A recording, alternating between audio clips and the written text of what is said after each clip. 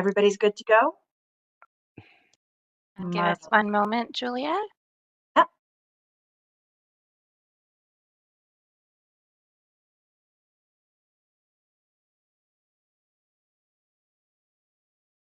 All right, Julia, we're ready to go when you are. Marvelous. We'll just make sure that only our members are on video right now, please.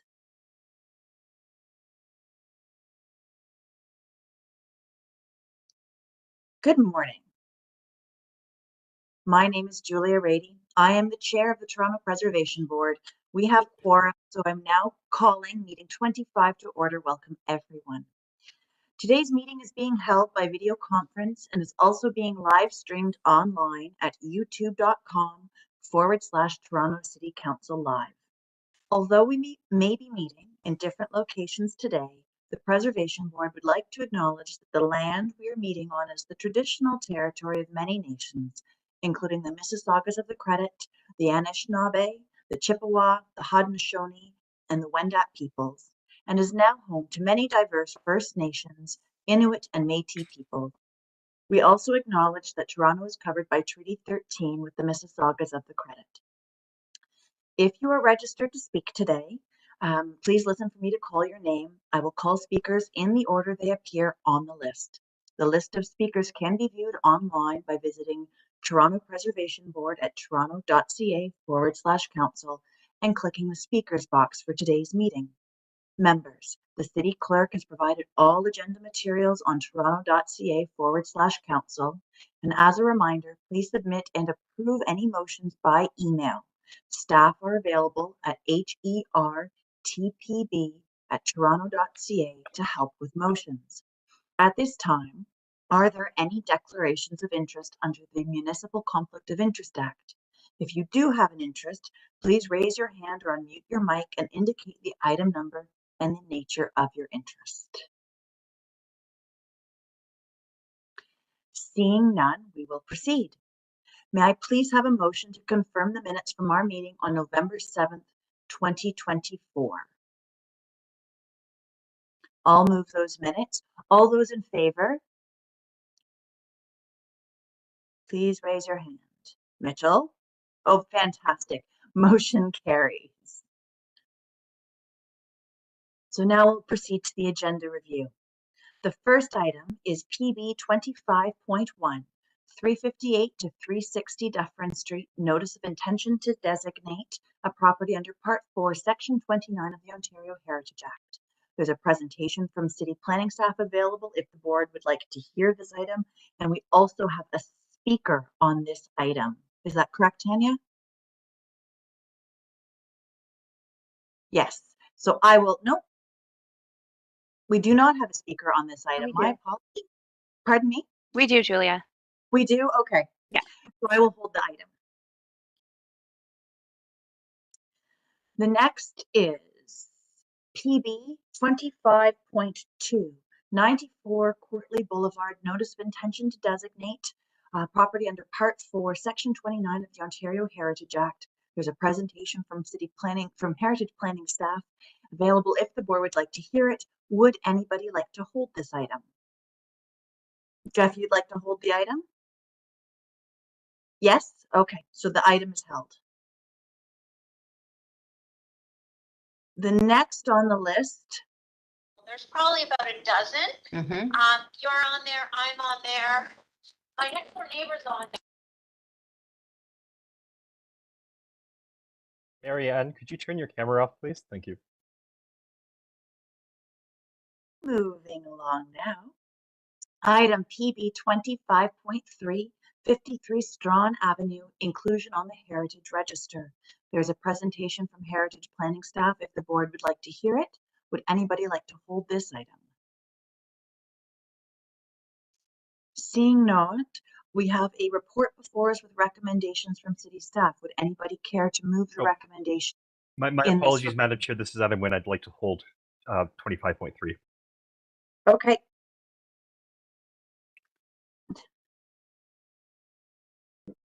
Moving along.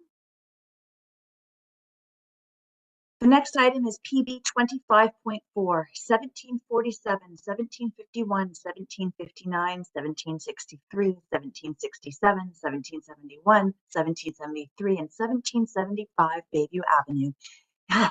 Inclusion on the Heritage Register. There is a Heritage Planning staff report available if the board would like to hear it. Tanya, does this contain a confidential attachment? No, I think we have a little moment. All right, So Julia, sorry about that. it's okay. It's okay. We're all good. It's the end of November glitches, which we all have. Would anybody like to hold this item?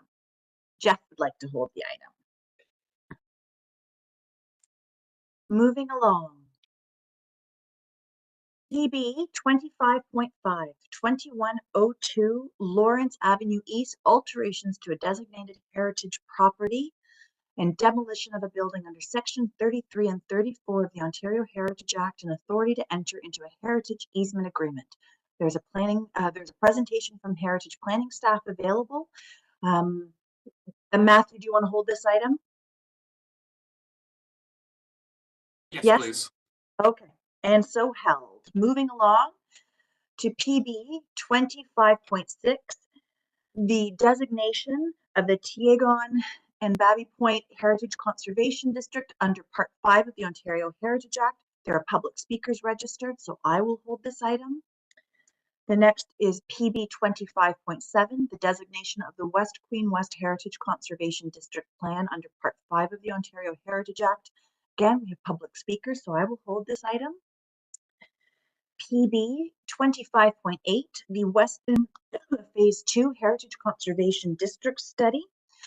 There are public speakers on this item, so I will hold it.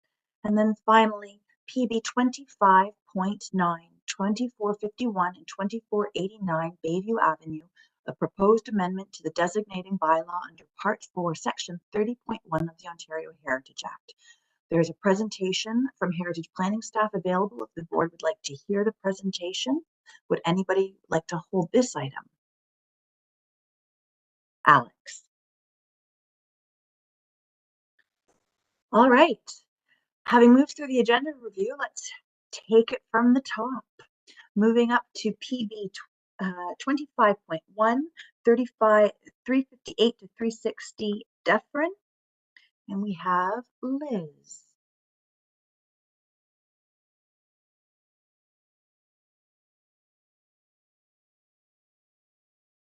Good morning, Liz. Good morning, Chair. Everyone, can you hear me okay? Excellent. I'm Liz McFarland, Senior Heritage Planner at the City of Toronto, and I'm presenting on the first item today. It's PB 25.1, 358 to 360 Dufferin Street, Notice of Intention to Designate a Property under Part 4, Section 29 of the Ontario Heritage Act. Slide, please. Thank you. The site we're looking at here is defined by the gold shading. It comprises an industrial complex located along the west side of Dufferin Street, just south of Queen Street West, and extends westward from Dufferin between Milky Way Lane to the north and Melbourne Avenue to the south. The site is directly adjacent to the Parkdale Main Street Heritage Conservation District to the north and to the listed residential terrace properties at 1 to 7 Melbourne Place to the south.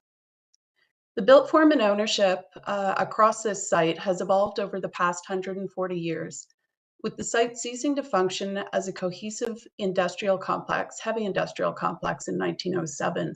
And that's following the departure of the Dominion Radiator Factory in that year, after nearly 20 years at this location.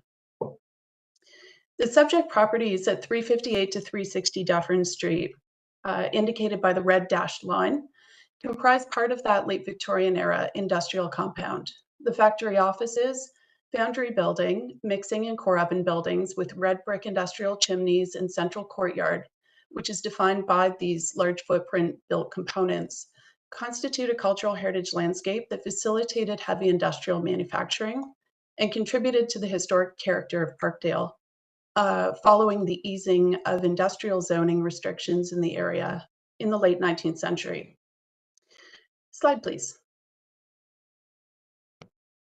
So this slide shows the early built evolution of the site. The first industrial property owner at the site was the Toronto Stove Manufacturing Company from 1884 to 89. And at far left, the 1884 GOATS historical map shows that the Toronto Stove Manufacturing Company has just completed their office and foundry building at the corner of Dufferin Street and Milky Way Lane. Then by 1903, as seen in the second historical map, Dominion Radiator has not only acquired the earlier buildings, which they did in 1889, but expanded their presence with additions and new buildings around the perimeter of the site to create a much larger complex for the manufacture of steam radiators,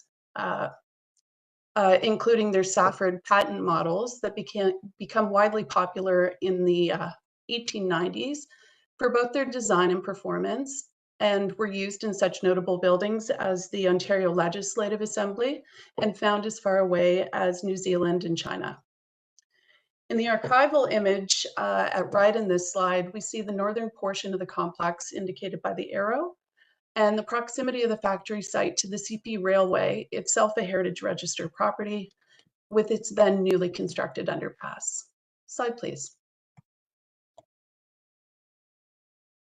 Here we move into the central courtyard of the site today in the heavy industrial heart of the late Victorian complex. At left, looking southwest, we see part of the foundry building at right with a one-story later addition in the foreground and the core oven building in the background. The image at top right in the slide shows the principal east elevation of the core oven building, and the bottom image shows the abutting one-story mixing building. A late Victorian material palette of red brick with buff brick detailing unifies the original buildings and incremental additions, showcasing a range of purpose-built features developed for heavy manufacturing.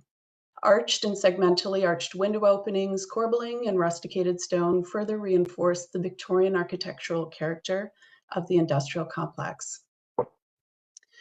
These buildings, as well as the factory offices that also inform part of this report and we'll look at shortly, are associated with the prominent Toronto architect E.J. Lennox, who between 1895 and 1903 adapted and expanded the complex for Dominion Radiator's burgeoning business before designing the company's subsequent larger factory further up Dufferin Street near Lapin Avenue, which is now demolished.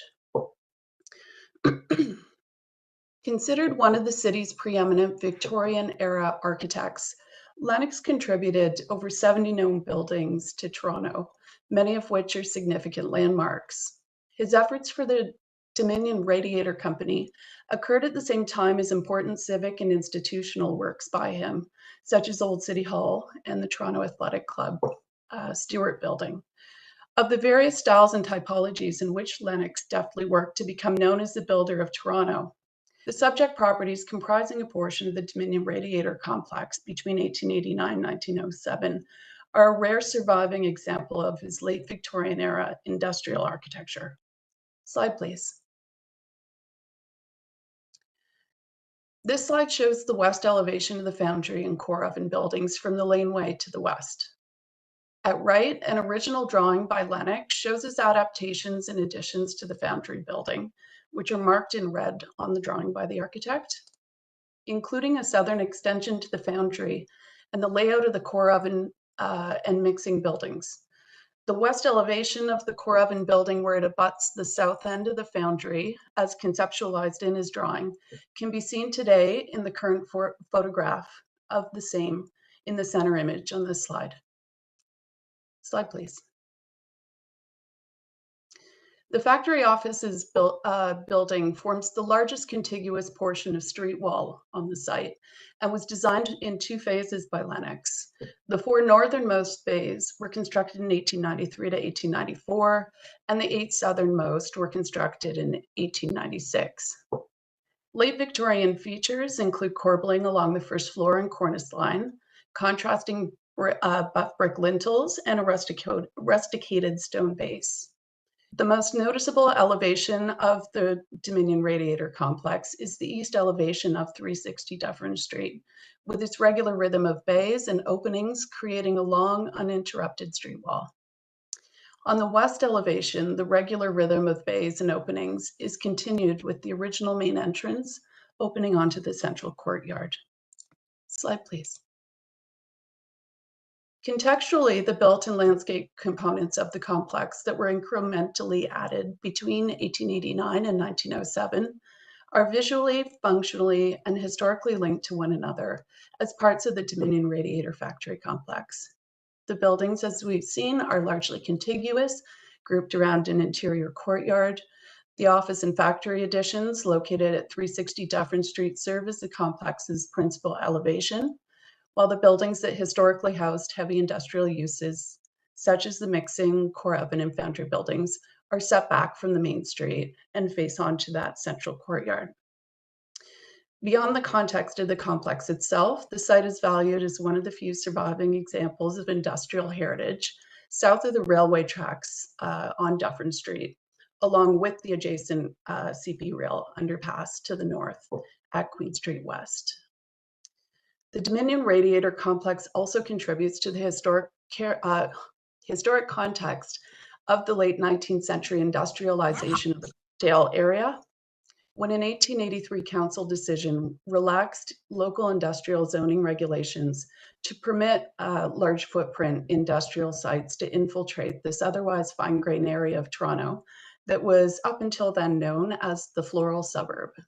Industrialization of the neighborhood brought with it the need for workers' housing, including the heritage properties, which you can see in the two images at bottom right, located at 1-7 Melbourne Place, built in 1889 to 91, and directly adjacent to the south end of the former Dominion Radiator Complex. So for the reasons mentioned in this presentation and contained within the staff report before you, the subject properties meet Ontario Regulation 906, criteria prescribed for municipal designation under Part 4, Section 29 of the Ontario Heritage Act. As such, the properties at 358 to 360 Dufferin Street merit designation. Staff recommend that council support the designation of these properties to conserve their cultural heritage value. Thank you. Thank you very much, Liz. We, in fact, I don't think have a speaker on this item. I think they backed out. Can you confirm that, Jenya? Please. Hi, Julia. Yeah, sorry. No, there is no speaker. It was the person was registered as something else, but it appeared on our list inadvertently. So there's no speaker registered for item 1. All good, all good. So at this point, though, are there questions for Liz? Madam Chair, this is Adam Wynn. I apologize. I'm having computer issues, so I have my camera off, so WebEx runs a bit faster. I have 4 questions, if possible. I'll go through them one at a time. Does the designation include any interior elements? This is quite a sizable factory complex. There's a lot of post and beam construction on the inside, a lot of very large wooden components. Are any of those included within the designation? Excuse me. Thank you. Through the chair. No, the designation report does not include any interior elements. The portions of the building that I had access to and had visited the interior of had all been significantly altered and chopped up inside, if you will, to support a lot of the individual businesses and community services that are currently in place on the site. All right, Adam. Question number 2. Question number 2. Could you just reiterate when the different sections of that factory complex were built, please? I understand there's 1 section or 2 sections quite a bit later, and is it all E.J. Lennox, or is it just parts that are E.J. Lennox? Thank you, Adam, for the question. Through the chair. Yes, so this site has evolved over the 140 years. There are many moments of build out here. So as I mentioned earlier, 1883 to 84 was when Toronto Stove Manufacturing Company bought the site, and they built the structure at the corner of Dufferin. They built out the structure at the corner of Dufferin and Milky Way Lane, and that was their offices and foundry building. And that foundry building is what is known today as 376R Dufferin Street. And after that point, they were only there until 1889. I believe they, if I'm remembering correctly from my research, that they dissolved, they went bankrupt at that point, and Dominion Radiator bought the site. It was a relocation for them from a brief time on Niagara Street, and made this their home base. From 1889, they were there for nearly 20 years until 1907, and during which time, between 1895 is the historical record is incomplete, but what we can say definitively was that at least by 1895, they had commissioned E.J. Lennox to work on pulling together, expanding, and adding additions and new buildings to the site. And the last moment that we know that he was involved was by 1903, when we can see in that Goats historical map, the addition of the building at 340 Dufferin Street. Beyond that, once Dominion Radiator vacates the property, it ceases at that point to be a cohesive late Victorian heavy industrial complex and goes through multiple moments of different ownership and occupation, and with additional buildings built out in the 50s through the 70s. Wonderful, thank you. I promise the next question won't be as long, but the chimneys, are they, or through the chair, may I ask the next question, or? Of course, go Okay, for it. Adam. are the chimneys part of the designation, and if so, are they the original designs? I have E.J. Lennox's original drawings up on my other screen, and it looks like they had a highly ornamental brick pattern on the chimney. Do you know if those were rebuilt, or if there's an opportunity, or hypothetically, if there's a redevelopment application to bring that back? Yes, thank you. So through the chair, yes, there's a number of remnant chimneys on the site. And they are an important component of the cultural heritage value of the site. And there are chimneys listed in the attributes in the statement of significance for the property. We are most excited about, we only know for sure, and this might be the same image that you have up, is the east elevation of the core oven building with the two flanking chimneys. Those are the only ones that we know what they looked like originally and what their original height was. And those are the ones that, you know, we would desire could potentially be rebuilt using, even if possible, remnant bricks from some of the other chimneys that we cannot prove what they look like in their original state. But having said that, we also know that there is a lot of deterioration and spalding on the brick of those chimneys. But there is a desire to return the E.J. Lennox chimneys on the core oven building to their original state. They're currently capped and truncated. Wonderful, thank you. I can actually pull a photo up in about 2 seconds to show people what we're referring to. No. No? We have a Okay. long agenda. Okay, it would take 5 seconds, but And Liz okay. has an amazing report, and which we've all read. Okay. I'll send it by email then. The Interesting. last question. Very last question. Thank you. Can you pull up the site plan again, please? Does this site include the laneway on the west side? The only reason I ask is that's still legally listed as the property of the Dominion Radiator Company. They haven't existed since 1924. I'm not sure if that's been captured in this designation bylaw, but I just want to flag that as a potential property title nightmare with it. Thank you for the question. Through the chair, it's my understanding that that is not part of this site, and it has not been treated as such in the designation report. Okay. Wonderful, thank you. It's one of these orphan laneways that we have. This was an amazing report. Are there other questions? Seeing none, is there discussion amongst ourselves?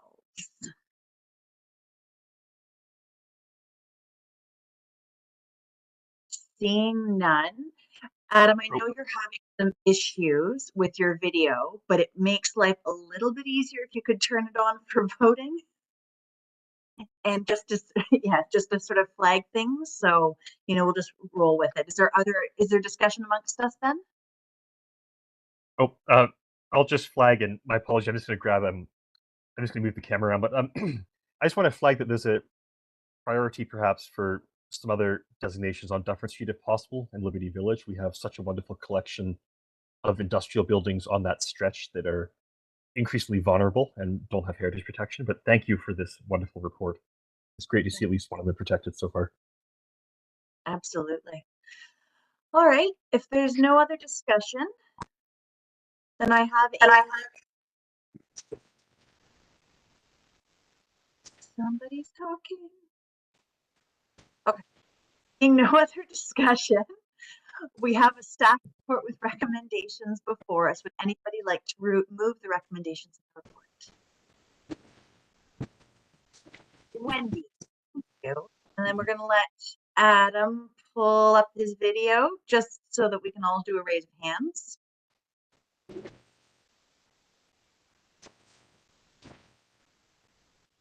And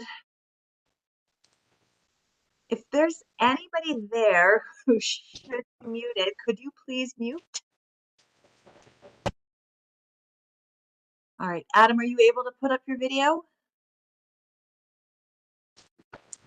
I do have my hand raised. Bear with me about 2 minutes. I'm just going to see if I can restart one of the video drivers and get WebEx. Okay, so you know what, we'll do it. Let's do it orally, and you could just sort of log your vote. We've heard you say yay. Everybody else can raise their hands, and then you can reboot as we move on to the next item as we keep motoring along. All right, all those in favor? And we have Adam who verbally said yay. So the motion carries. We're moving on to PB 25.2. 94 Cortleigh Boulevard, and welcome Clint. Hello. Through the chair, good morning, members of the board. My name is Clint Robertson, and I'm a heritage planner with the City of Toronto in policy and research. This presentation relates to item PB 25.2, 94 Cortleigh Boulevard, Notice of Intention to Designate a Property under Part 4, Section 29 of the Ontario Heritage Act. Next slide, please. The subject property is located in the Lytton Park neighborhood of the Lawrence Park South community, just slightly off Avenue Road to the east and between Lawrence and Eglinton Avenues. The property was listed on the City of Toronto's Heritage Register July 19th, 2023. Next slide, please. Heritage planning staff determined that the property meets 4 of 9 criteria under Ontario Heritage Regulation 906. First, the property is a representative and fine example of a suburban estate home from the early 20th century, inspired by the arts and crafts movement. Characteristic features include the half timbering in the gables, the extended roof slope that bisects the front facade, the Jacobean window on the south side, its rustic brick finish, asymmetrical facade arrangement, and complex roofline, all features which extend to it a picturesque quality. Classical windows and balustrades on the rear relieve it of a rigid conformity with the arts and crafts design and imbue it with an eclectic aesthetic. Next slide, please. A high level of detailing distinguishes the house, including the corbelling and stone brackets below the eaves, and stonework rising at the corners above the foundation, and the brickwork forming the aprons below the main windows, as you can see in the photographs on the slide. The design was that of Alfred Vidler, a builder without known credentials as an architect, but who may have had such training given the sophistication of the overall design. In the 1940s, the rear veranda was mostly removed, which is the biggest change to the house. However, it still displays a high level of integrity. Next slide, please. Additionally, the property has historical value for yielding information that contributes to an understanding of the community history, given that it was among the earliest to be constructed in Lytton Park and the former subdivision of Alexandra Gardens. It was built for William Weeks, a prominent and professional decorator in Toronto. Despite the ambitious subdivision plans being registered between 1910 and 1911 to create hundreds of building lots, the 1913 map, as you see on the slide, shows just a half dozen houses constructed in the entire western third of the community, including the subject property the next year. Since Alexandra Gardens was built out primarily in the late 1920s to early 1940s, the property at 94 Cortleigh Boulevard, constructed in 1914, reflects the original development phase of Lytton Park. Next slide, please. The property has contextual value for its contribution to defining, maintaining, and supporting the character of the area. Like a significant number of properties historically developed on Cortleigh Boulevard and in the area, the design of the subject property was inspired by the arts and crafts movement, a preferred aesthetic during the early 20th century. Additionally, when Alexandra Gardens was developed, it had numerous restrictive covenants placed upon it, such as minimum setbacks, minimum building costs, specifications for high quality finished materials, landscape provisions, and a residential use requirement that contributed to a harmonious contextual character, which is further reflected by 94 Cortleigh Boulevard. Next slide, please.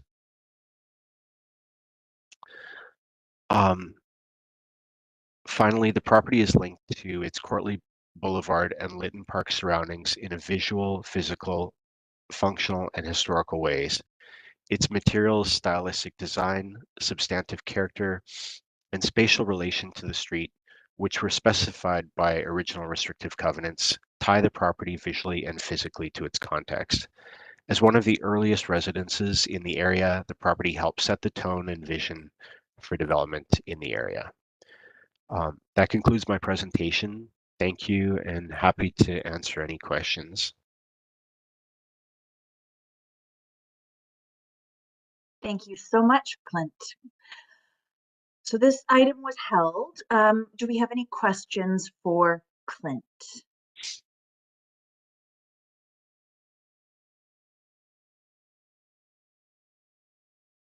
Seeing none. It was a great report. I like good news stories. So is there discussion amongst ourselves? Alex. Yes, it was a good report and it's a magnificent house.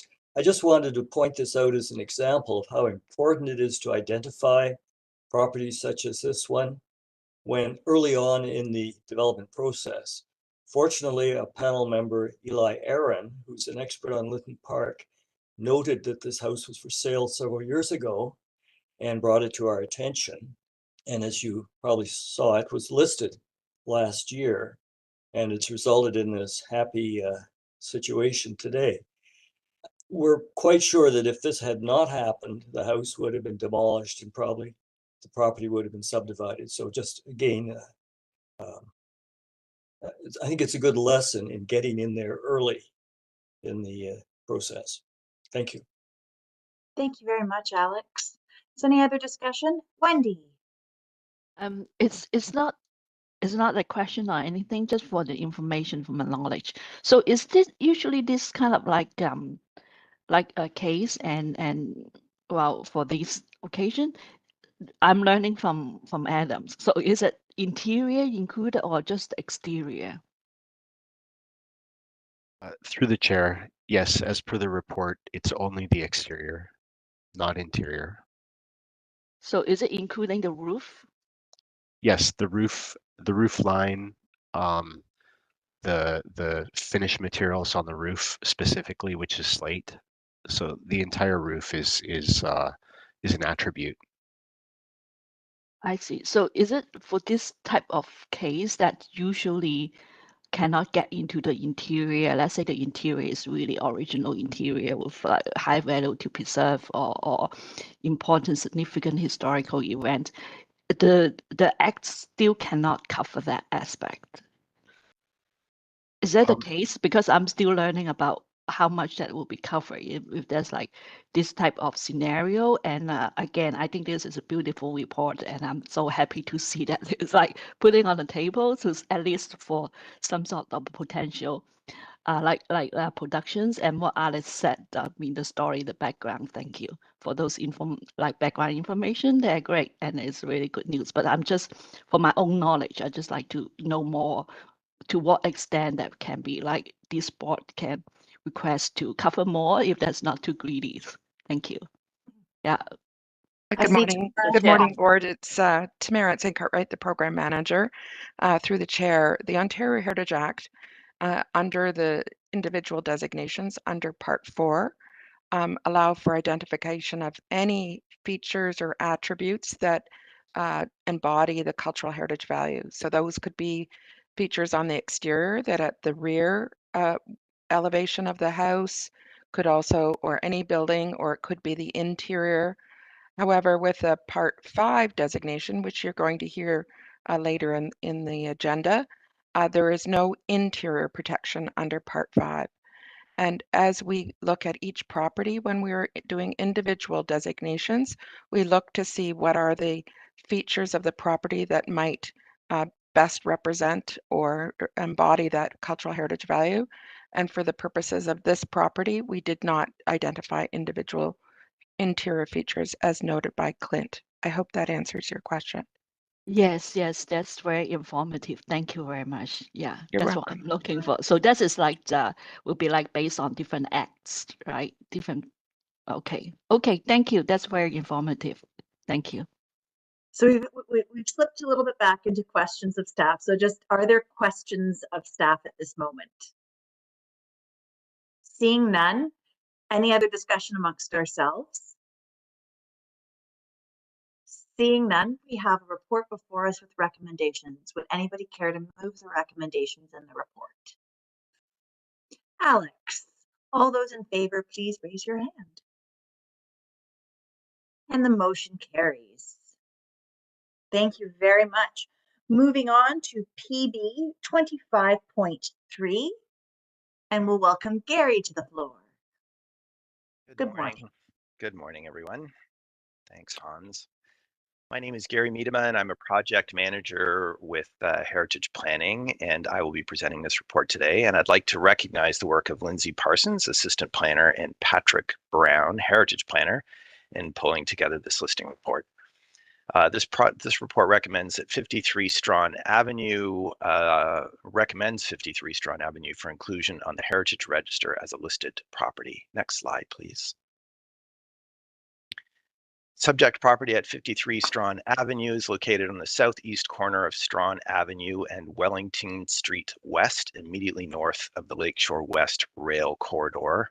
The city-owned property was identified in 2014 as having potential heritage value as part of a heritage survey conducted through the South Niagara Planning Strategy. Staff have undertaken research and evaluation for the property at 53 Strachan Avenue, including entrance addresses 715, 801, 805A, 805, and 805B, Wellington Street West, and believe that the property has cultural heritage value or interest and meets at least one of the criteria prescribed in Ontario Regulation 906 for including a non-designated property on a municipal register under Section 27 of the Ontario Heritage Act. Next slide, please. Constructed in 1888, the property's primary structure has design value as a representative example of a large-scale, late 19th century brick factory warehouse type building. The property is associated with the prominent lumber company of John B. Smith & Sons, and the property also defines, supports, and maintains the former industrial character of the South Niagara area and is visually, physically, and historically linked to its surroundings, anchoring the southeast corner of Wellington Street West and Strachan Avenue. The property has been a visible landmark in the South Niagara area since the late 1880s. Thank you. Thank you very much, Gary. Are there questions of staff?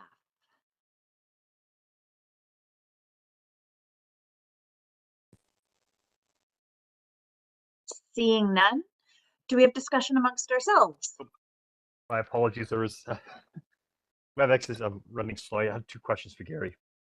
Okay, go for it. Number 1. Number 1, hi Gary. Thanks for the great presentation. Will the ghost sign be included in this listing report or in a future designation report? That's a great It's the old- example. Oh, sorry, go ahead. Oh, well, through the chair, that's a great example of something that would be further looked at through a designation report, and I think that the designation report would address that issue. Number 2. Just a follow-up comment on that number 1 one. It's my understanding it's under active renovation, so I hope that ghost sign does survive until the designation comes forward. There's a second building on this site. Was that assessed for heritage value as well? It was. So when staff did look at the site, we considered the entire site, and following that evaluation, we focused our listing report on the primary structure, the very large 3-story industrial factory warehouse type building. So that's the primary structure that's identified in the listing report. Thank you very much. Any other questions of staff? Adam? Thank you. Is there a follow-up opportunity for listing or designation of that secondary structure? Should it meet criteria? Again, this is a fuller evaluation report would have a chance to dig more deeply into the site. And at that point, further, as the report notes, further values could be identified. So that would be the opportunity. Perfect. Any other questions? Seeing none, discussion amongst ourselves? Adam? It's interesting that the site map includes the public park, a secondary building, and the main building. I hope that won't cause any headaches for the future development of that park. Other discussion points? Seeing none, I have a staff report before us with recommendations. Would anybody care to move the recommendations in the report? What? Sorry, Katerina. Thank you. All those in favor, please raise your hand. Motion carries. Thank you very much. Motoring along to PB 25.4 with many Bayview addresses, which I will let Gary read out. I'm back.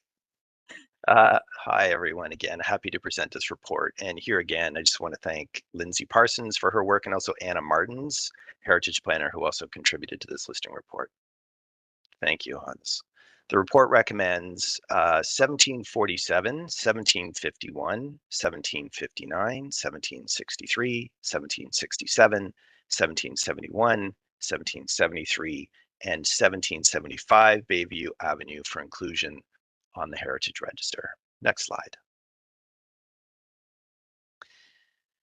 The subject properties on Bayview Avenue, and I won't repeat all of the addresses at this point, are located on the east side of Bayview Avenue, south of the Eglinton Avenue East, and north of Parkhurst Boulevard in the Leaside Bennington neighborhood.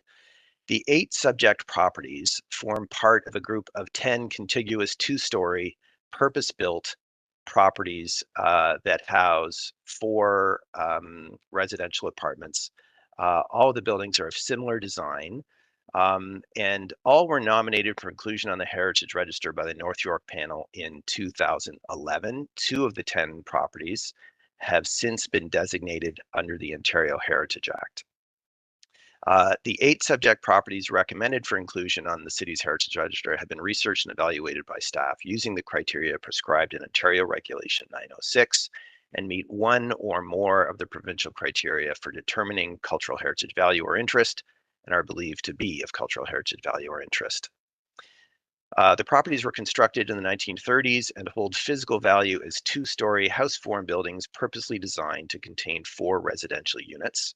The properties are associated with Henry H. Talbot, a local builder, property developer, and the mayor of Leaside, and with W. Braden Galbraith, a well-known and prolific residential architect. The subject properties form a part of a collection of 10 contiguous 4-unit, 2-story apartment buildings along the east side of Bayview Avenue between Eglinton Avenue East and Parkhurst Boulevard. Next slide. Here we just wanted to present all of the images of all the buildings together. So the board can appreciate that these buildings are designed again as a house form building with a single entrance. Opening that door moves you into the opportunity to enter one of 4 residential apartments within these buildings. And you can see the similar typology with varying architectural detail across these properties. That's the presentation. Thank you very much, Gary. Do we have questions of staff? Jeff?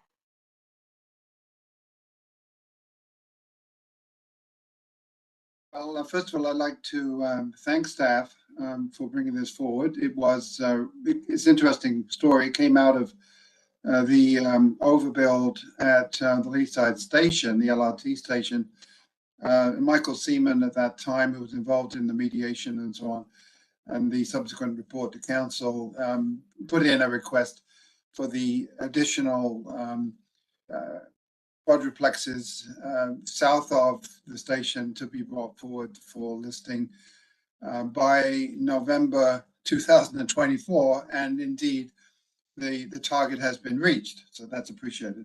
A couple of points. I guess a major point would be, why would we not proceed to designation? Because under the provincial government's new regulations, they did extend the listing period for 2 years. So now the listing expires December 31, 2026, I believe. But that only gives us 2 years. In this case, as Gary stated, 2 of the quads have previously been designated. And it's a pretty standard kind of designation, meeting the criteria. 1755, 1757 is designated, and 1783-85 is designated. And it would seem appropriate to move forward quickly with designation and provide the full protection. So my question would be, if staff, why would we not proceed quickly on that? The other thing is members of the panel may have, the board may have queried the strange nomenclature, not really nomenclature. Then the numbering, I guess. The numbering pattern is not very clear.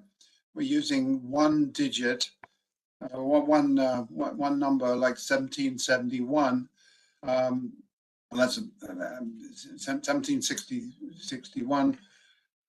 Where in fact we've always referred. They have 2 front doors basically. They're quads, but there are 2 double duplexes. So there were 2 front doors, and the left-hand side and the right-hand side, the lower number is on the right. So that's the way people think of them, as 1775, 1777, hyphen between.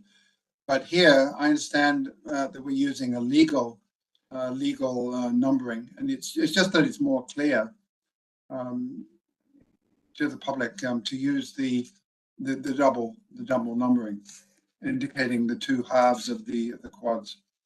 I'm wondering why we didn't do that. Thank you, and appreciate the report. Over to you, Gary. Thank you. Through the chair.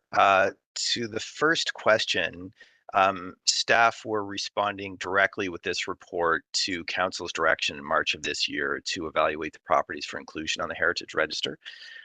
So that's what we've accomplished. As you know, listing is also an efficient means to add properties to the register, and then it certainly comes with benefits in terms of monitoring the properties moving forward. With regards to the addresses, fair point. And first of all, thank you, Jeff, for your advocacy over the years and patience as these properties were identified a long time ago. The addresses, typically staff will use in our reports primary addresses, which are the legal addresses to the properties. And we do that for legal reasons to be clear about which property we're talking about. The report in the listing statements, members of the board may have noticed that we did refer to the entrance addresses. So we tried to address that issue, noting that it could confuse people. And in each of the listing statements, we do reference the entrance addresses, so the 2 addresses for each property, but we do identify them singularly by their primary addresses. Thanks, Gary. Other questions?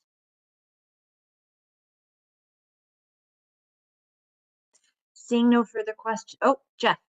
Well, I'm just responding in terms of Gary's response. I'm just still concerned about the listing.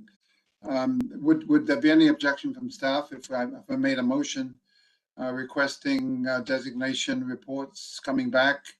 You know, as I say, this is 2 years, and if we miss that, then we've lost it for 5 years, right? I mean, the powerful message from the province that get rid of these listing properties if they're not dealt with as designation within the time frame. So it's a big risk that if we miss those deadlines. Hi, Mary. Hello, good morning. Jeff, I think the issue, I mean, obviously the board will put forward motions as it sees fit through the chair. I would say, however, that as we are, as you know very well, embarking on a fairly substantial mass designation process, that there's no guarantee. I can't give you a guarantee that we will be able to do that within any timeframe specified by the board, but I can certainly guarantee that we will consider them within the mix of priorities of the listed properties, that we will move forward for designation before any expiry dates. So right now, as you've seen in our presentations, we're doing a very substantial prioritization process. And so we will, you know, Paul Macca and I will put this into the mix and see and consult with the panel. We will be consulting with the panel about the panel's priorities for listed properties as we are, you know, preparing our future designation reports. So you can certainly be certain that any listed property will be discussed with the panel for designation over the next couple of years, and we will have to be making some choices together about priorities. So they will be in the mix for sure. Thank you. Jeff, how would you like to proceed? Well, I'll hold off. I don't want to make extra work for staff, but it just seems it's a shame that we didn't you know, move forward on the designation. It's kind of a cookbook designation. I think the properties are basically, you know, follow a pattern, and the designation reports would be pretty similar, I think. Fair enough. Are there other questions we have right now of staff? Seeing none, any discussion amongst ourselves?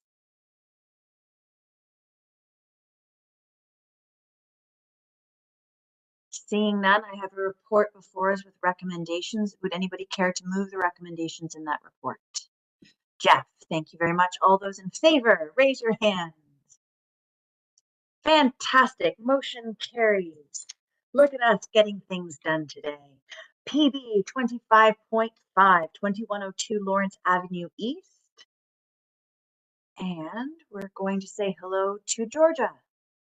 Good morning. My name is Georgia Cush. I'm Senior Heritage Planner, and I will be presenting the report recommending approval of the alterations to and demolition of a building on the property at 2102 Lawrence Avenue East, and also requesting authority to enter into a heritage easement agreement.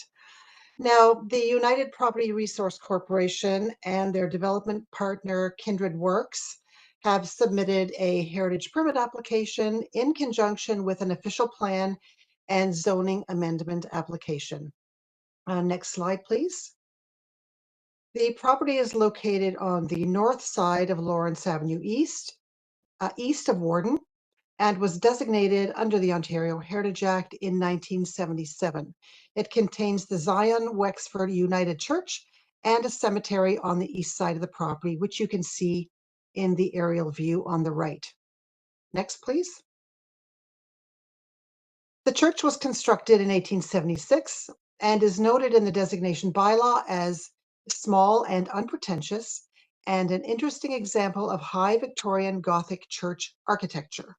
Additions were added to the church following World War II, and you can see the addition in this image on the left side. Next, please. So here you can see the primary elevation on the left and the east elevation directly adjacent to the cemetery. Next. And this slide shows the west and the north walls, which are both partially obscured by the addition. Next. This slide shows the extent of the building demolition in pink, which is limited to the later additions and are not identified as attributes.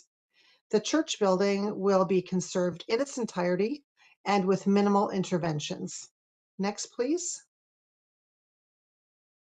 The proposal involves the full retention in situ and conservation of the historic church building and the demolition of the post-war extensions. Alterations to the property include the construction of a new L-shaped rental housing complex, with 30% of them being affordable rental units, targeted at below market rates. West of the church would be a 12-story component, which you can see in this slide, and that is connected to the west wall of the church by a 2-story glazed atrium, which is about 5 meters wide. Next, please. This site plan shows the church in blue, the 12-story building, the new 12-story building west of it, and a new 6-story component constructed behind the rear wall of the church and not connected. At the north side of the property, a community garden and a publicly accessible playground will be introduced. As for the 1842 cemetery, the project proposes to create and maintain a stable environment for the cemetery, which is located on the east side of the property. And just a note on the cemetery, community planning is taking a concurrent report forward, recommending that the portion of land containing the cemetery be rezoned as open space cemetery and designated in the official plan as an open space area to protect it, to protect the open space. And that means that development will not be permitted on the cemetery land. Next, please. This detailed plan shows the separation of the new building from the existing church at the west and the north sides. So there's 5 meters at the west and 3.1 meters at the north. Next, please. And here's a drawing showing the full proposal on the Lawrence elevation and the church you can see on the right. Next, please. And this is an elevation drawing showing the east wall. And next slide, please. Now, the interventions to the church are very minimal and limited only to the north and the west walls. So on the north side, the demolition of the addition will reveal the full wall, which will be restored, and the upper windows will be removed and replaced with new leaded glass windows with decorative tracery and wood frames. The west wall will also be revealed with the removal of the addition, and this is where the glazed atrium will link the church to the new development. A minor alteration to a window opening will allow for a new doorway. So in closing, the property has witnessed quite a few changes to the area since it was first constructed in a rural setting, and the area will continue to change. Staff are of the opinion that despite the introduction of a substantial amount of new development, the new building has been designed sensitively and with minimal interventions to the church. As well, the demolition of the additions to the church will not affect its heritage value. The retention of the cemetery and the new zoning as open space east of the church will continue to provide a large amount of open space and views to the church, and will maintain that relationship between the church and the cemetery. The church no longer has an active congregation, and its full retention and rehabilitation for a new use in the context of a new residential development is one that staff can support. Thank you. Thank you so much, Georgia. Do we have questions of staff? Matthew, and then Alex, and then Sure. Hi. You answered most of my questions I was going to ask just regarding the cemetery. The cemetery is included as part of the property. I wasn't entirely sure on that. The cemetery is part of the property. Yes, it is. And is there any information about the further upkeep and the maintenance of the cemetery? I'm not sure if it's a heritage cemetery or not. Well, it's not identified in the designation bylaw as an attribute. Only the church is, and parts of the church. So the owners will be responsible for the maintenance of the cemetery. Okay, thank you. Alex. Yes, through you, Madam Chair. I just wonder if there's any plan to incorporate the 3, I assume, stained glass windows, which are going to be removed from the north side of the sanctuary. Could they be incorporated in the development somewhere else, or what is there a plan? I will let, I believe the heritage consultant is here, and I think I would ask the heritage consultant to respond to that.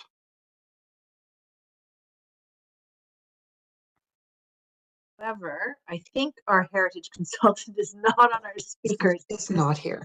So there is not here. So I'm not sure, but given that the UPRC is the development arm of the United Church, and this is their development, I would imagine that those windows would be incorporated somewhere. But that's certainly a conversation that we can have and look at in the conservation plan. Thank you. Jeff. I also had a question about the cemetery. I just wondering, you know, the cemetery memorials there, right? So what happens to those? Is the cemetery being decommissioned? I think there's a technical term for that. But what is the status of the cemetery from a legal, and will it continue to be active, or is it simply set aside? And so what would be the interaction with the public that's possible? What I understand is that the cemetery is closed for new interments. And that's all I can tell you. That's all I know at this point. And Georgia, is it true though that cemeteries, or in this case, graveyard, it's also covered under different legislation for its protection? That's right. Okay. Adam, you've got a question, and then Wendy. You are muted, Adam. Thank you for that presentation. Do we know roughly, or rather in the discussions around the heritage elements of this file, were there any discussions of having them do a site survey to determine that all the graves are where they think they are? I know that intersects with the Bereavement Authority of Ontario, but depending on the alterations to this property, there may be interments in places you don't expect given the age of it. I'm going to ask my archaeology colleagues to respond to that question. Good morning. Thank you, Georgia. Through the chair, my name is Alison Torrey-Lapierre. I'm the project manager for archaeology with Heritage Planning at the City of Toronto. The development proposal that was considered by City Planning did include requirements for archaeological assessment that was undertaken, specifically to confirm the presence of any unmarked burials and to avoid any impacts to those burials. As you'll note in the staff report, there are recommendations that require further archaeological assessment prior to any permits involving subsurface impacts within the limits of the cemetery. So there would be some additional work required if impacts were proposed within the boundaries of the cemetery, which they are, just to reiterate from Georgia's report, there are no alterations being proposed to the south or east elevations of that historic church. Thank you very much, Alison. Wendy. You have a question. Yes, thank you. I just wonder, well, it's a great presentation, thank you. And I just wonder, is that a timeline for the demolition? Because, well, I kind of like with experience of a metropolitan church, I believe that's where I used to live, and they demolished the like addition sections, and for a long time they did not put anything back, as what we heard from the neighborhood, there's something new building coming up. So I just wonder, is there any timeline for the demolitions, and then any like planned timelines for putting up the new building? Thank you. Yes, through the chair, those timelines will be addressed in the heritage easement agreement. At this time, I don't have that information, but they will be nailed down in that agreement. Okay, thank you. Are there other questions of staff? Seeing none, thank you, Georgia. Oh, hi, Mary. Hi, sorry. I just had one minor thing to add to Georgia's answer for Wendy's to allay her concerns. When we issue any permits, of course, all protections have to be in place, including a letter of credit, approved conservation plan, and there are requirements for when we would release any permit. And as part of that, if we understood there was going to be any delay in work, we would ensure that appropriate protective measures would be put in place for any part of the church that would be perhaps open to impact if there was a delay. So I just wanted to pop that in so you wouldn't be concerned. Thank you very much. Other questions? Seeing none, we move into discussion amongst ourselves. Is there any? Seeing none, we have a staff report with recommendations before us. Would anybody like to move the recommendations in the report? From Matthew, thank you very much. All those in favor, raise your hands. And the motion carries. Moving on now to PB 25.6, and we will welcome Cecilia. Through the chair, good morning, members of the board, Madam Chair. I'm Cecilia Nen Hernandez. I'm a heritage planner with the policy and research team in heritage planning and the project lead for the Teiaiagon-Baby Point Heritage District Plan. I would like to thank the city planning project team for their work on this project that brought us here today. I'll be presenting the item PB 25.6, designation of the Teiaiagon-Baby Point Heritage Conservation District under Part 5 of the Ontario Heritage Act, and will be followed by a presentation by Dima Cook and Emily Chegg from Evoke Architecture, who are the lead consultants for the project. I'm also here today with some of my colleagues, Alison Torrey-Lapierre, Project Manager Archaeology for the city. I myself, together with Dima and Alison, will be mainly answering questions to staff that the board may have after the presentation. Next slide, please. The proposed Teiaiagon-Baby Point Heritage Conservation District boundary generally includes the area west from Jane Street to the Humber River, along Baby Point Road, Baby Point Crescent, part of Humber Crest Boulevard, part of Cashman Park, Magwood Park, Etienne Brulé Park, and the Humber River to Catherine Street. It is the historic location of Teiaiagon, the mid-late 17th century Haudenosaunee village associated primarily with the Seneca Nation. Next slide, please.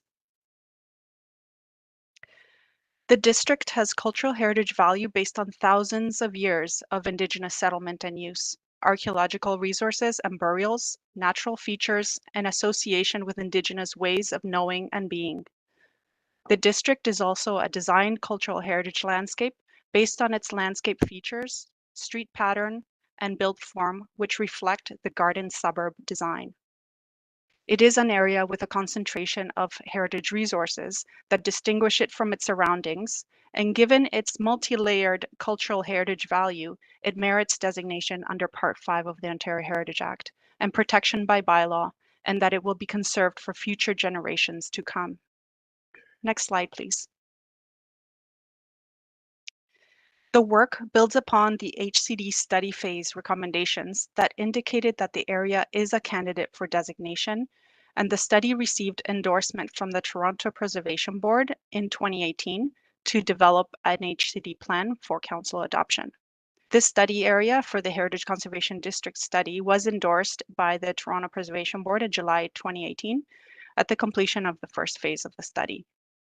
The HCD plan phase commenced in the spring of 2021, and the final HCD plan is before the Toronto Preservation Board today and will go to the Toronto and East York Community Council on December 4th and Council December 17th to 19th. Next slide, please. The HCD designates the defined area by bylaw under Part 5 of the Ontario Heritage Act. The purpose of the HCD plan is to manage change in the district, to conserve the area's cultural heritage value by implementing policies and guidelines. The purpose of the HCD plan, therefore, is not to freeze the area in time. Instead, it guides change while maintaining the heritage attributes. As the objectives in Section 4 of the Teiaiagon HCD plan indicate, the purpose is to conserve and maintain the cultural heritage values of the district as expressed through its heritage attributes. The plan also includes additional objectives, which, to name a few, include to conserve and enhance the district's garden suburb character as a cultural heritage landscape, including, but not limited to, its setting, tree canopy, landscape front yards with setbacks and predominance of soft landscaping and public realm. It is also the objective of the plan to manage change to ensure alterations to contributing properties conserve and maintain the heritage attributes of the district. Another objective is to ensure that new construction, additions, or alterations conserve and maintain the cultural heritage of the cultural heritage values of the district, particularly with respect to the archaeological resources, burials, historic scale, form, massing, and materials of its contributing properties, pattern of building, streetscape, and public realm. Finally, I'll highlight that another objective of the plan is also to ensure that the district's archaeological resources are conserved, respecting their spiritual value to Indigenous communities, including meaningful engagement with Indigenous communities so that Indigenous perspectives may contribute to the understanding of the district's enduring significance to Indigenous communities. The content of the HCD plan is directed by the Ontario Heritage Act, Section 41.1, Sentence 5, as noted in the slide here. The HCD plan needs to have a statement explaining the cultural heritage value, identify its heritage attributes for the district and for properties. It needs to have objectives, as I shared, that must be achieved through the policies and guidelines. It needs to have policies and guidelines to manage the change in the HCD. And it has to have a description of alterations to property that do not require a heritage permit. As per the Ontario Heritage Act, at least 25% of properties in the area must also satisfy 2 or more of the 9 criteria for determining cultural heritage value or interest. The HCD study and plan have been prepared in accordance with provincial legislation and Heritage Conservation Districts in Toronto procedures, policies, and terms of reference from 2012. Next slide, please. This slide shows an overview of community engagement. Given its enduring significance to Indigenous communities, the HCD plan phase of the process included direct and meaningful engagement with Indigenous nations and urban Indigenous groups and knowledge keepers. From the start of the plan phase in 2021 to the conclusion of the HCD plan, the city led the Indigenous nations engagement. The HCD plan phase also included community consultation with residents, including 2 virtual meetings and a community consultation open house. Residents also received 2 newsletters with updates and information on the project. The city, with consultants Innovation 7, who are a team with expertise in Indigenous facilitation and engagement, engage with urban Indigenous community members from October 2023 to April 2024. The HCD plan was reviewed by participating First Nations, and the HCD plan has now been finalized. Next slide, please. As part of the HCD studies phase, initial outreach heritage planning received support from 6 nations of the Grand River and the Huron-Wendat Nation for the development of an HCD in this area. Since July 2021, early on during the plan phase, heritage planning has been engaging with First Nations and Métis communities with rights and interests in the area, with continued involvement from the following First Nations who identified interest and involvement at the outset of the plan phase and continue to provide their perspective and expertise throughout. These are the 6 nations of the Grand River, the Mississaugas of the Credit First Nation, and the Huron-Wendat Nation. Extensive engagement was undertaken, including introduction letters, meetings, 3 project updates, circulation and review of all the sections of the document, 2 in-person site visits, 4 technical meetings, 2 workshops, and a closing meeting. Engagement also informed heritage planning's ongoing work programs for the area, including a revised historical research, along with undertaking of the Stage 1 archaeological assessment of the Teiaiagon archaeologically sensitive area. This type of engagement aligns with the city's vision for reconciliation as articulated in the 2022 Reconciliation Action Plan that was adopted unanimously by Council in April 2022. Next slide, please.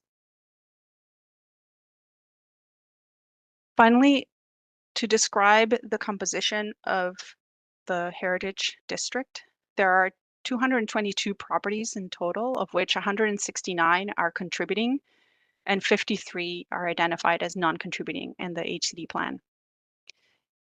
These include one currently listed property on the Heritage Register and 1 Part 4 designated property.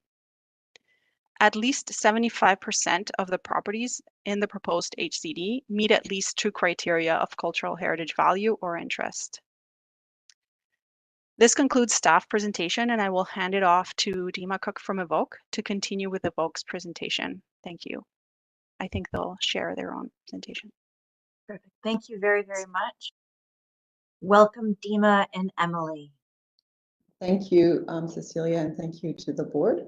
Emily's going to put up our presentation very, very shortly, and we will launch into the discussion. I'll be going over the overall history and evolution of the area and the composition of the HCD plan, and Emily will be presenting the policies related to that plan.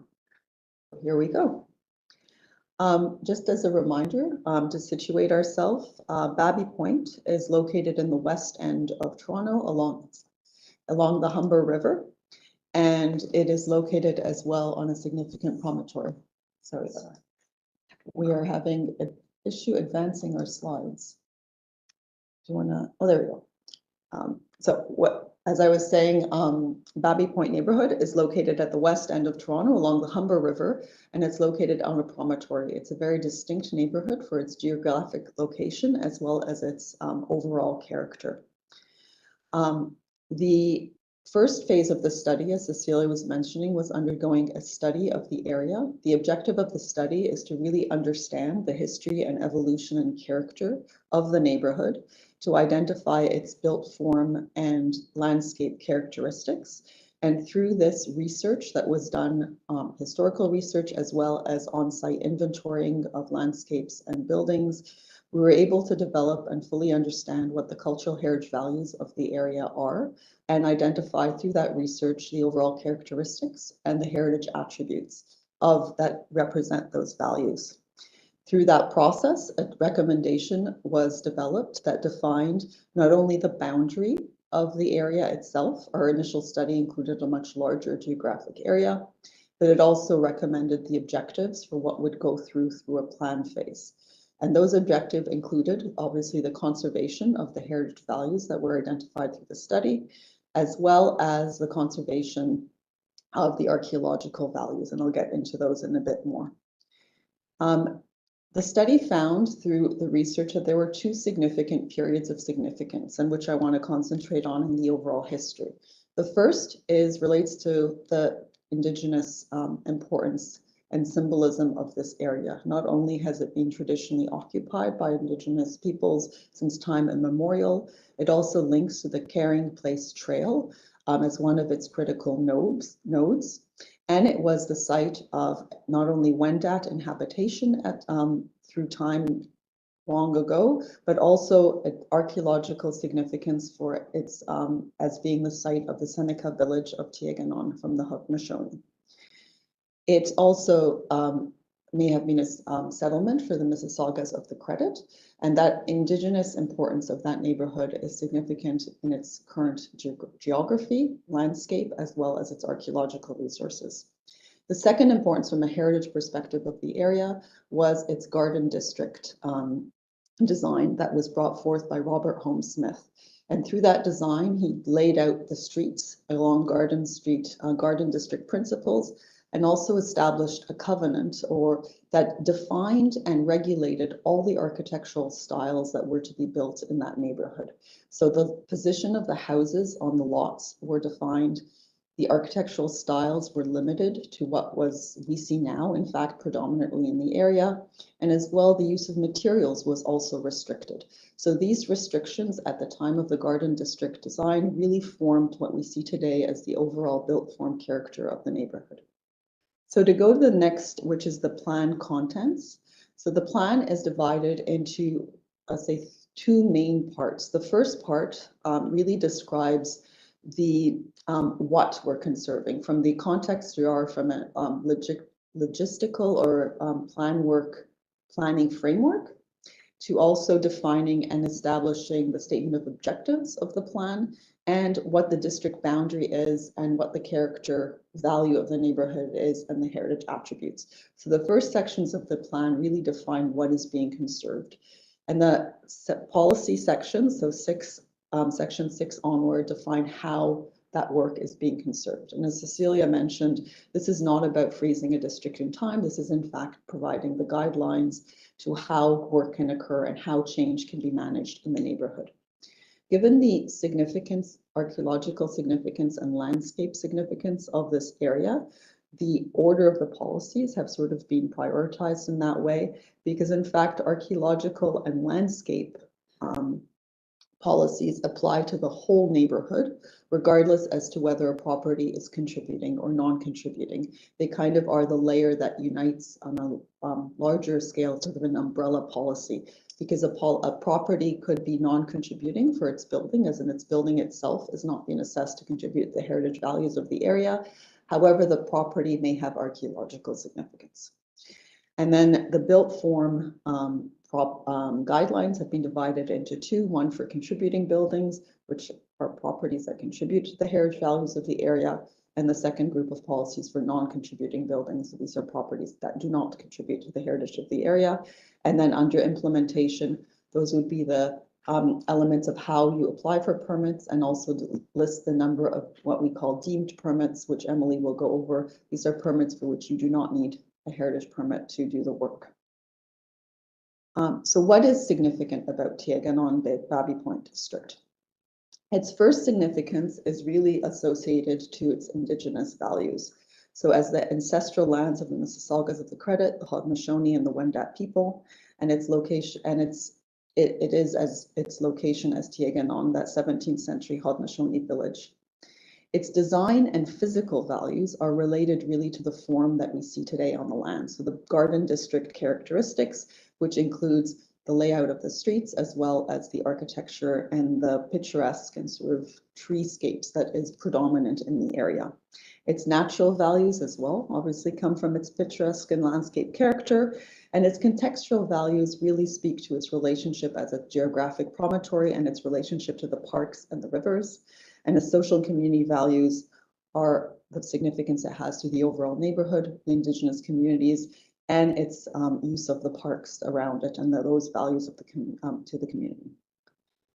The heritage attributes for the district that are enumerated. So heritage attributes are the physical embodiments of those heritage values. So we spoke about heritage values, and the heritage attributes are what do we see and what can we feel and touch that really describe and speak to those values. So the first series of values really speak to archaeology, First Nations, and landscape. And it obviously is the Humber River. It's the panoramic views along the Humber. There's the extensive tree canopy that is so strong and defining in that neighborhood. including all the mature trees in the front yards. There's the natural topography, the escarpment going down to the Humber from the promontory. The parks themselves also contribute to the area. The site of the historic village of Teiaiagon and the archaeological resources associated with that, and the whole geographic relationship between that historic Teiaiagon site, the river, and the promontory, and its relationship to the Carrying Place Trail. In terms of built form, so the architecture that we see and the buildings that we see on site, and as well as the physical values, the heritage attributes associated to those speak to the Homesmith's Garden District principles that really imbue the overall character, from the layout of the streets to the architectural character of the buildings. So that speaks to the curvilinear street pattern, the street proportions, and the relationship of the buildings, the front yard setbacks, the historic landscape features, the Baby Point gates, as well as the predominantly low-rise characteristic of the buildings, and the elements that are really representative of the restrictions Homesmith had at the time. So we're talking about the English cottage, so Tudor style architecture, the colonial revival architecture that is used, as well as the predominant use of brick, of stone, of wood, and of plasters. And I'm going to pass it now to Emily, who will describe the policies and guidelines for the area. Thanks, Dima. For the policies and guidelines for archaeological resources, what we are seeing here is the district boundary and how it overlaps with the existing City of Toronto Teiaiagon archaeological sensitive area, which is in purple. For policies and guidelines to address this overlap, archaeological assessment, the process for an archaeological assessment shall be confirmed with city heritage planning prior to a heritage permit submission. First Nations engagement is part of the archaeological assessment process. And heritage planning must be notified of any archaeological resource discovery. And that way that it can be relating to any alterations on properties, and that way it can be cleared of archaeological concern.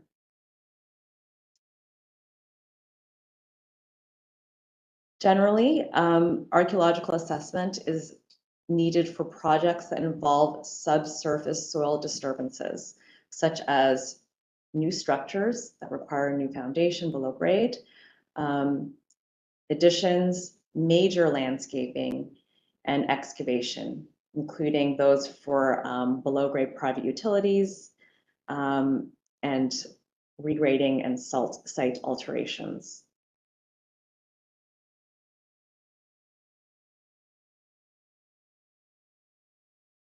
For the landscape in the district, there are 3 character zones. Zone 1 is the upper level, which captures the designed garden suburb, where there's a variety of trees and shrubs that are integrated with the residential buildings. Zone 2 is the sloped former riverbank that is heavily treed with mostly native species. And Zone 3 is the lower level of the Humber River Valley that has open public parkland. So these zones help define the policies and guidelines further. So the policy and guidelines for landscape for all zones include those for soft landscaping, where conservation is the key, and preserving existing grades and topographical features. Hardscape and lighting are also addressed, prioritizing soft landscaping over hard landscaping, and avoiding exterior lighting that could negatively impact the physical and visual heritage attributes of the district. Ornamental features are also conserved, such as the one seen here in the photograph. Ornamental stone walls. Tree canopy is also addressed, prioritizing its conservation and avoiding its removal or and injury to the trees, as well as disturbance of the soil with those associated trees. New trees requiring soil excavation within the ASA will require a heritage permit and, where relevant, an archaeological assessment. The policies and guidelines for parks and public realm follow the same vein as the archaeological and tree canopy conservation previously mentioned. Additionally, the conservation of vistas are addressed, as well the support of passive recreation in the parks, as well as Indigenous engagement, are also encouraged where there are opportunities for alterations and improvements in the district. Moving on to the district's built form. There are two architectural styles Dima had mentioned that are prominent in the district's built heritage resources, colonial revival and English cottage. These can also further be classified into typologies that speak to their architectural arrangement and massing details.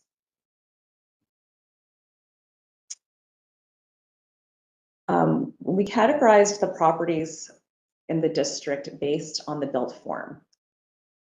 As Dima mentioned, the archaeological and landscape policies apply throughout. So really, when we're talking about contributing versus non-contributing properties, we're looking at the actual built form, such as buildings and structures on the property.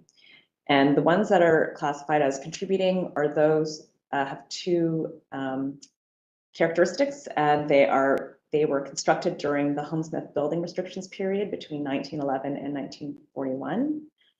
In addition, they maintain their integrity and have not been significantly altered as seen from the public realm.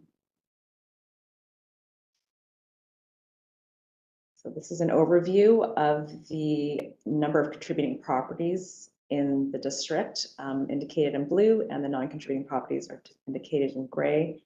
Cecilia had mentioned that there are 169 contributing properties and 53 non-contributing properties. The policies and guidelines for built heritage resources. So these policies apply only to the exterior portions of the property that are visible from the public realm, except for alterations that may require an archaeological assessment. And this is for both non-contributing and contributing properties. For contributing properties, alterations and additions should conserve and maintain the district's cultural heritage value and heritage attributes. This includes conserving massing, roof lines, street proportions, three-dimensional integrity, and repairing instead of replacing where possible.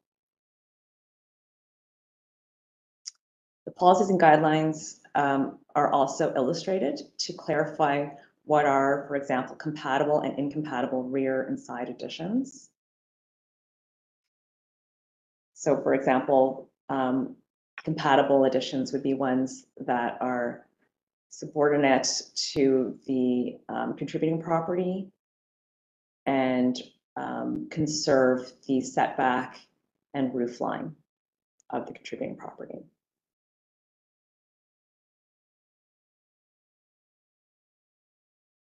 Policies and guidelines for non-contributing properties are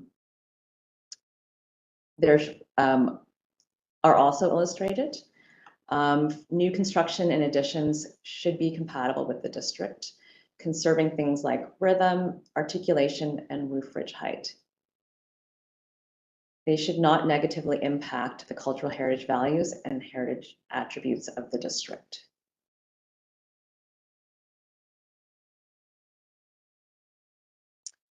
For the implementation portion of the plan, for the implementation of the plan, the heritage permits will be required, except for minor works summarized here, such as painting, temporary signage and decorations, tree and utility maintenance, building maintenance, and landscaping, provided they do not require subsurface excavation or grade changes.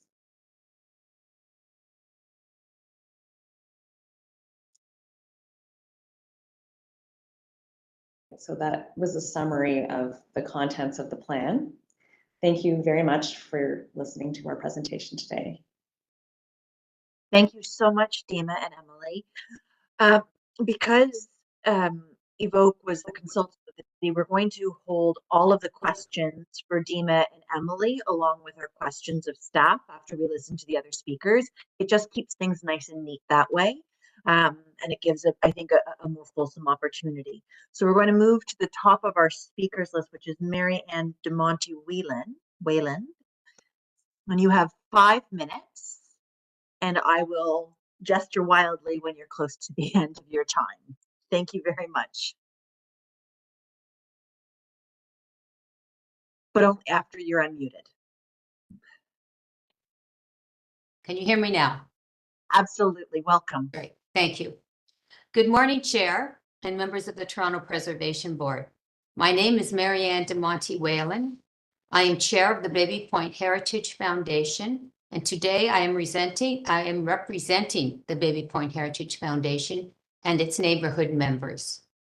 Founded in early 2010, the Baby Point Heritage Foundation began as a collaboration of neighbors with common interest in a shared goal: to preserve and protect the built heritage of this exceptional and unique neighborhood. Concerned by the potential for demolishing or radically modifying the exterior of homes and streetscape in Baby Point, and catalyzed into action by the proposed demolition of a heritage arts and crafts home, the group decided to form the Baby Point Heritage Foundation with the view to educate and inform residents and the public of the heritage of the neighborhood, which historically, archaeologically, and architecturally is significantly to the City of Toronto, to the Province of Ontario, and to Canada. And all this is explained in detail in the excellent report, the Teiaiagon-Baby Point Heritage Conservation District Plan, which we have just had a review of, and which is an impressive and extensive study and background for the HCD. Since our incorporation, we have collaborated with Heritage Preservation at the City of Toronto on an ongoing basis to achieve the goal of a Heritage Conservation District for the neighborhood. We fully support the proposed recommendation by the Senior Manager, Heritage Planning, Urban Design. We acknowledge the incredible amount of work undertaken by staff to bring this forward, both within the current community and the outreach to urban Indigenous communities to ensure their support of the designation, and are grateful for all the efforts on this project. We recommend that the Toronto Preservation Board approve this designation, which has entailed much work over many years. Thank you. Thank you very much. Do we have any questions of the speaker? Seeing none, thank you so much for your time today. Thank you. Our next speaker is Chiranjeev Singh.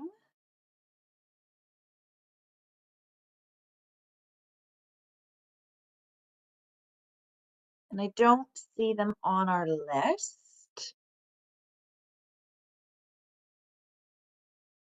Do we have John Coyne here?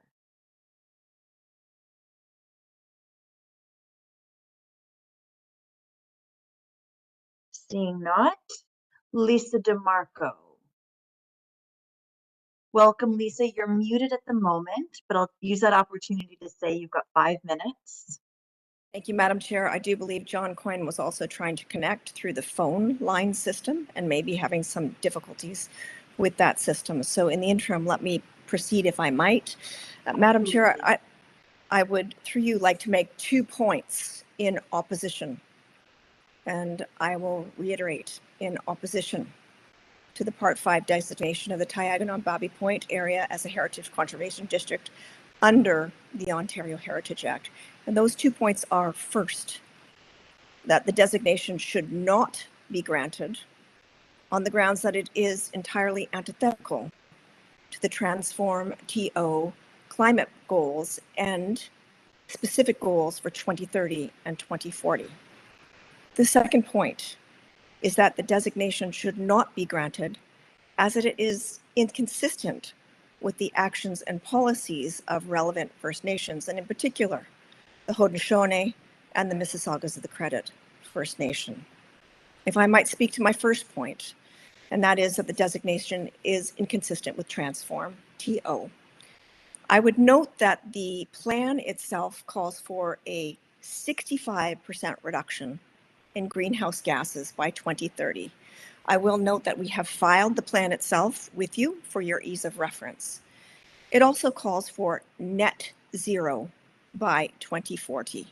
Very, very significant emission reductions that will only be achieved by pillars that are identified in the plan, 3 of which are particularly relevant to this designation. The first is in relation to homes and buildings, and it indicates that all new homes and buildings will be designed and built to net near zero. And secondly, that greenhouse gas emissions from existing buildings will be cut in half from 2008 levels by the deadlines. In relation to energy, it stipulates that 50% of community-wide energy comes from renewable or low carbon sources. And in relation to transportation, it indicates that 30% of registered vehicles should be electric. All of these changes may in fact require changes to the building envelope, changes to windows and facades and associated energy efficiency equipment, and thirdly, changes to the exterior to accommodate electric vehicle charging and associated elements. All of these elements are certainly required to meet those prominent goals of the climate change plan outlined in Transform TO, and secondly, are not conducive to the restrictions and the associated elements of the permitting that would be required to rapidly, in accordance with the necessary climate change plans, and without delay, implement changes to meet Toronto's climate change objectives.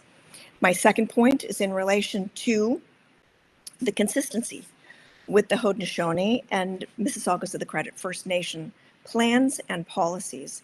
And in that regard, I have filed each of those plans with you for your ease of reference. Very specifically, these 2 entities have been guardians of the land and the earth in this area from time immemorial.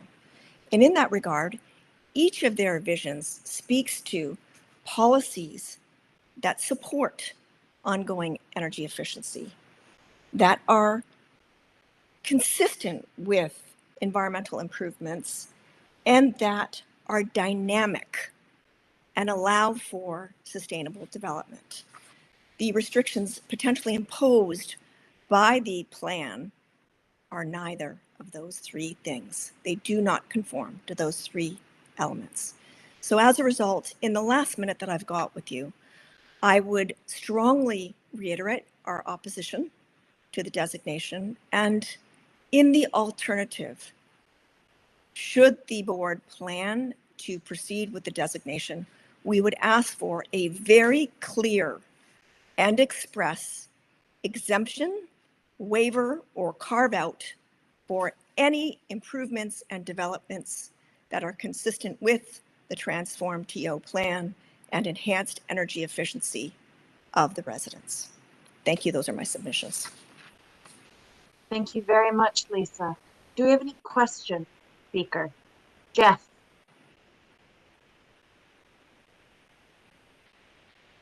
Yes, I thank the deputant for her comments, but I'm confused as to why these 3 areas that she touched on, greenhouse gas, energy, and electric vehicles, why they represent, diverging from the intent and the practice of the plan. It seems to me that if you want to put in a electric charging station on your property, that would probably be considered as a minor electrical change. Wouldn't affect in any way. It could be permitted as a minor thing under the permit system that is being proposed. But I guess this question should be referred to staff. But my sense is that it's not really an issue here. Thank you. Might I respond, Madam Chair, through you? Yes, you may. Thank you, Mr. Kim. I would say that the repair rather than replace criteria and the facade restrictions may in fact be violated as a function of installing electric vehicle charging. The subsurface requirements would also be affected. And thirdly, any building envelope changes to the facade to increase energy efficiency would be restricted under the current plan. I will defer, of course, to the expert architects on the matter, but I believe you're mistaken on that point. So I think to Jeff's point, and I think probably this will be probably a question revisited as we ask of staff as well. Other questions for our speaker at this moment? Adam. You're muted, Adam. Thank you. It's a comment rather than a question, but it's, are you familiar with Gemini? It's pertinent to the specific deputant. To this, so I can wait till the discussion session, but I think that so the point is let's keep it focused. If you have a question, we have lots of time to discuss. Are there other questions of our speaker? Seeing none, thank you very much for your time today, Lisa. I see that we've been joined by Charanjeev Singh. Thank you, Madam Chair. And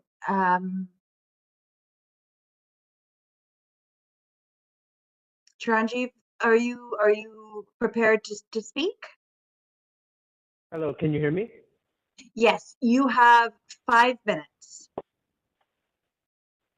Thank you for giving me the opportunity to speak. Having engaged with over 200 residents in the neighborhood, I'm strongly opposed. Can you hear me? Yeah, I'm here to strongly oppose the proposal to designate Baby Point as an HCD. Here's what I'll outline. The historical argument is weak, relying on symbolic ties without tangible heritage to preserve. 2, the heritage architectural diversity disqualifies it as a cohesive heritage district. And 3, the designation threatens the vibrant and inclusive character of Baby Point, running counter to Toronto's values of progress and diversity. Finally, I'll propose a better path forward that honors the past without stifling growth. First, the historical argument. The proposal highlights Baby Point's connection to the Haudenosaunee village of Teiaiagon. Let's be clear, there are no physical remnants of this history. Symbolic gestures have a place, but they fail to meet the standards of meaningful preservation. If the city truly wants to honor Indigenous history, the focus should be on action, investing in initiatives that empower Indigenous voices and preserve living culture, not symbolic references to a history that has no tangible remnants in Baby Point today. Proponents might argue that symbolic references carry legal weight in the Ontario Heritage Act, but symbolism without substance or tangible outcomes for the community risks appearing performative. As for Baby Point's European history, much of the neighborhood's architecture was developed in the 1940s and well beyond. Even the Tudor-style homes cited are nostalgic imitations of a time that never actually existed here. Homesmith, the area's original developer, encouraged individuality in construction, locking Baby Point into rigid identity that contradicts its very founding principles, undermines its authentic story. Number 2, the architectural argument. Successful heritage sites like Cabbagetown thrive because of their architectural cohesion. Baby Point, however, is a patchwork of styles and periods with no unified aesthetic. For example, 49 Baby Point Crescent, an Art Deco home, is celebrated in the proposal, but would likely never have been built under the proposed restrictions. Its preservation reflects the passion of its owners, not regulatory oversight. Meanwhile, homes like 71 Baby Point Crescent are modern architectural marvels, are completely ignored in the study. This selective focus undermines the proposed credibility and overlooks Baby Point's real architectural diversity. Let's be honest, Baby Point's architectural significance compared to other neighborhoods is limited. The drive through the Kingsway or Parkdale reveals similarly styled English cottage and colonial revival homes, making Baby Point architecture far from unique. Proponents may argue that the proactive preservation is necessary to maintain character, but the neighborhood has thrived precisely because of its organic evolution. Imposing uniformity would stifle the diversity that makes it special. Third, the broader implications. As someone who has lived in Baby Point for 30 years, I've seen it evolve into a vibrant, living community that reflects Toronto's cultural mosaic. Families from all walks of life have enriched its character, blending the preservation of its charm with new elements that future generations will value. Designating Baby Point as a heritage district risks freezing this dynamic growth, locking in the neighborhood into a narrow, outdated identity. Even more troubling is the perception that this designation is less about preservation and more about exclusion. Over the past 15 years, more minority and immigrant families have moved into Baby Point, bringing fresh perspectives and energy. Yet the leadership of the Baby Point Heritage Foundation remains homogenous, and their 2025 calendar exclusively highlights a Eurocentric colonial narrative with no representation of Indigenous or minority groups who have also helped shape the neighborhood. Such selective focus raises concerns about whether this proposal is driven by exclusionary motives under the guise of preservation. The implications for Toronto's reputation are significant. Approving this designation could provoke media scrutiny, alienate constituents, and undermine the city's identity as a champion of diversity and inclusion. So what do I propose? First, designate the Baby Point Gates as a historic landmark, including a plaque to honor the Indigenous history. 2, invest in shared spaces like the Humber River Trail or the stairs to the ravine that have been broken for the past 5 years. 3, collaborate with the diverse community members to ensure Baby Point remains representative of its modern identity. In closing, Baby Point is not just a collection of homes, it's or a remnant of history. It's a living, breathing neighborhood that reflects the best of Toronto's evolution. Thank you very much. Let's honor what truly matters, the people, the stories, and the progress that define the city. Thank you very much. Do we have any questions of our speaker? Adam. The speaker indicates they've lived in the area for over 30 years. I'm hoping, and I'd like to ask, are you aware of the 1999 and 2007 incidents with the Seneca burials that were found during construction process and that artifacts are routinely found? And there was Indigenous engagement as part of this study. I'm just taken aback by some of these comments. Sorry, my phone keeps saying I'm being asked to unmute myself. Can you hear me? Yes, we can hear you. So first and foremost, there is little or, if anything, in the proposal to celebrate the Indigenous community. This comes off to the two constituents who I've spoken to, as well as myself, as very much performative in trying to wash away crimes of the past by recognizing names as opposed to investing in the living community. So there has been little or to no interest in from Aboriginal groups, despite what was mentioned by these consultants, in the neighborhood. Having lived here and experienced it, there is limited, if any, interaction with Aboriginal communities in this neighborhood or traditions performed in this neighborhood, unless they are residents that are performing them in their own way, in the same way that Indians would celebrate Diwali or others would celebrate Kwanzaa and whatnot. Thank you very much. Are there other questions of the speaker? I see you, Lisa, but I'm sorry your time has passed for the session. Can I make a comment? Because I live in Baby Point. I've lived there for 20 years. No, Mr. McFadden, you are up next on the speakers Oh, list. okay. Okay. Minutes. Adam.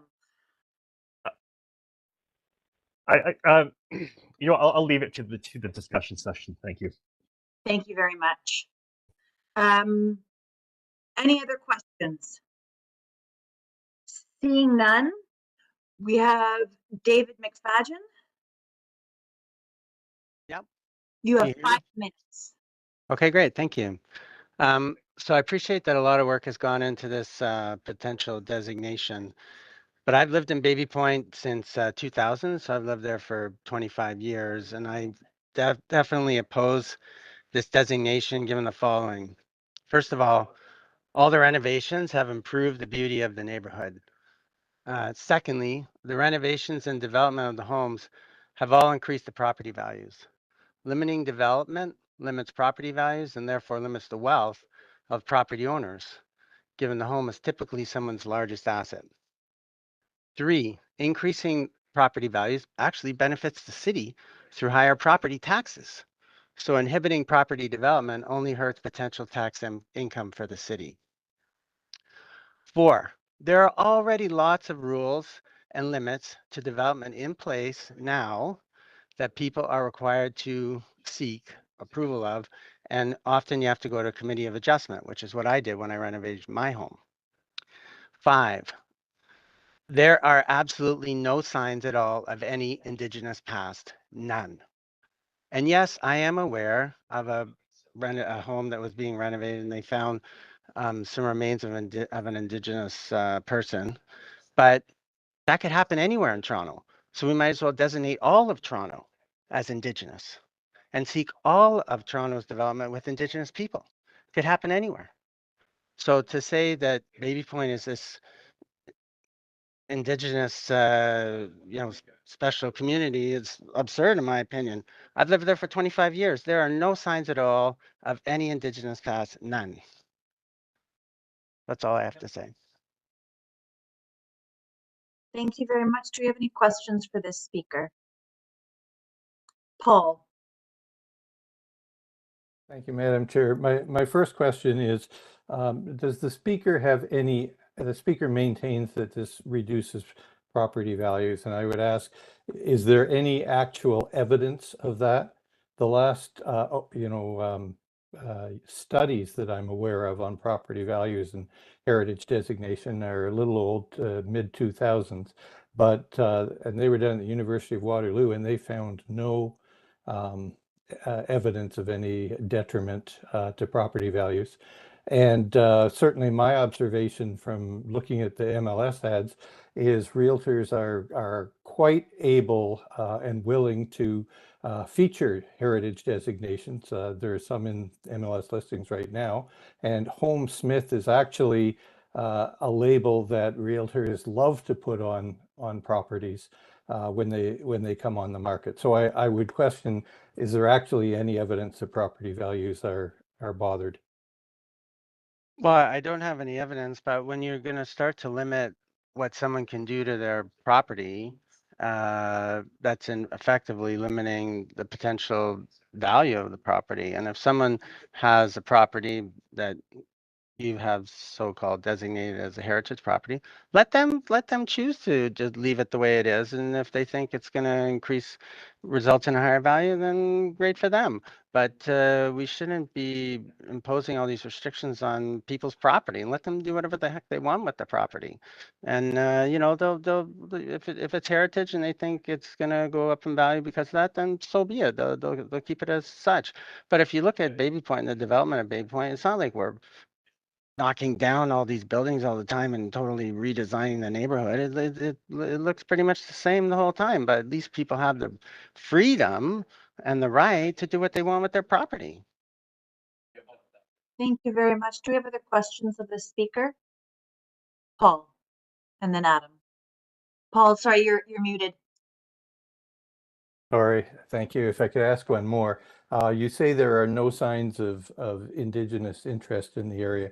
I just wonder if you ever walk through Etienne Brule Park, where there are quite often signs erected, some of them ad hoc, by various Indigenous persons or groups, reminding people of the Indigenous presence in the area. I've certainly seen those signs. I'm wondering if you have.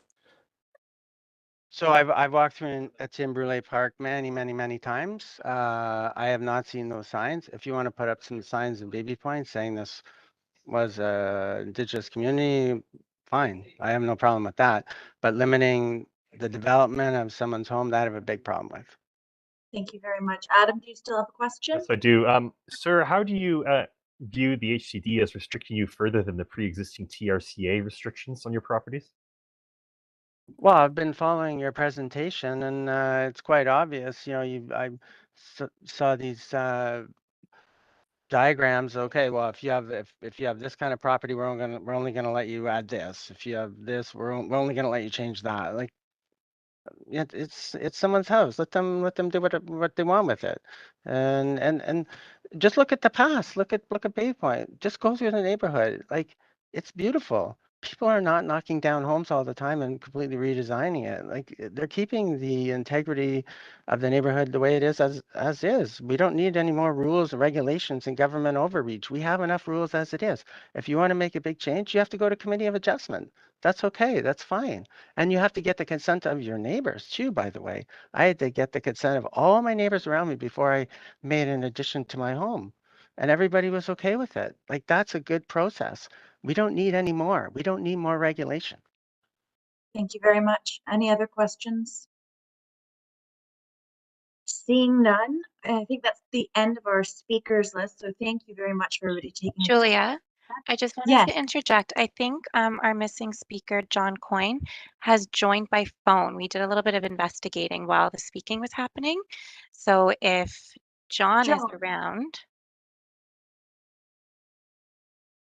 we're going to try to unmute him on our end to see if that might solve some of the audio issues.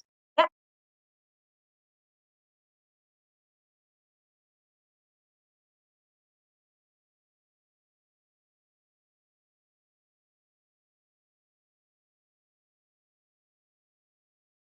Oh,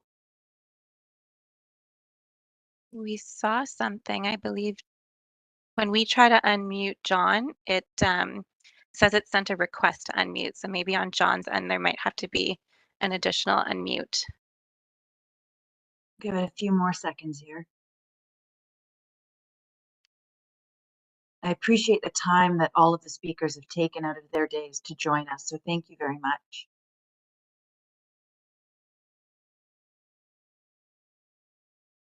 I think much luck. Madam Chair. Hello. Madam Chair, it's John Coyne. Oh, hi, John. Hi. You have. Thank you very much for your time, and I'm sorry that my telephone did not accommodate the requirements here. I've listened very carefully to the very helpful presentation from the staff. I appreciate the questions. Apologies, can we have Lisa DeMarco mute herself? Lisa, there's a feedback coming from your system.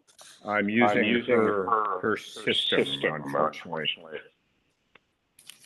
Yes, but we're hearing double of you at the moment. We can sort this out. Does that help? Hello, this is the host speaking. I I'm think so that's sorry to interrupt. John, I'm wondering if you could maybe just, oh great, you've dropped the other number. That's perfect. I've dropped the other line. Thank you very much. Thank you so much. Madam Chair, I apologize for the delay and the inconvenience, and I appreciate again the excellent work done by the staff and the questions from your fellow members. I would like to register my opposition to this proposal at this time. It is entirely unclear to me that the justification and need for this proposal has been established, in addition to the other restrictions and regulations which already attend to ownership of property in this particular area. And I comment in particular on the archaeology and the landscaping features associated with this neighborhood. So at the beginning, I would say that that is an inappropriate extension of regulatory authority, which is entirely unclear to me how it will be implemented. I do believe that the proposal will inhibit the development and economic improvements and property evolutions and growth in this neighborhood, all of which I believe are attempted to be done in a very positive way. And as one of the speakers spoke to earlier, is already subject to neighborhood approval, a series of approvals with the TRCA, through the Committee of Adjustments and so on, in order to preserve heritage and characteristics in this neighborhood. I think that this proposal will add inappropriate and unknown costs and delays to property management, maintenance, and improvement, whether that's in relation to how it is that people manage their properties from a climate point of view or from an architectural or property maintenance point of view. And I'm not sure that I see any corresponding heritage offsets that would justify such inappropriate and unknown costs and delays. I also believe, in support of one of the earlier speakers, that this proposal represents an unreasonable interference with the property rights of residents in this designated area as opposed to other areas. And once again, I cannot see an appropriate set of heritage issues and characteristics that would offset that additional characteristic. So the requirements with respect to archaeology, whether it's in the TRCA, the ravine protections, or the Committee of Adjustment restrictions, all of which add to the character of this particular neighborhood, but also provide an appropriate set of existing and predictable restrictions to property ownership in this area. I do believe that from an Indigenous point of view, there is an entirely appropriate set of engagements and communications that would be entirely appropriate, and that this neighborhood undoubtedly has and will support in order to reflect the archaeological heritage of the Indigenous peoples. But I don't believe that this heritage designation is an appropriate vehicle for doing so. So thank you very much for your time, and I appreciate your engagement on this issue. Thank you very much. Do we have any questions for Adam? You are muted. Thank you, Madam Chair. Same question as to the previous speaker. How do you feel the HCD differs from the existing TRCA restrictions on the properties? I thank you for the question. I think that was you, Adam.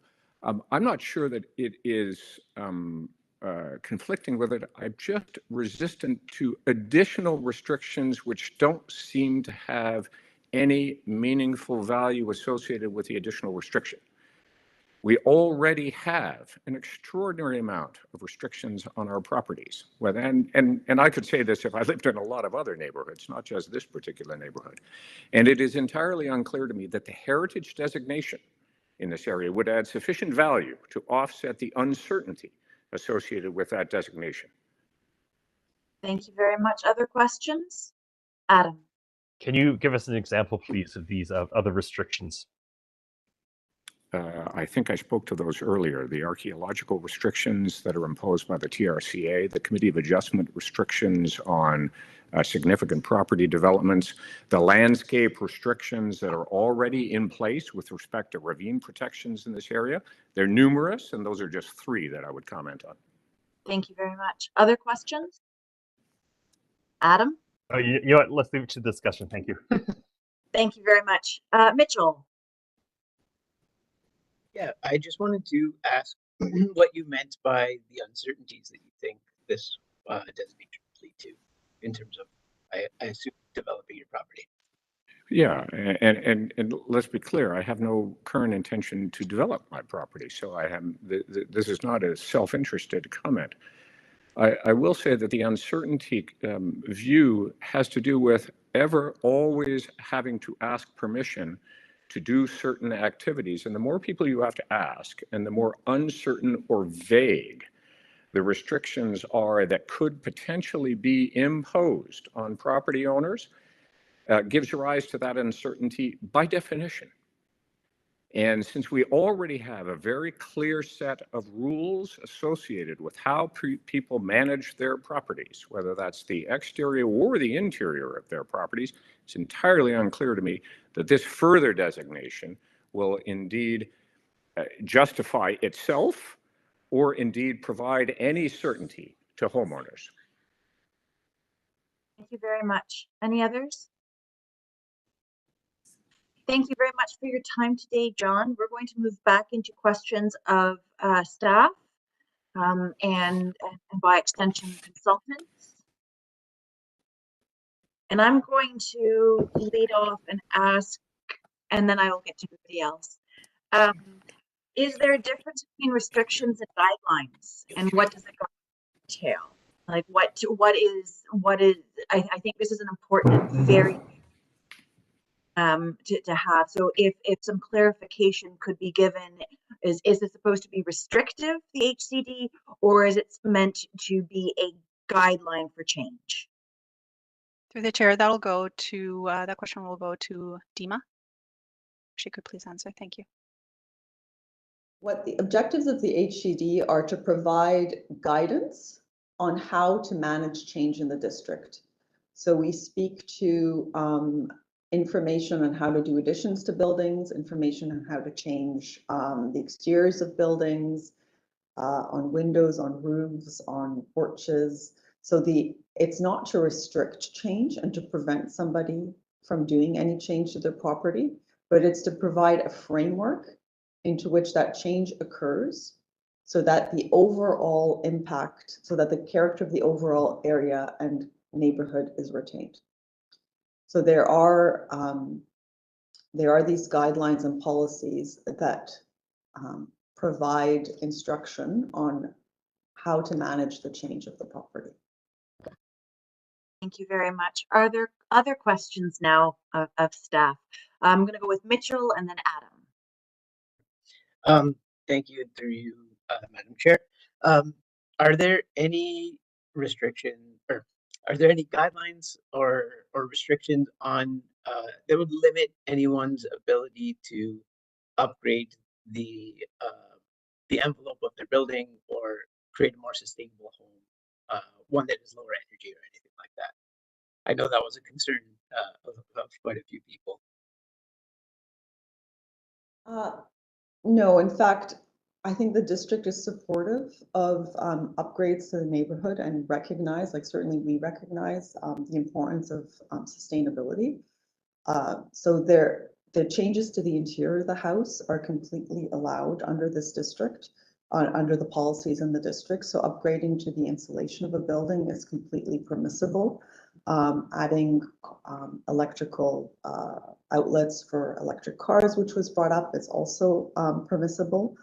I would not say that there's anything in the existing policies that would actually prevent somebody from improving the performance of their house. It does provide an overarching guidelines as the avenues of how that can be pursued and improved. But if one were to increase the insulation in the roof of a property, that is absolutely allowed, as well as any interior improvements that would impact the insulation of the walls.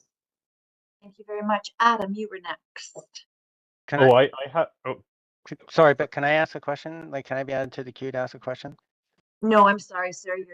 That this is the time when the board asks questions of staff, and we try and pull in what we've heard from our speakers and direct it as well. So thank you very much. So the speakers can't ask questions of the staff? Only the No, staff they can cannot. ask questions? The panel, the preservation board, and the members can only ask questions of staff at this point. Thank you. Adam. I have 3 or 4 questions of staff. I will try to handle these one at a time. Yes, I thank the staff and all the speakers for both the very valuable presentation and their comments and questions today. The first is, could we have somebody from staff please just briefly mention the heritage tax rebate program? There was some comment from one of the speakers. I think there's some uncertainty there that they're going to have to pay out of pocket for additional costs. I'm not quite sure how they're conceptualizing this particularly, but if someone could speak to the heritage tax rebate, that would be greatly helpful. Thanks, Adam. This area, once designated under Part 5, owners will be eligible to participate in our Heritage Grant Program, which offers monies on a yearly basis to support costs related to exterior restoration or changes. As this district moves forward, we would inform the residents about those deadlines and dates. And our desire is to be supportive of anyone who is within a conservation district. Thank you. Adam, I know you have 3 or 4. I'm just going to make sure that everybody has a chance to before we get to number 2. Other questions? All right, take it. Oh, Alex. Yes, just a quick question through you, Madam Chair. How about solar panels on roofs? Has that been considered? It's something that came to my mind. That was reviewed and is something we did consider. The area is heavily treed. And in fact, in our review so you could put solar panels on the back of your house without any restrictions, because we don't regulate, the HCD will not regulate changes to the rear that are not visible from the public realm.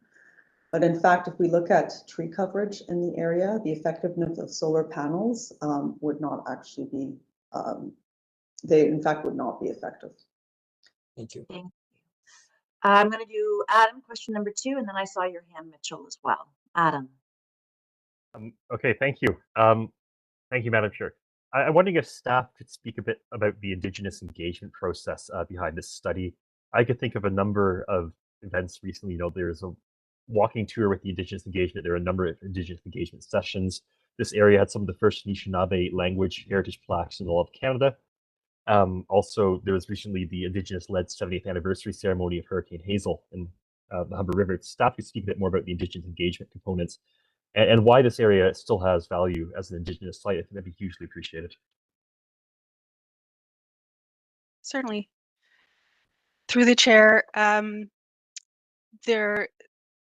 fact, there were, as you can see, explained in section 1 of the Heritage District Plan, the process has been described in the document itself as well as the staff report. There has been Indigenous Nation engagement, city-led, that took place since the early start of the plan phase, July 2021.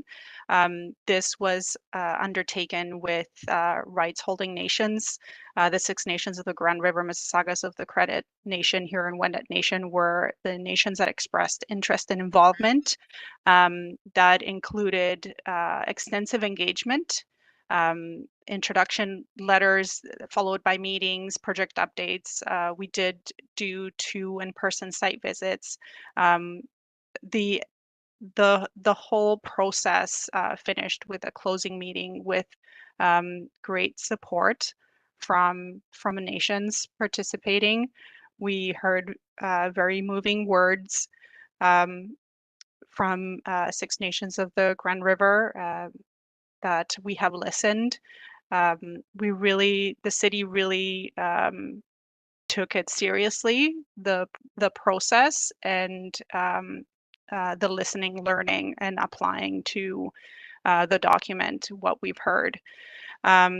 Further to that, the city with Innovation 7, which is a consultant specializing in Indigenous facilitation, we reached out to the urban Indigenous community members, and we met virtually. We also met on site, and also very generally positive response, and being happy to have been included in the conversation. And what we heard generally is a greater understanding of especially the landscape, Indigenous connection to nature, and the ancestors that are linked to the area. It's deeply meaningful to all Indigenous communities that we heard from. Thank you very much. Mitchell. Yes, I just wanted to ask a clarifying question. I understand this site and the neighborhood has been identified in Toronto's archaeological master plan as an area having archaeological potential. And so I wanted to clarify whether it was the HCD plan itself that's triggering additional archaeological requirements, or if those would have been required in any case. I understand they're already required in things like minor variance applications, consent applications, because it's in that area. So just wondering if there's any additional requirements.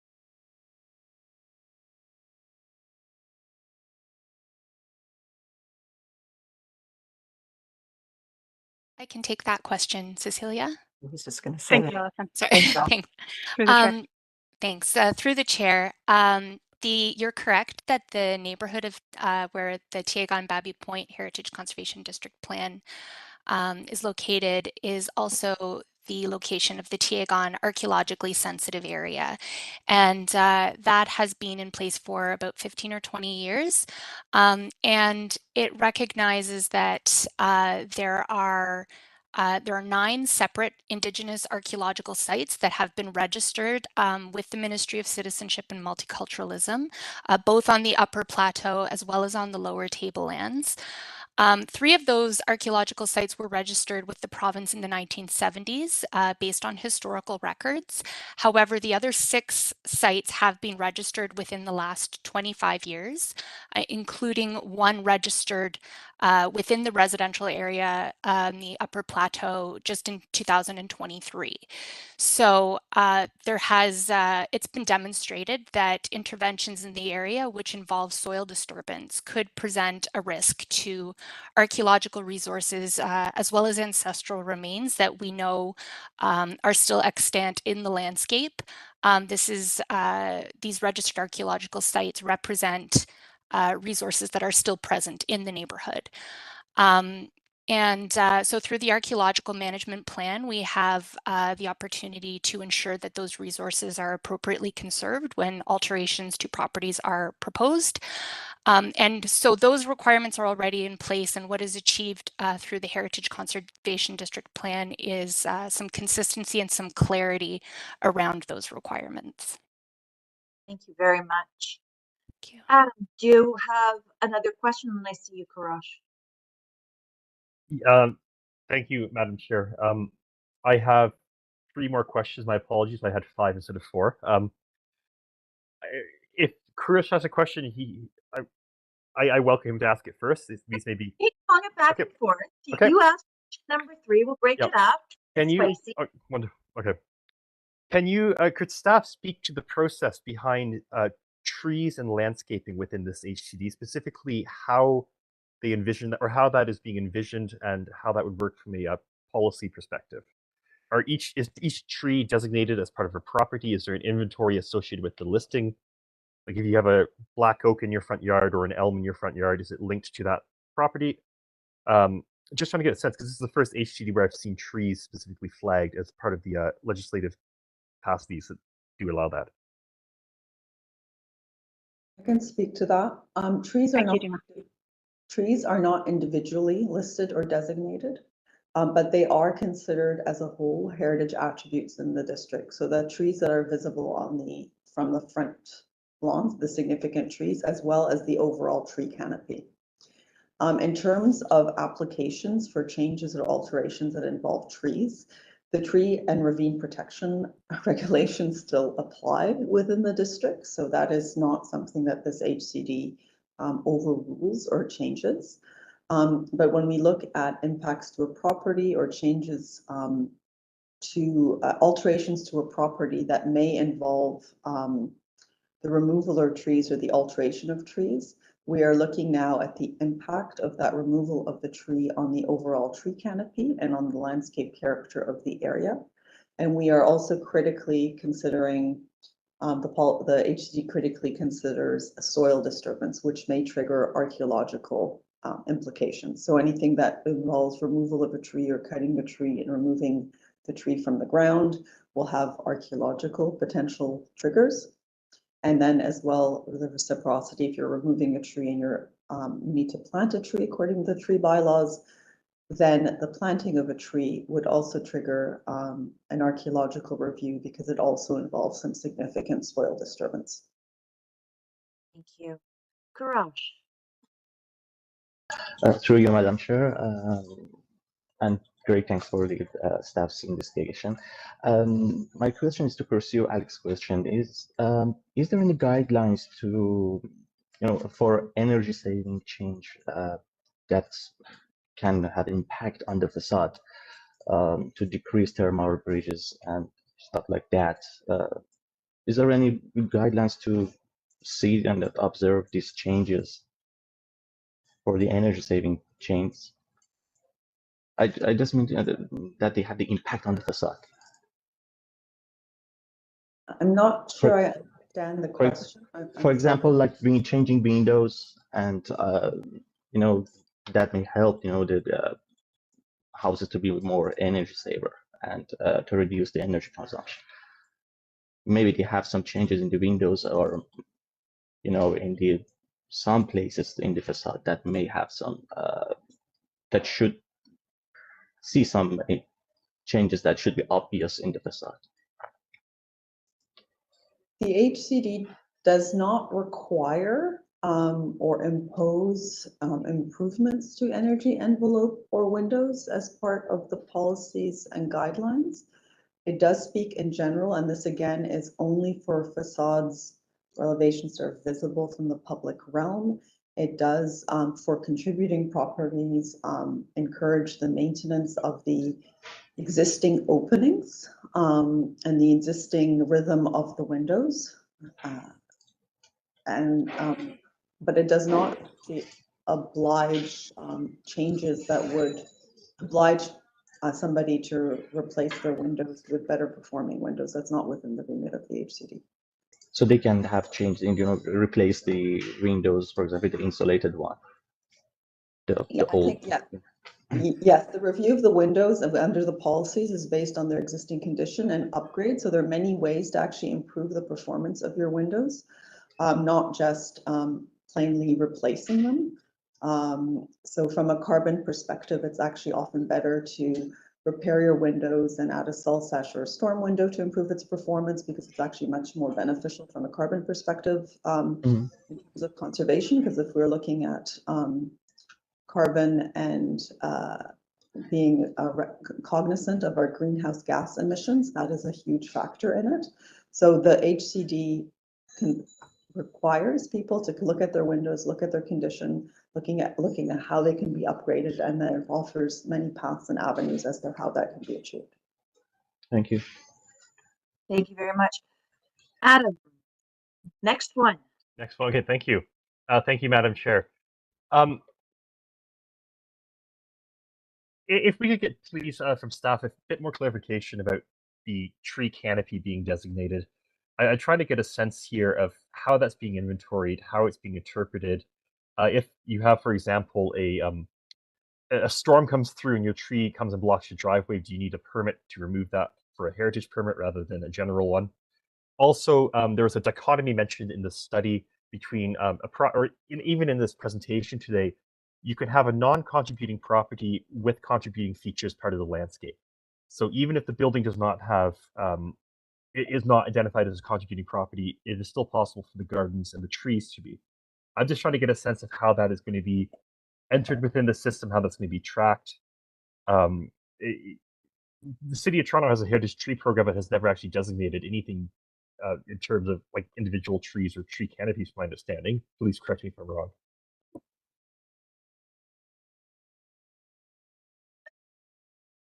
Who would like to take?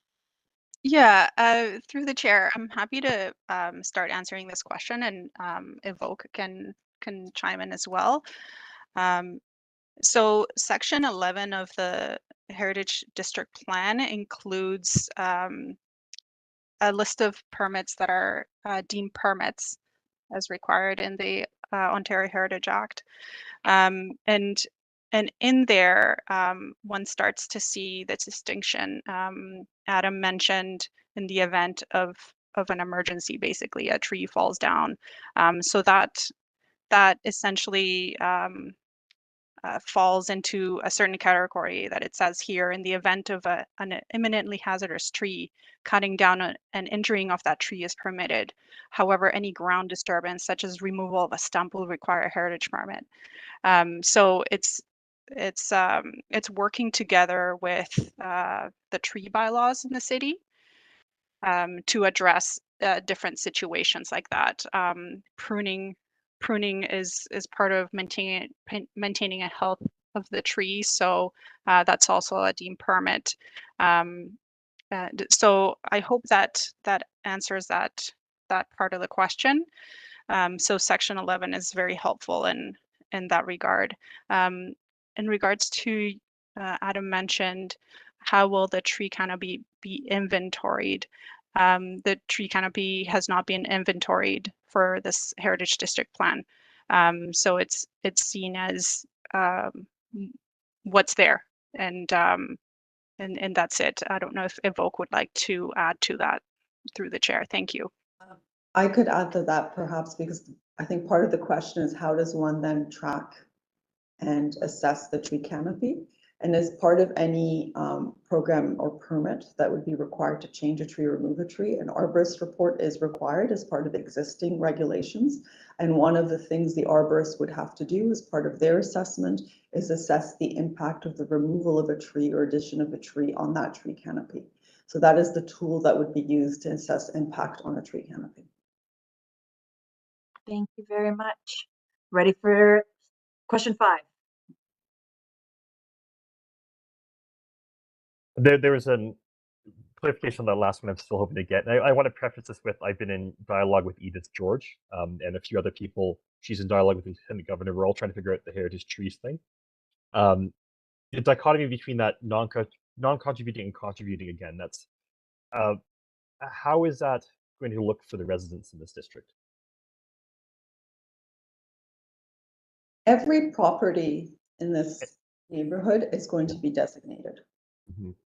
So whether you're contributing or non-contributing, you will be part of, like, the property is part of the Part 5 designation. So within the plan, all the policies apply to the properties. So when it comes to landscape and archaeology, any change to a property is under those sections, and when it comes to building and built form, changes are on the would be under the non-contributing policies. The plan recognizes that the land and the soil that the houses are on spans the whole area and the whole district, and that the characteristics of the district as a garden suburb, so its landscape features, its trees, its escarpment, are all critical to its overall character and have been valued by both the community and Indigenous communities.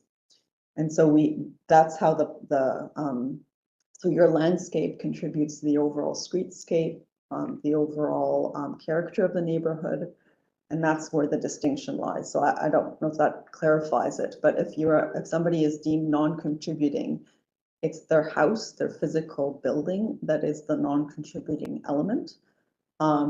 But the policies they would have to look to are still the archaeological policies if their property is deemed to have potential, as well as the landscape impact that any changes they do to their property would have on the overall character of the district.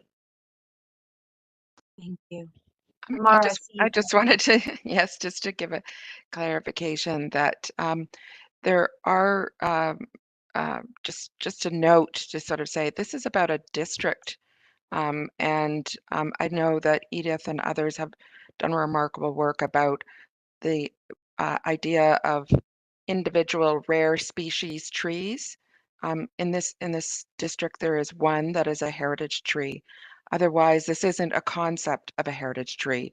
This is about landscape for a district. I hope that helps to answer your thoughts. And certainly, we could have another conversation not related to this district plan about such matters to give clarification. We'd be happy to do that offline another time. Thank you.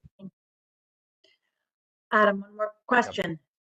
Thank you, Tamara, and certainly I'll take you up on that offer for that conversation because I know there's some uncertainties around how this is framed within the Ontario Heritage Act. But just more broadly, I want to give this an opportunity for heritage planning to connect with TRCA and maybe have an information session for the residents here because there's a lot of overlaps for properties with those policies and guidelines, and also perhaps as an opportunity for some funding from any level of government for archaeological or LIDAR related investigations. But perhaps if heritage planning would be willing to connect with TRC in a bit more detail and talk to the residents, that may allay some concerns. Don't you think? There, I made a question for you. Are there other questions of our speakers? Of staff. If I may answer Adam's non-question question with a statement, which is to say that we are available to answer any question of any resident who needs clarification, whether they are here at this meeting or want to contact us at any time. I want to point out that because of the postal strike, staff actually went out and hand delivered the notices to ensure that everybody had an opportunity to consider and to be here at this meeting. We're grateful for all the comments and the participation. It doesn't end here.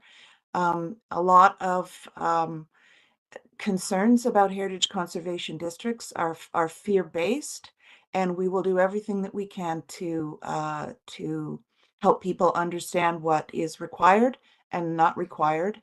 And we have appreciated all the participation thus far. So just an open invitation to clarify.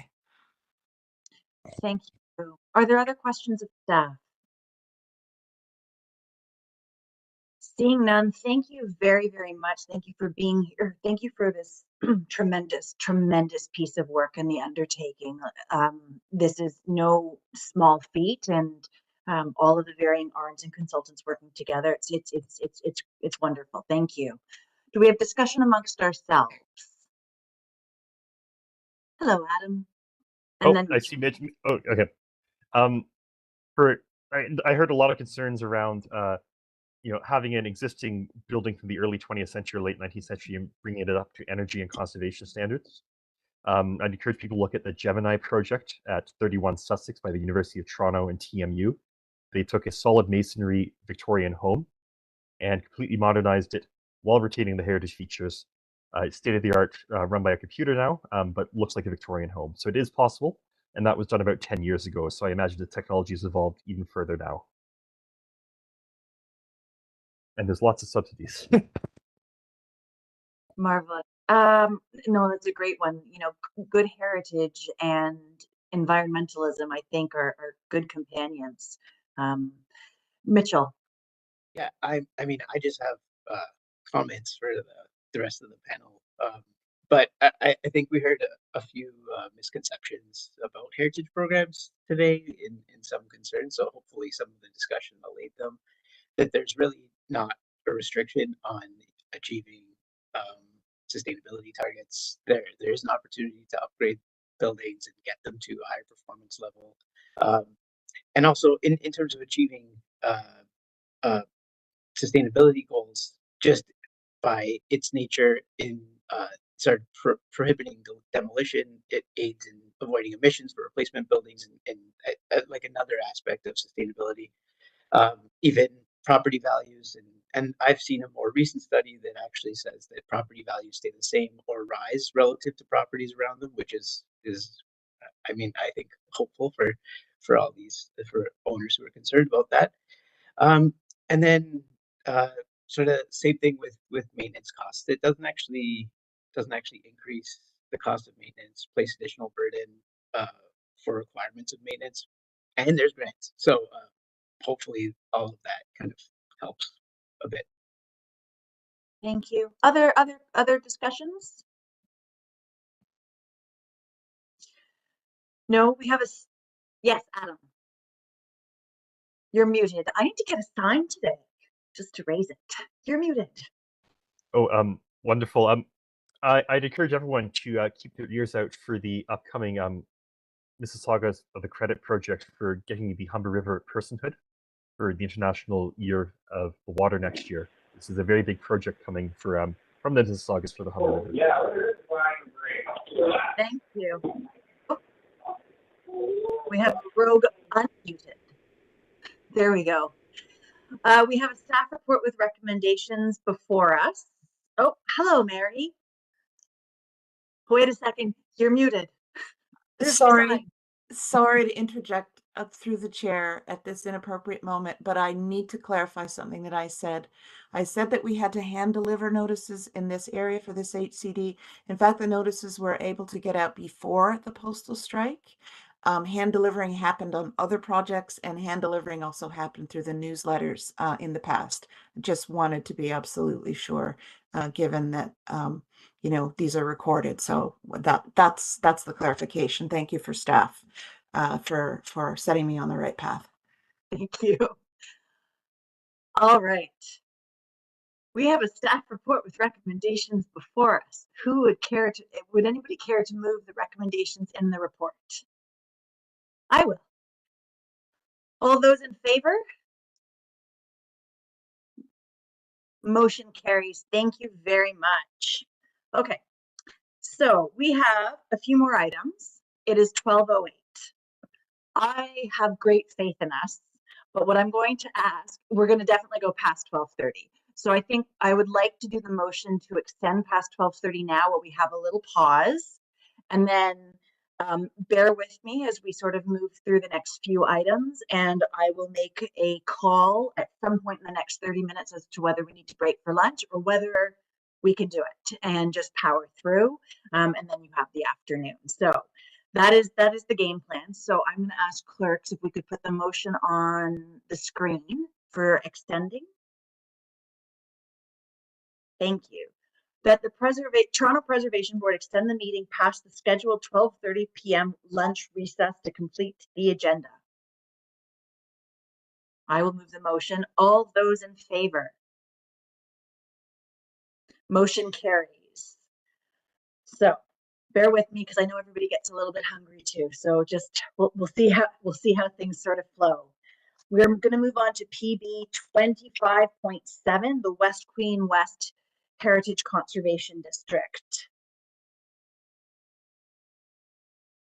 Welcome, Poria.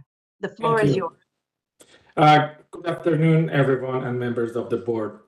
My name is Poria Nazemi, and I'm a senior heritage planner with the Heritage Planning, Policy and Research team. My colleague Emma Dodens and I will be presenting item PB 25.7, designation of the West Queen West Heritage Conservation District Plan under Part 5 of the Ontario Heritage Act. Next, please.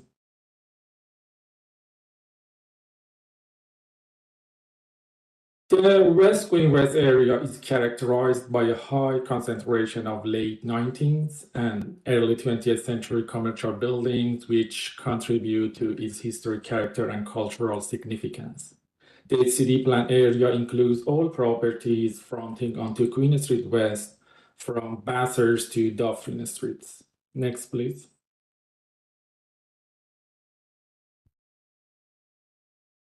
The West Queen West HCD is bordered by the Queen Street West to the east and the Parkdale Main Street HCD to the west. West Queen West is a unique and vibrant area cherished by Torontonians and serves as a popular tourist destination. It features a high concentration of heritage buildings that collectively form continuous heritage street walls, and the area is characterized by a distinctive street pattern, including several T-intersections. Along Queen Street, West Queen West showcases narrow retail frontages with dynamic commercial uses at ground level. These fine-grained frontages contribute to a very highly pedestrian-friendly environment. Next, please. In June 2017, Heritage Planning completed an HCD study for the area from Bathurst to Roncesvalles Avenue. And following this, the Toronto Preservation Board endorsed the recommendation to proceed from the study phase to the plan phase, resulting in the creation of two separate HCD plans. For the West Queen West area from Bathurst to Dufferin and the Parkdale Main Street area from Dufferin to Jameson. In December 2020, Council adopted the Heritage Planning Staff Report recommending the inclusion of 325 properties in the area from Bathurst to Roncesvalles on the city's Heritage Register. Of these, 215 properties are located within the West Queen West area. Next, please. Heritage Planning staff also worked collaboratively with County Planning and Urban Design on the planning study for the area between Bathurst and Roncesvalles, which led to the development of Official Plan Amendment number 445. OPA 445 was adopted by Council in September 2020 and came into force in November 2023. The Parkdale Main Street HCD was adopted by Council in July 2022 and came into force in June 2024. During 2024, Heritage Planning continued developing the West Queen West HCD plan and organized several public consultation events to finalize the plan. I'll provide more details about the community consultation process in the following slides. Next, please. Under Part 5 of the Ontario Heritage Act, municipalities are enabled to establish heritage conservation districts. All properties within an HCD are designated under Part 5 of the Heritage Act. Section 41.1 of the Heritage Act outlines the requirements for an HCD plan. The HCD plan must include a statement of objectives, a statement of cultural heritage value of the district, a description of the heritage attributes, policy statements, guidelines, and procedures for achieving the district's objectives, and a description of alterations considered minor and do not require a heritage permit. In addition, at least 25% of the properties within a proposed HCD must meet 2 or more of the 9 criteria for determining cultural heritage value. And the Weston West HCD includes 330 properties. In the proposed HCD, at least 72% of the properties satisfy 2 or more of the required criteria. Next, please. This diagram provides an overview of the community consultation for the HCD. A working group was established in 2016 for the HCD study, and this group was later combined with the planning study working group, resulting in 7 working group meetings held in 2018 and 2019. In October 2019, a community consultation meeting was held to present the overall recommendations of the planning study and the HCD plans. In April 2023, Heritage Planning retained Innovation 7 to develop and implement an Indigenous engagement strategy. This included 5 engagement sessions to gather input on the cultural heritage values of the area and inform policy developments. For the final phase of the Weston West HCD plan, a new local advisory committee was established and 2 LAC meetings were held in June and August 2024. In August, Heritage Planning also met with the Weston West BIA board to gather input. A final community consultation meeting was conducted in September 2024 to present and discuss the HCD plan with a broader community, and the LAC and BIA meetings along with the public meeting were facilitated by third-party public and external public engagement consultant. Next, please. The Statement of Cultural Heritage Value in Section 3 of the plan provides a detailed description of the historical, associative, design and physical, contextual, and social and community value of the district. The Weston West HCD reflects the early development and western expansion of Toronto. It is a notable example of Main Street commercial development in Toronto, with most of its buildings constructed between the 1880s and 1920s. The district also has a rich tradition of community and civic activity supported by landmark buildings. Next, please. Section 3 of the plan also includes a list of heritage attributes that define the district. And some key examples include the historic Main Street character, characterized by a continuous street wall and fine-grained build form, the narrow lot frontages, the rear laneways, and T intersections, which contribute to the district's distinctive pattern.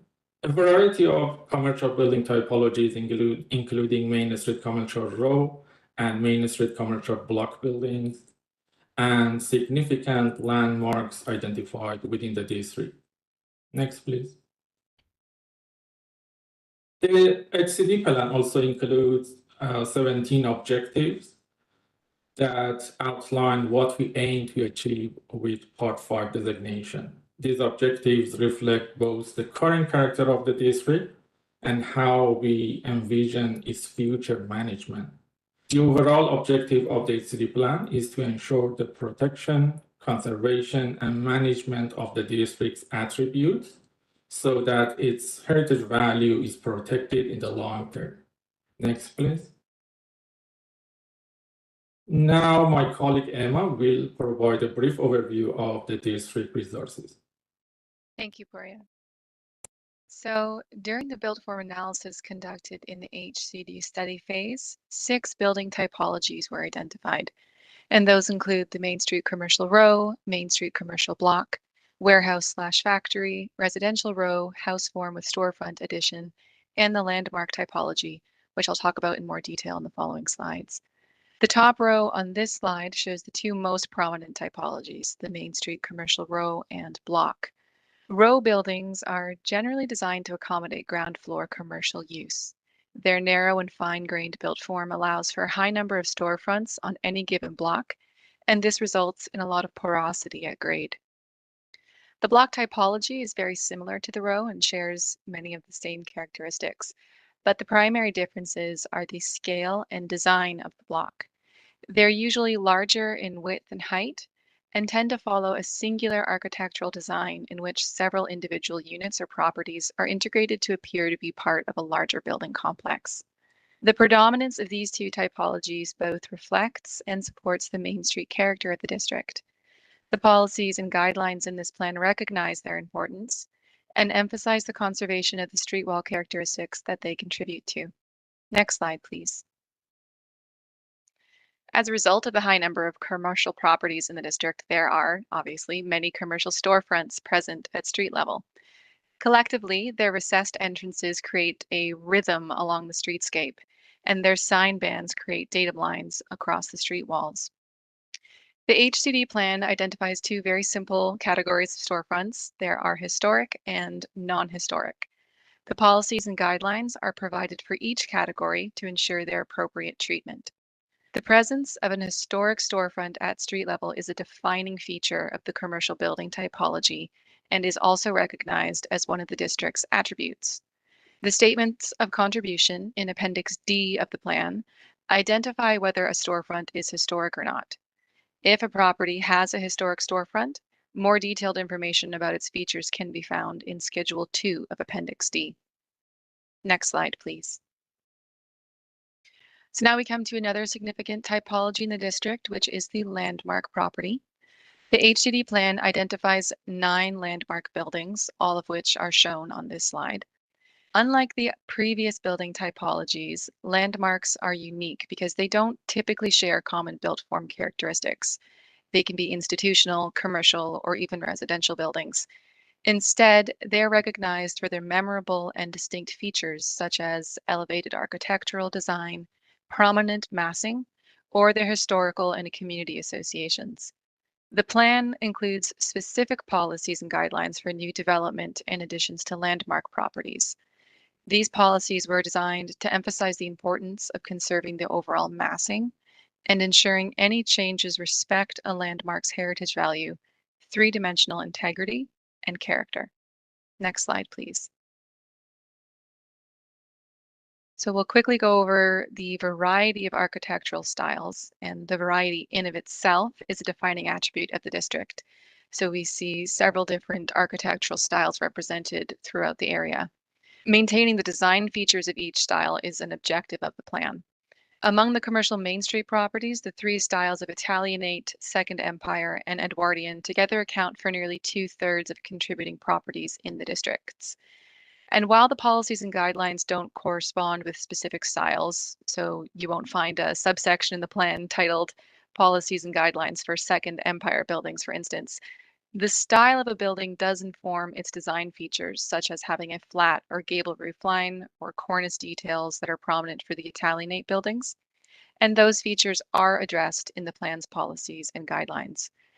Again, the statements of contribution in Appendix D identify the architectural styles of the district's contributing properties, and they provide high-level overviews of some of their key design features to be maintained.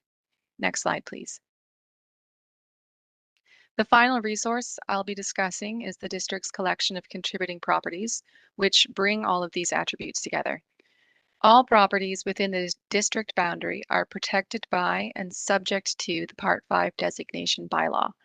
However, the HCD plan further categorizes all properties as either contributing or non-contributing. Contributing properties are those that support the identified significant cultural heritage values, character, and integrity of the district. If a building's age, style, or typology supports the district's identified values, then it may be classified as a contributing property. As Poria mentioned earlier, most of the buildings within the district were constructed from the 1880s to the 1920s, and this has been identified as the period of significance.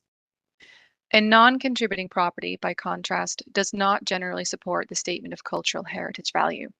And this can be because its construction date falls outside the period of significance or due to a loss of integrity to its built form. The map on this slide shows the contributing properties highlighted in gray, illustrating their high concentration within the district.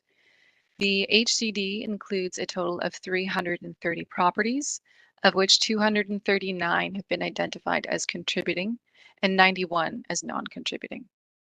Next slide, please. This slide provides examples of contributing properties, which are highlighted in green, and non-contributing properties, highlighted in gray. The contributing/non-contributing classification forms the basis of our policies and guidelines in the plan. The policies recognize that a higher standard of conservation must be applied to contributing properties because they are historic resources. And with that segue, I will pass the presentation back to Poria, who will review those policies and guidelines. Thank you, Emma. Next slide, please. As Emma mentioned, the HCD plan classifies properties as contributing and non-contributing. Chapter 6 of the plan includes specific policies and guidelines for contributing properties. As you can see in this slide, this chapter includes 18 subsections covering different aspects such as conservation, individually designated heritage properties under Part 4, demolition, removal and relocation, restoration, alteration, massing, roofs, and other sections. Next, please. The massing policies have been developed to provide guidance on how new developments can be accommodated in a manner that conserve the heritage values and attributes of the district.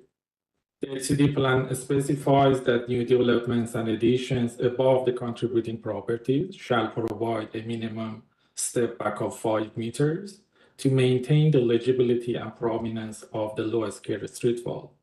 As you can see in this slide, for corner properties, new developments must provide a minimum 1.5 meter step back on the side elevation in order to maintain continuity in the street wall height along the intersecting streets.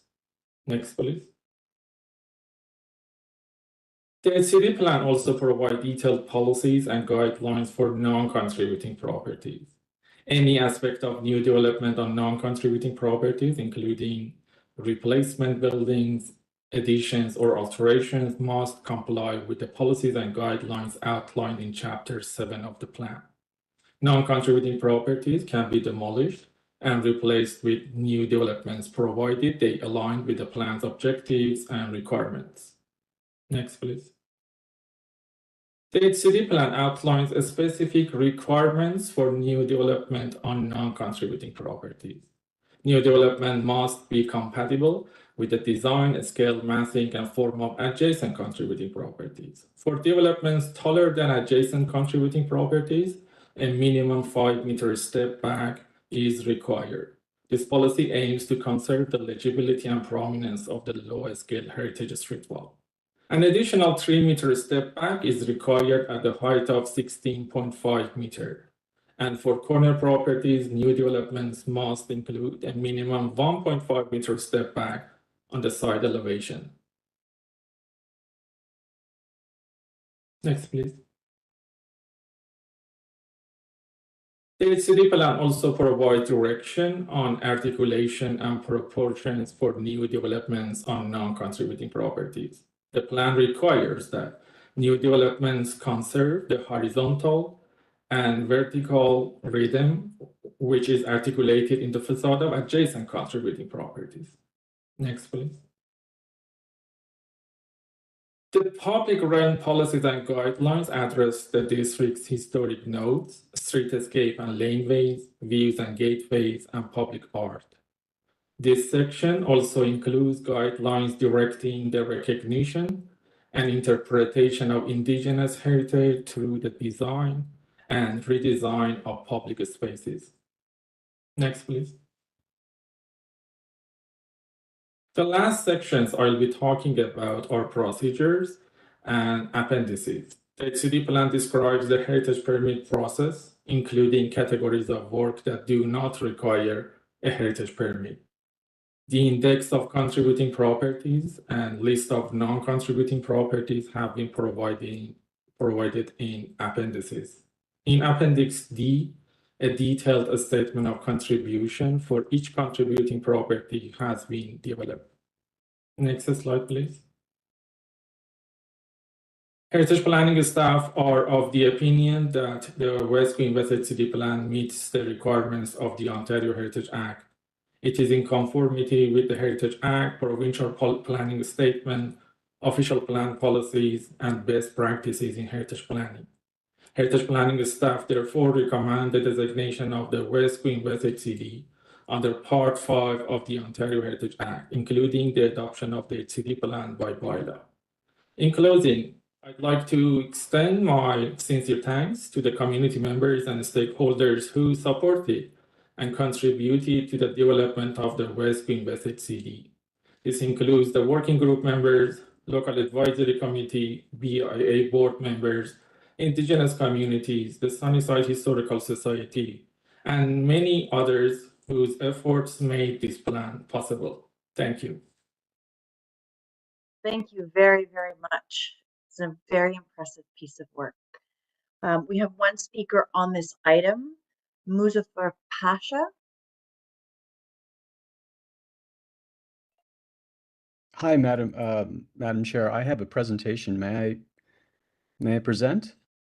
You may. I will ask the clerks to give you that ability. You still have like 5 minutes. Okay, I'll try to be fast. Thank you. Otherwise, I just cut you off. All right. Thank you. Here you go. Can you see the slide deck? Oh, you can. Okay, great. So I was part of the Beaconsfield Resident Association. We did provide some feedback. And so there's in the proposed HCD plan for Queen Street West, there's still lacks sufficient protections to ensure that is a proper HCD.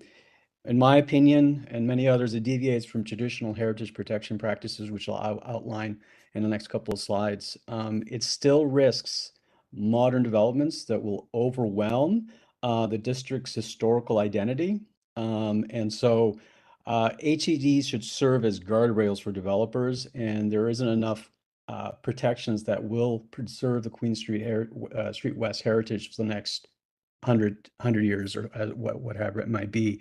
In my opinion, this will convert into which is really across all of Toronto. You can, if anyone would just travels around Toronto, can see is that it's really a facade conservation district, not a heritage conservation district.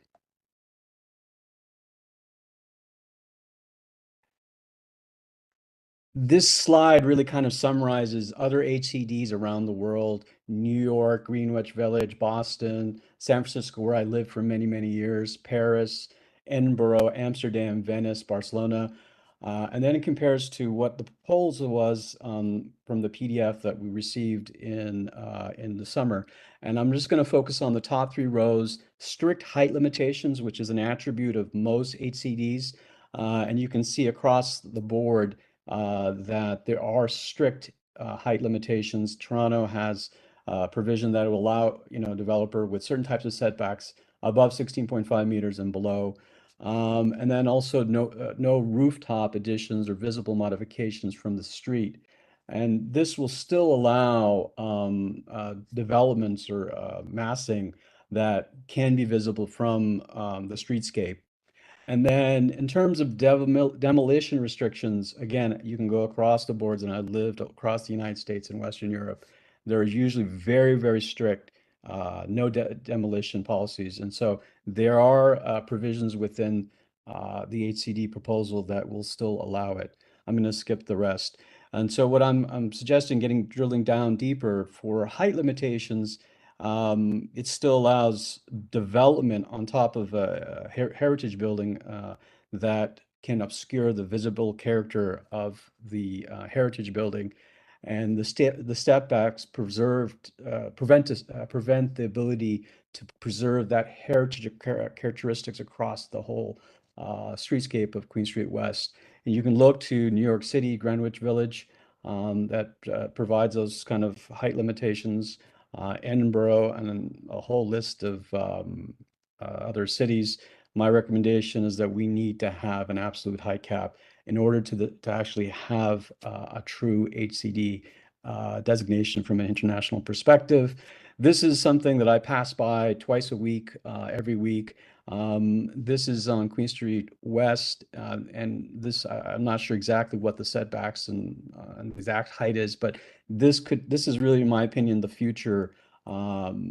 You know, in the next couple of years with these provisions, because developers still can develop, they can purchase these developments, and quite frankly, you can walk around the city and you can see example after example of heritage buildings where developments that do not conform with the look and feel of the building are built, and it looks ridiculous, quite frankly. There's no other way of saying it. I don't see any other city in the developed world that does what Toronto does. And so we really need to have no setbacks for roof additions. Clause, I think 612.7 does allow that with these type of specific provisions. I mean, think about it. 90% of the structure, if it's glass, tower, or any kind of concrete, and 10% is a historical facade. Is that really historical preservation? To me, it's facade preservation. That's what Toronto does very well.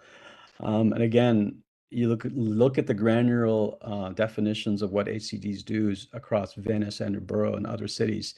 They do provide very strict, restrictions on what can be built on top of these heritage buildings. And so my recommendation is either to eliminate the setbacks, or require that any kind of rooftop expansions should be invisible from the street level and public view. And that will help to ensure that the district continues to have a historical character moving forward. We don't have a situation 200 years. What's that? You're at 5 minutes. Okay, just one comment. We don't want a situation 200 years from now where someone says, what came first, the historical facade or that glass tower or that concrete building behind it? So thank you. Thank you very much. Thank you for your presentation and your time with us today. Are there questions of our speaker? Adam. Thank you, Madam Chair. Mr. Speaker, are you aware of the OPA 445? It covers a lot of the subjects of what you just described in terms of height, storefront width. No, I'm not. No.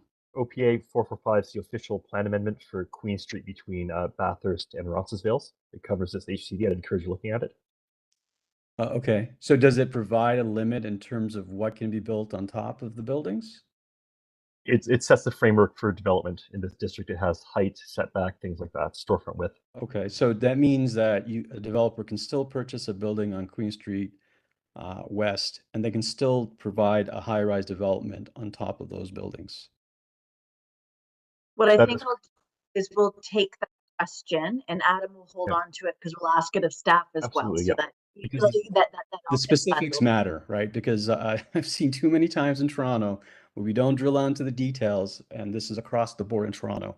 The devil is in the details, and developers, these are supposed to be a guardrail for developers, and we do not have very strict guardrails in Toronto. We just do it, and this is not only just with heritage planning, but any kind of urban planning.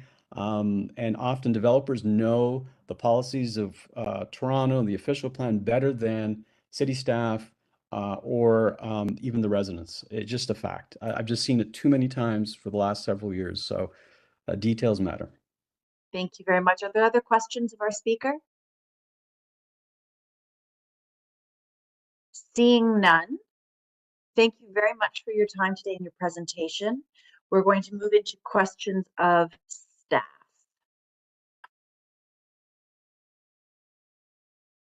Adam.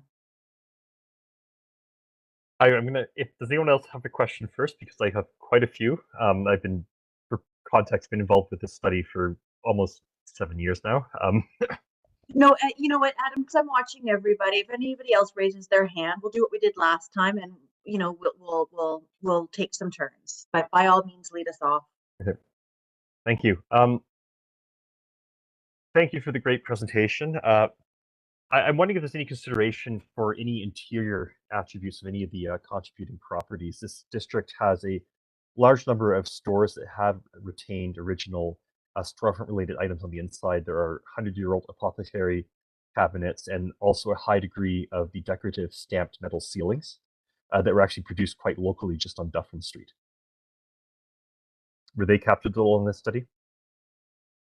For the purpose of, through the chair, for the purpose of the HCD plan, we have identified a list of heritage attributes which are visible from the public road. But we have 22 properties within the district which are designated under individually designated under Part 4. And Part 4 would cover the interior attributes of the buildings if necessary.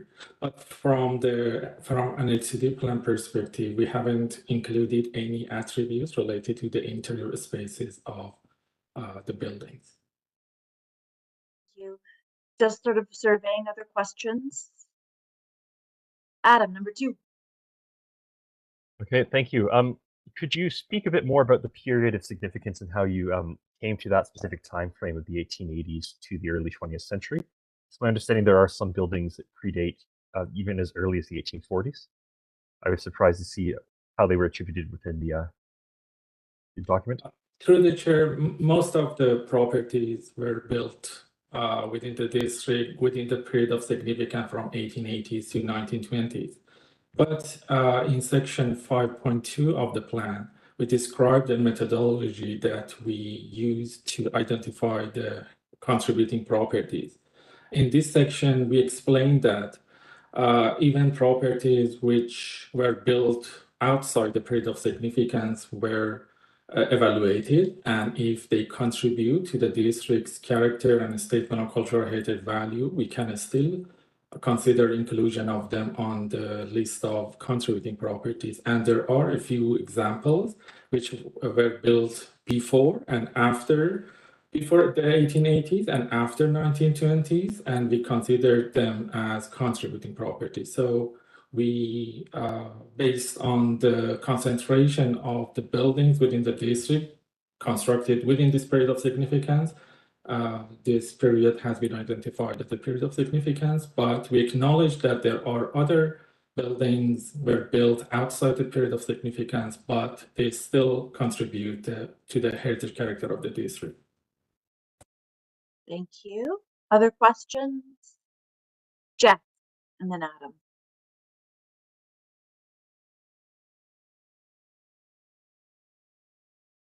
Yes, I've got to say I appreciated the deputation by Mr. Pasha, Mustafa Pasha, in pointing out it's all doing a comparison of the proposal here and in relation to other HCDs around the world, I guess, particularly North America, Europe, and his main point was the allowance for the step backs. And the lack of an absolute height criterion for the property or affecting the facade, basically. I'm wondering, where staff is, where they came up with their particular proposals in regard to step backs and absolute height. Have they considered prevailing policies elsewhere and so on? Are we simply accepting what's been done in other HCDs, or where did the inspiration come for the particular policies, and have we tested those in terms of the streetscape view and so on, and how that would have been affected by different rules in that regard? I see through the chair. I want to give an opening statement, and then Purya will go into the specifics. We certainly know that there are lots of historic districts all over the world. They're all regulated very differently. Their regulatory environment is quite different. So while you can take a look at the visible factors as you walk down the street, they are very specific to the legislation that is in force. So we can't necessarily adopt something that happens somewhere else within the planning framework that we have in Ontario. So that's just a bit of an opening thing, but Purya will give you a detailed analysis of how we arrived at where we arrived here. Thank you, Mary. First of all, I'd like to emphasize that the HCD plan does not regulate the overall height of the new developments. As Mr. Wynn mentioned, the area is subject to OPA 445, Site and Area Specific Policy 566, that governs the overall height of the new development. So these two planning frameworks, the HCD plan and OPA 445, complement each other and create a strong planning framework that can manage changes. So the whole idea and the main objective of the HCD plan is to create a compatible relationship between the new developments and additions and the existing context, and to maintain the main street character of West Queen West. It is consistent with what we included in the Parkdale Main Street HCD. So the overall massing policies along Queen from Bathurst to Jameson would be consistent. The new developments need to provide 5-meter step back above the street wall. And we also included a second step back at the height of 16.5 meter, a 3-meter step back. And the idea of the second step back is not to overwhelm the heritage street wall and to protect the prominence of the heritage street wall. Based on the analysis that we internally did and also the consultation with urban design team, we noticed that 5-meter step back is an appropriate step back that provides an appropriate protection of the street wall. So it would be a balance between the heritage conservation objectives and growth and density. Thank you very much. Adam. You are muted. Thank you, Madam Chair. Looking at natural heritage within this district study, in 2022, the City of Toronto adopted a formal amendment of the Plan 583, so formally adopting the daylighting, cultural or physical, of the buried rivers throughout downtown Toronto and the entire City of Toronto. The study mentions Garrison Creek in passing, but I noticed there's nothing really about daylighting or potential opportunities for daylighting Garrison Creek as per that policy amendment. I was wondering if any consideration regarding that was given to the study. There's currently, for context, a sidewalk plate at the corner of Trinity Bellwoods Park, but certainly greater opportunity for daylighting of Garrison Creek. Pooria? And that's cultural daylighting or physical. I think cultural is more feasible in this context. Just want to make sure I understand your question, Adam. So are you referring to what, well, we still refer to it as the Lost Rivers Project, making sure that where you have moments of public realm intervention that you bring to the surface of an understanding of the buried rivers? Is that right? Yes, that's correct. The City of Toronto actually adopted that as an official policy. Yep. Yeah. So, I mean, that policy would is not in conflict with this district plan. And, you know, Pooria can speak to some of the public realm sections. I don't know if it's necessary as an overlay, given that the city has already adopted that project. But Pooria, do you want to address the specifics about Garrison Creek and the area? Through the chair, we included and indicated the Garrison Creek in the statement of cultural value as part of the historical associative value.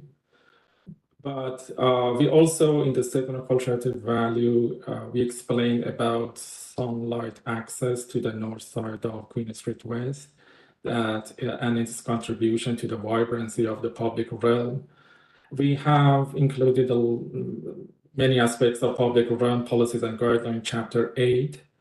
But Mr. Wynn, if I understood correctly, you're concerned about, is it about the natural heritage remnants of after this historical acknowledgement of Garrison Creek? I can provide more detail if you would like. There's one mention of natural heritage on page 6 of the study, and compared to the Bayview Point study that has a very strong natural heritage element, I was just taken aback. You know, Garrison Creek is a major, it's a very well-known lost river. It's a major site within Toronto's history. I think there's a significant opportunity to shape the public realm with cultural daylighting of the creek, and I had hoped the HCD may cover that. It's a very comprehensive report in terms of the built environment, for sure. Just one thing I would say through the chair is that I certainly know there are lots of places in the city where Garrison Creek is, and Poria, just to say, I think when Adam speaks to daylighting, he's not speaking about literal daylight. He's talking about making visible the presence of a former river. Say if there's a public realm improvement happening in an area, you might put in a certain kind of pavement and interpretation. So it's more of an interpretive strategy to highlight it. I don't know offhand, and I'm sure we have it in terms of mapping, and Poria would know more, or Emma, about where the Garrison Creek actually moves through the district. Sometimes in other plans, we have named things that are sort of a pick list of things to do if the city is doing public realm improvements. It's something we can look at as an additive, but I wouldn't want to say that right this minute. I know you had requested a motion. We could work something together. It certainly, there's nothing to preclude it from being mentioned here as something that could be done if the city is making an improvement, or we'd have to look at where the creek moves through the area as a lost river, which is easy enough to do. Through the chair, I would like to add that its approximate location is at the Niagara Street intersection, and the area on south side of Queen between Bathurst and Strachan is an archaeological potential area. And chapter 9 of the HCD plan also includes policies with respect to archaeological resources within the district and the various methodologies for interpretation of the history of this area. Yeah, and also just to make a link with the archaeological management plan, at least the early layers that are related to pre-settlement we did map the lost rivers within that, and because distance to water source is a major determinant of archaeological potential for Indigenous archaeological sites and that potential. So that's why we would have in certain areas a stronger archaeological potential. Certainly in areas close to Garrison Creek, we're always very conscious of Garrison Creek in terms of archaeological work. So just a point of interest about the mapping of the lost rivers and how it informed the management plan in the early days of its inception. Thank you. And this kind of leads into my next question, if I may, Madam Chair. Go for it. Okay, wonderful. Let me just get my notes up. I want to note that there was not just, by the way, not just Garrison Creek, but we also had the Great Swamp of Dufferin Street. Thank you, Mary, for mentioning, and Tamara for the pre-settlement sites. The Mississaugas during the War of 1812, all the way up to incorporation of the city of Toronto in 1834, had a council and camp site on the south side of Queen, near what is now Ossington Avenue. I noticed that was not included within the study or within the HCD documents we have in front of us today. Is there a reason for that omission? And this is from the maps of that era. There's an article from John Court that has been circulated, the CAMH archivist. It was a well-documented site. Through the chair, the CAMH site on the south side of the Queen Street West has been excluded from the plan area, and it is consistent with the city study area boundary, which was authorized in 2015. So from the beginning, this part of Queen Street West was excluded from the boundaries, even for the planning study. But the HCD plan indicates the historical associative values related to Garrison Reserve lands on the south side of Queen Street West. And in Chapter 3 of the HCD plan, historical associative values related to Garrison Reserve land has been explained. But as part of the attributes, only the relationship between Queen Street West as of right and its adjacency to these lands have been indicated. And with respect to your specific question about that portion of history, our team internally reviewed the material that Mr. Wynn, you shared with us, and we found it accurate and useful information. But given these lands are outside the boundaries, we didn't include it in the final statement in Chapter 3. Thank you. I'm just going to survey. Are there other questions before we move back to Adam? Okay, Adam, please. Thank you, Poria, for that. It's a bit disheartening to hear, given modern boundaries are including this major historical site for the Mississaugas within the wartime period. But I'm just wondering if you could speak a bit more to the Indigenous engagement for this process. I noticed Ossington Avenue is listed as an Indigenous trail, and then there was no mention of the potential Indigenous settlement site in Trinity Bell. Was it just like to get a better understanding of the Indigenous engagement portion of this study? Thank you. Through the chair, as I mentioned at the presentation, Heritage Planning retained Innovation 7 to develop an Indigenous engagement strategy, and we completed 5 separate sessions with Indigenous communities. And the 2 sessions were held at the Parkville Queen West Community Health Center. And we had also 2 sessions at Native Canadian Center of Toronto. We shared with the members of Indigenous communities the draft Statement of Cultural Heritage Value, list of heritage attributes, objectives of the plan, the draft objectives of the plan. And also we highlighted some areas that in policies and guidelines of the plan we can speak to the Indigenous heritage, contemporary heritage, and also the history of Indigenous heritage. So we received many comments and feedback from the community, Indigenous community, and we reflected all these comments were appropriate in the Statement of Cultural Heritage Value. We have a specific objective in the statement of objective with respect to honoring and celebrating the Indigenous heritage. And in Chapter 8, Policies and Guidelines for Public Realm, we have several guidelines to celebrate and honor the heritage, Indigenous heritage in the district. Thank you very much. Kurosh, I saw your hand. Nope. Oh, okay. Other questions of staff? Adam. I want to preface this. There's just 3 more questions. This is 7 years of research coming to a head, and I thank everyone for their patience. There's been significant community interest in the large American elm at the northeast corner of Fennings and Queen. There are provisions under the Ontario Heritage Act for designation of heritage trees. I'm wondering if any consideration was given to including that in the study, and if not, why. It's certainly a landmark and meets all the criteria.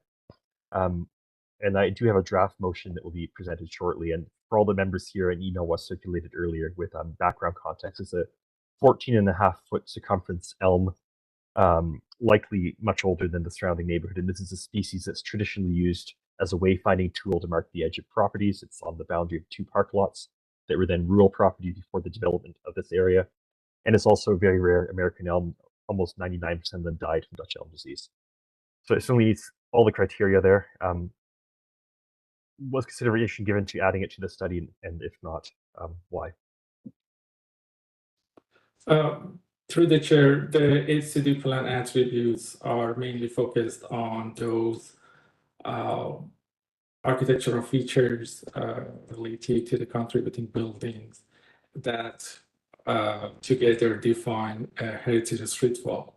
So although this tree that Mr. Wynn indicated is important, but heritage planning staff believe that an HCD plan on a main street would not be an appropriate tool to protect this American elm tree, but there are definitely other tools to protect this tree. And this tree is located on property at 1056 Queen Street West, which is a parking lot and identified as a non-contributing property. And it is a city-owned tree as we check the resources that we have. Thank you very much. Adam, next question. Yes, thank you. Just a brief follow-up. There was the Bayview Point study. There was the ability to separate the landscape features from the built environment, as we saw, in a way to make a dichotomy between a non-contributing built property and a contributing natural feature. I just fear that if anything happens on that property, that tree is done for. And this seems to be one of the few tools that can actually provide that at the level of legal protection. And I see Mary's just popped up on camera. Float in and float out. Thank you, Adam, through the chair. I think it's important to remember that district plans are very specific to the studies and plans that come out of the work that's done for that area. So they have different policies, different nuances, different interests, and certainly the tree canopy and the landscape was a fundamental part of understanding the Bobby Point area. So there was a necessity also through the Indigenous engagement that we did to make sure that the landscape features were especially noted and conserved. And so in this instance, the Queen Street West context is quite different. So the study takes a different form and has different policies. So we're certainly happy to provide a notation within the document that indicates on this non-contributing property that tree exists. To make a note, I can tell you we have developed a relationship with Urban Forestry. They have an inventory, a tree inventory, and where we think that a tree has a demonstrated value added in terms of its significance, they actually note that in their inventory. As Puriya said, it is city-owned, and so it is something that we will be very able to make sure provides, that we have the proper review. I would also say that Urban Forestry has their own set of tools that they are able to employ that are, it would be a doubling of efforts to do that, given that this is not relevant. And I know you like to the district plan as a whole, it is relevant as its own thing. We can reference it. We can make sure that they're aware of it. We can do all kinds of things to watch for it. But from a regulatory framework perspective, it would not be considered an attribute. Thank you. Other questions? Adam. This is the last one. I'm going to hopefully combine everything into one here. So I'm hoping perhaps there's also an opportunity to flag it as a landmark. And that leads into, was any consideration given to the Prince of Wales Hall at the corner of Queen and Northcote? It has similar mass to the Gladstone Hotel from a similar era. It's the largely forgotten landmark of that typology. And in similar notes, the Queen Street subway cornerstone from the 1890s, just before Dufferin, was that flagged at all?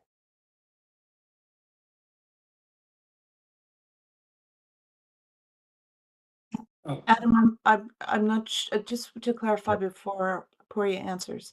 Yep. So you're pointing to things that you think should be considered landmarks within the district? I'm just trying to determine if they were considered for landmark status. I know in the past there was discussion around it in the Parkdale HCD, for example, of why certain ones had landmark status and certain ones did not. And I guess I can even do this in the follow-up email if need be. I'm just trying to get a better sense of how things were selected. Sure. Puriya, you want to give through the chair, I would like to mention that these landmarks were identified by the consultant during the HCD study phase by Evoke Architecture. And we didn't change the list of these 9 landmark buildings within the district. 5 views to these landmarks have been, 5 significant views have been identified within the HCD plan, and we have specific policies for views to these landmarks. We have also specific policies for massing in the massing section of the HCD plan for landmarks.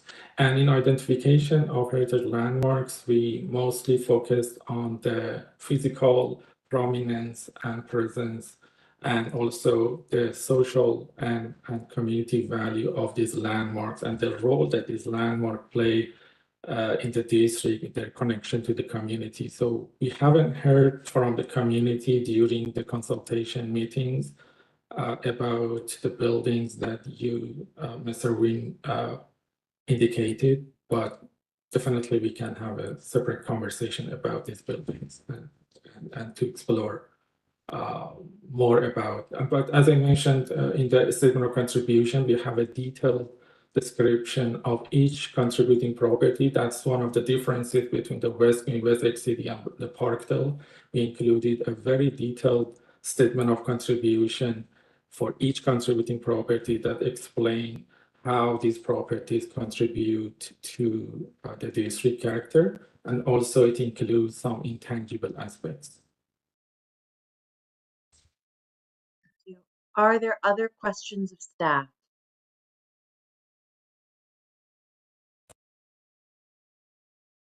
Moving now into discussion amongst ourselves. Adam? Just in regards to the elm tree, I want to take a moment and note when the provincial government commissioned Doug Chrétien to design the reconciliation tree, it was styled after an elm. It's symbolic of wisdom, and this elm is also less than 200 meters from where the Mississaugas held council almost 200 years ago. So I'd be very curious to know if somebody could do a full dating of that tree to figure out just how old it was. Was it there when the Mississaugas were there holding council?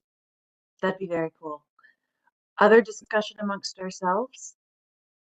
Alex? Yes, just to say how much I enjoyed Mr. Pasha's presentation, and I think it struck a responsive chord because I think I and I think other people have become numbed over the years by these facades pasted onto extremely tall buildings. And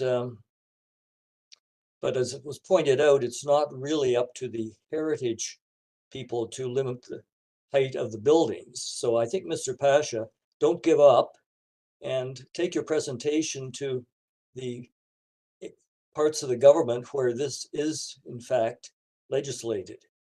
But I thought it was very refreshing because I have been getting more and more discouraged at pasted on facades and onto 70-story buildings. So thank you for your presentation. Absolutely. Thank you very much. Other discussion amongst ourselves? Paul? I just wanted to say I didn't think that holding up my hand to vote in favor was enough of a thanks to staff for getting this big piece of work done. It's a real contribution to the city to have something done with Queen Street. So just thank you, and I thought it was a great report. Absolutely. If there's no further discussion amongst ourselves, Adam, are you going to move? There's 2 motions. Yep. 2 motions. Okay. You know what? This is going to take some time, I think. I'm not sure if both are ready. All right. So you know what? Let's have lunch, everybody. I think that would be a really good idea. And I think that way some wording can go back and forth. And just to give that extra little bit of time, we've got 2 other items. I will see everybody back at 2:10. Please and thank you.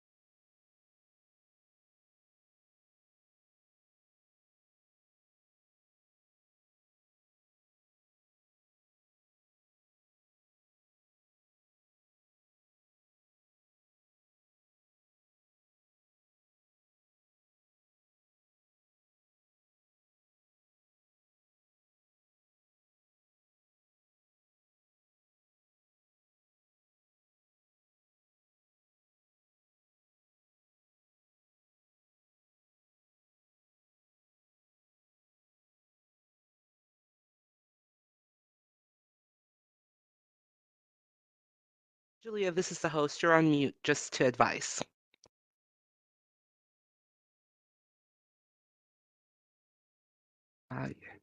Julia, you're still muted. Mm.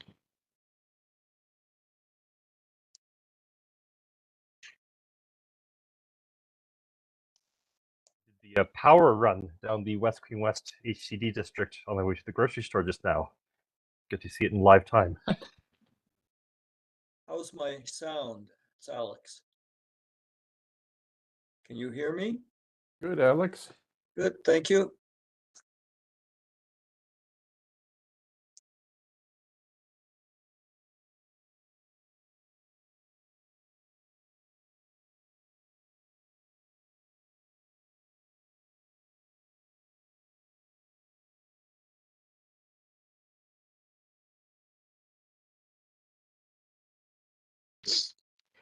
Good afternoon to the Toronto Preservation Board members. This is the host speaking.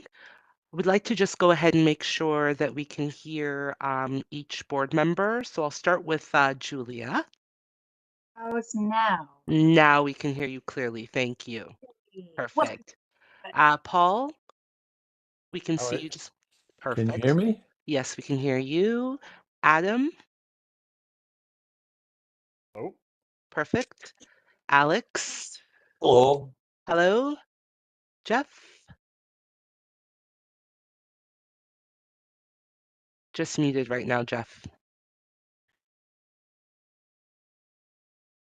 Oh, yes, I'm here. Perfect. Thank you so much. Karash. I'm here. Hello. Thank you. Matthew. Hi. Hello. Mitchell. You hear me? Yes, please. Thank you so much for confirming. And Katerina, I see you on the screen. Yeah, I'm here. Okay. I just stepped out for a few seconds. I'll be back That's on okay. camera. Just want to make sure Thank that we you. can hear you. Thank you so much. Thank you very much, board members. Thank you. We'll just let clerks give me the go ahead and we'll sort of resume. Hope everybody was able to stretch their legs. Hi, Julia. You have 8 members on camera, so you're good to proceed when you're ready. Let's rock and roll. Picking back up where we left off, we are at discussions amongst ourselves on item PB 25.7, the West Queen West Heritage Conservation District. And Adam, it was with you. Wonderful. Thank you, Madam Chair. Clerks and Miriam Puria, I just sent back one very minor wording adjustment. If you could just let me know if it needs any changes, I think we're good to go for the motions. And while that's happening, just as a recap, is there any other discussion amongst ourselves?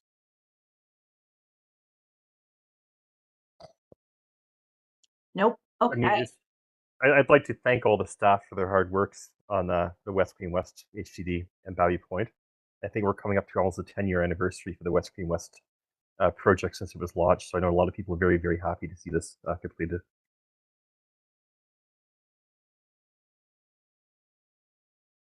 And Jack was very, very happy to see everyone at the open house, especially with his ongoing health challenges.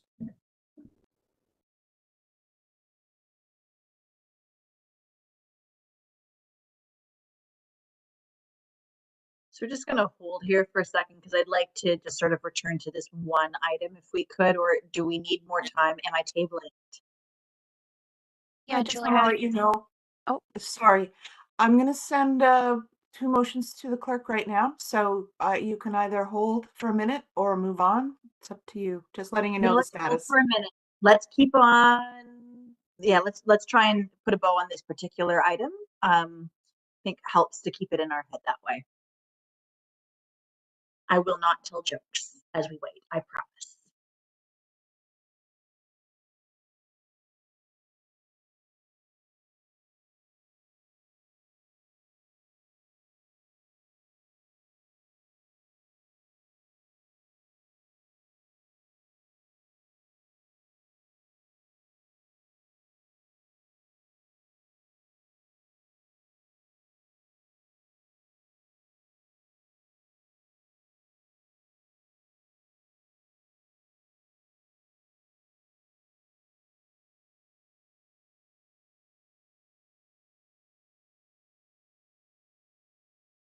Adam, we're good with both those, so they'll come to you shortly, or very quickly, I suppose.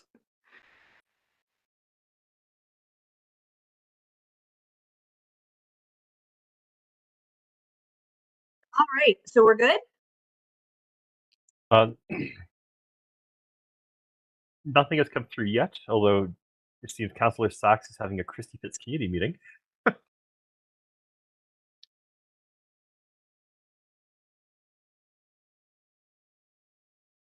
Sorry, Julia, just give us one moment. We're just trying to clean up the wording to make it flow properly. Just give us one moment. Okay, everybody hang out for a minute.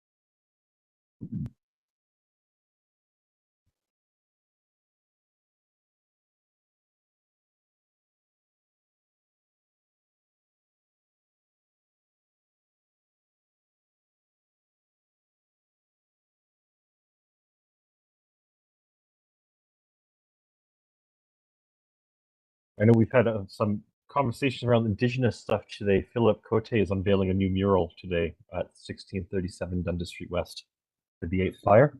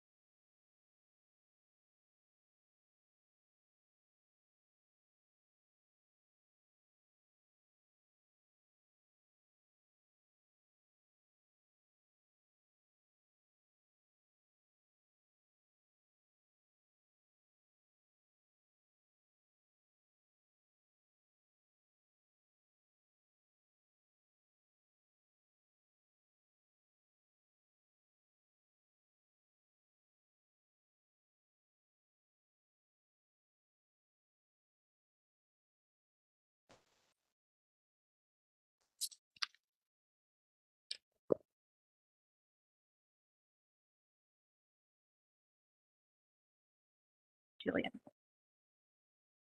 Hi, Julia. We're ready with the Adams motion. So if you want to kick things off and then we can display it for everyone.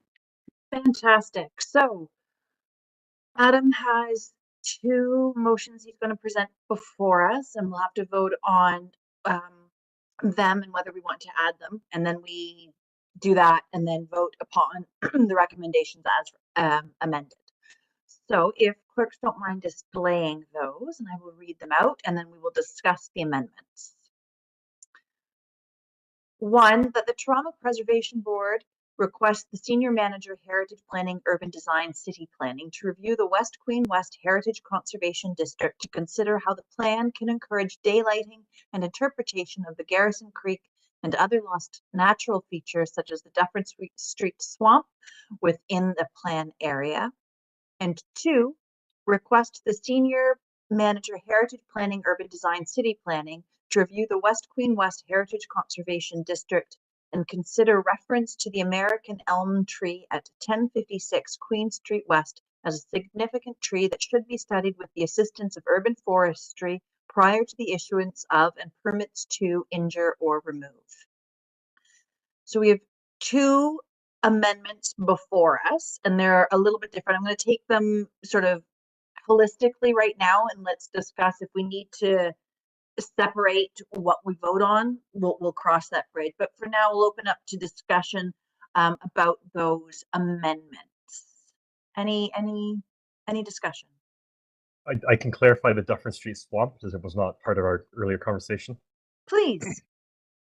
Dufferin Street, just north of Queen Street, in the early days of Parkville, Brockton Village, and West Queen West, was deemed an impassable swamp, and this greatly impacted travel routes through the district and also how these districts developed. It was basically a large natural roadblock that really limited what could be done with that site for some period of time. And actually, the first item we saw today is on the southern edge of that swamp, the radiator complex. It's likely why it became an industrial thoroughfare. But even until quite recently, you could not drive north on Dufferin past Queen Street. It's a leftover element of that natural feature that's been lost. And of course, with that recent tunnel project, that's no longer a challenge, but certainly shaped these neighborhoods for over 100 years. Awesome. Other discussion?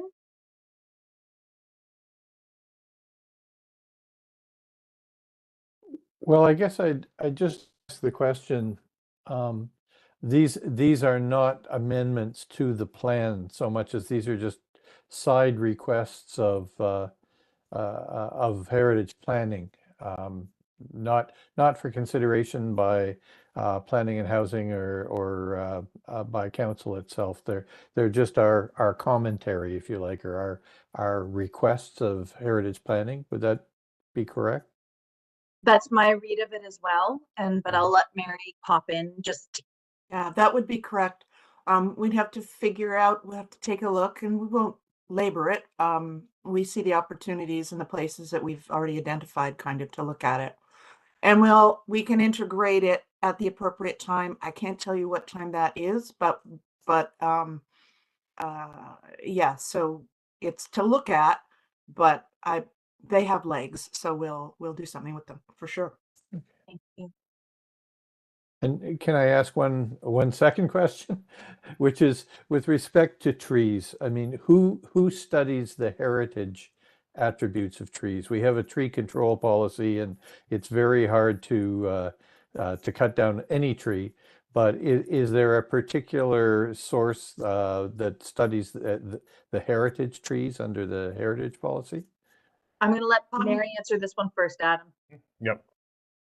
Yeah, so for the City of Toronto, we actually don't have an active heritage tree program. We've had a lot of discussion with tree advocates over the years, ever since I joined the city 17 years ago. And we have developed a protocol with urban forestry where there has been a tree that's been identified, and we did have a number that viewed and designated as heritage trees by the Ontario Forest Council, different than the Heritage Act.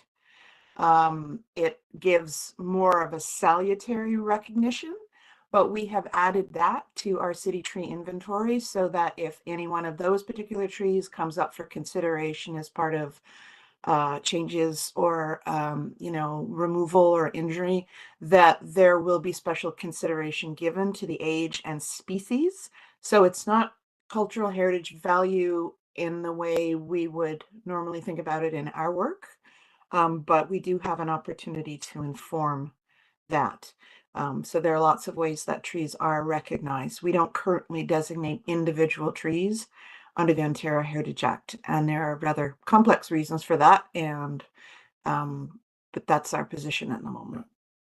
I guess the concern I would have, or the question I would have is are we creating extra work, or are we setting two groups in the city off to do things at cross purposes if we ask heritage planning to look at these studies, or is this a productive way of getting this information put together and having these notations made on the tree inventory?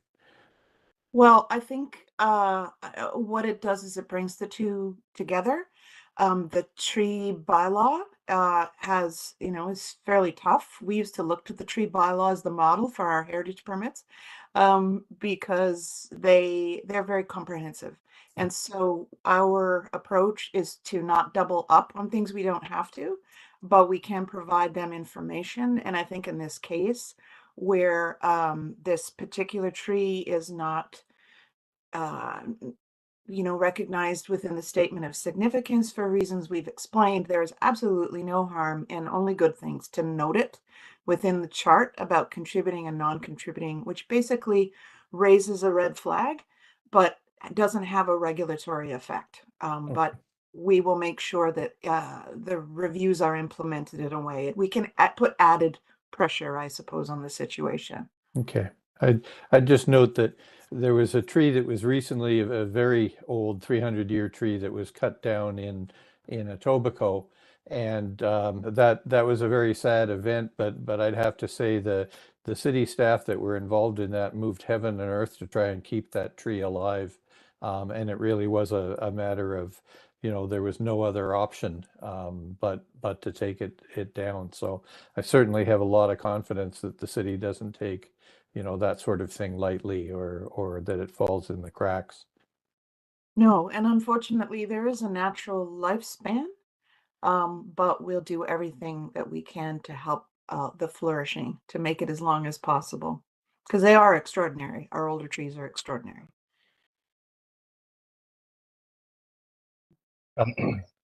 Thank you, Madam Chair. There's a researcher by the name of Eric Davies at the University of Toronto who specializes in the genetic diversity of Toronto's trees. And he runs the Grand Tree Project, which has identified around 1,100 surviving trees that predate 1793 when the British arrived. And he's mapped these out across the city of Toronto. I note that the Ontario Heritage Act has, I think, designated 38 individual trees across various municipalities, but for whatever reason, it's not something the city of Toronto does. That's at their discretion. Although, Mary, we should have a conversation at some point because there's documents that reference the Heritage Tree Program, and I think that's where a lot of community confusion is originating from. No, it's important to flag. Mary.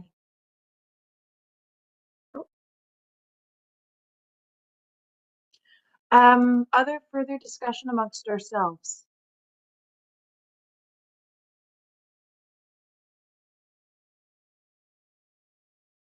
So Adam has moved this amendment. Do I have I'm going to proceed as a bundle. So as long as there's no further discussion, Adam's moved them. All those in favor? Thank you very much. That carries. We now have a staff report before us as amended, sort of lots of recommendations. Are any further discussion before we proceed? Seeing none, would anybody care to move the recommendations as amended in the report? Katharina, thank you very much. All those in favor? The motion carries. Thank you ever so much. Moving on to PB 25.8, the Weston Phase 2 HCD study final report. Welcome, Larissa. Hello, everyone. I almost said good morning. Good afternoon, everyone. I'm Larissa Cologito, and I'm a heritage planner at the City of Toronto, and I'll be presenting on item PB 25.8, Weston Phase 2 Heritage Conservation District Study Final Report. Next slide, please.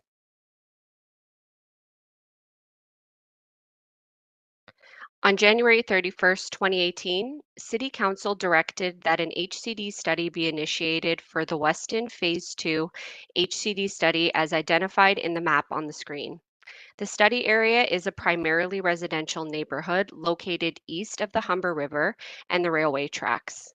The area is bound by Rosemount Avenue to the west, Church Street to the north, Elm Street to the east, and McDonald Avenue to the south. In January 2019, city staff initiated a study of the Weston Phase 2 study area to determine whether it merited designation under Part 5 of the Ontario Heritage Act, or the OHA. On January 1st, 2023, legislative changes were made to the OHA through Bill 23, which outlined that at least 25% of properties within the defined area must satisfy 2 or more of the criteria in Ontario Regulation 906 of the OHA for determining cultural heritage value or interest. Research into the history and evolution of the study area was undertaken as part of the HCD study process, which provided a foundational understanding of the history of land use and development that informed the subsequent character analysis and heritage evaluation.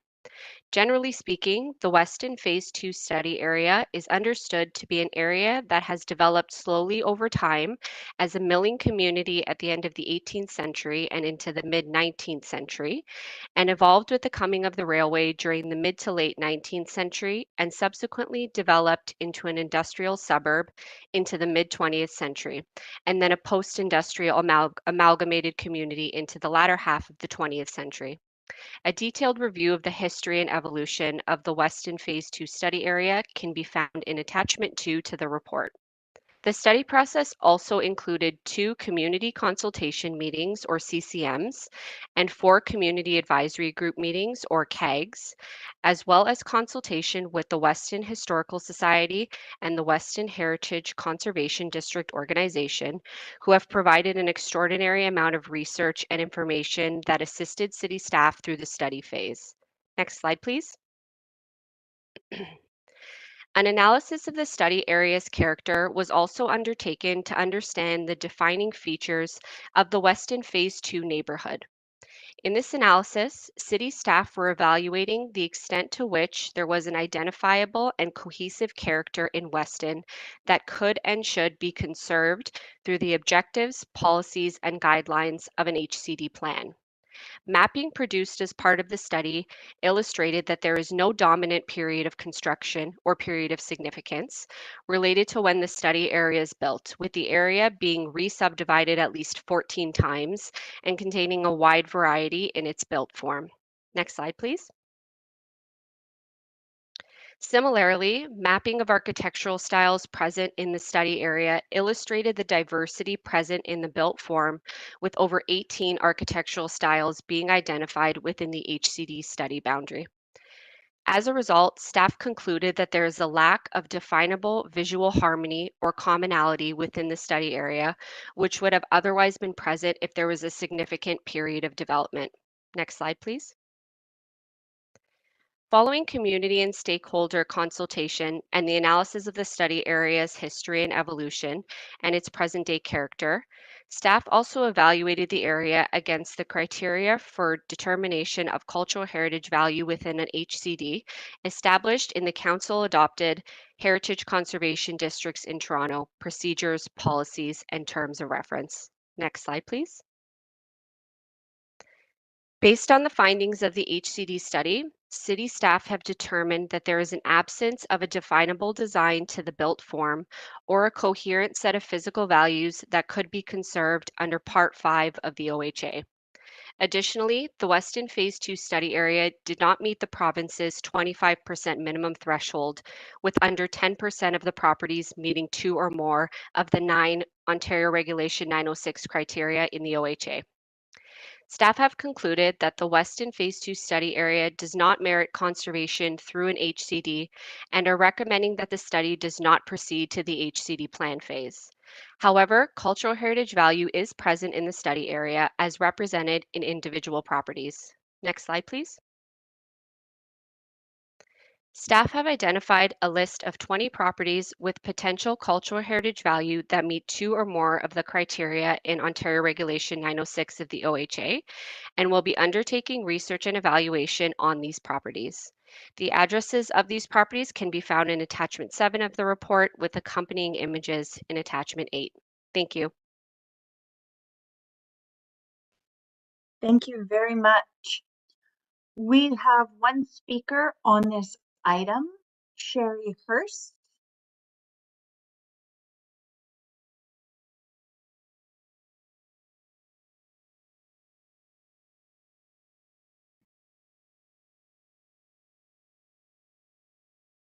Can you hear me?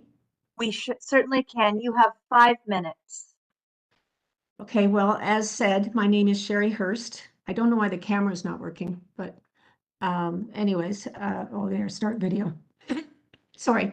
My name is Sherry Hurst, and I'm the president of the Weston Historical Society. I was also the president of the Weston Heritage Conservation District Board.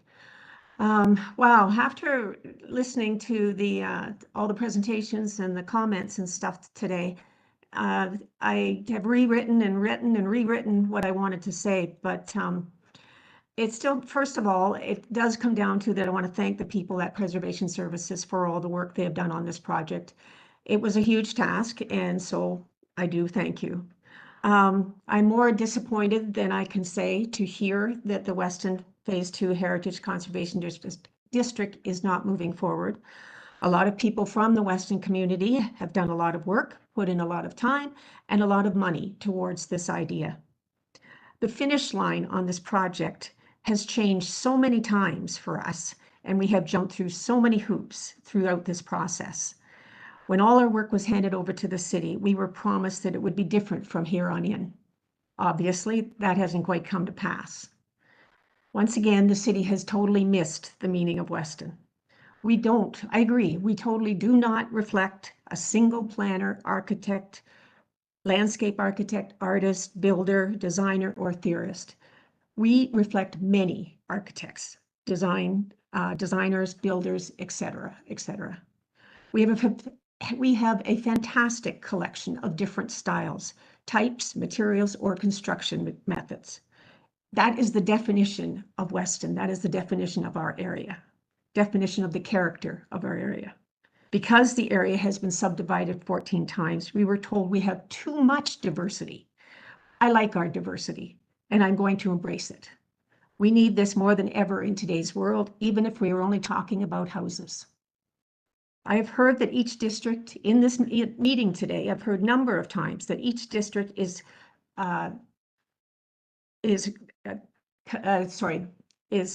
commented on according to its specific area. And even some of the plans and stuff will be adapted according to the specific area. Well, I think that's been forgotten when doing the work on the Weston place. The idea of singularly designating 20 homes sounds interesting and especially appreciated knowing the workload that I know Preservation Services has right now. But once again, the city has totally missed the meaning of Weston. Those same people who own the 20 homes just may not want them designated singularly. And in addition, there are homeowners who definitely want their homes listed and they're not on the list. To this end, I and our councillor, Francis Nunziata, would request that this decision about these 20 homes be postponed until the owners of the said properties have had their say at a community meeting. Thank you.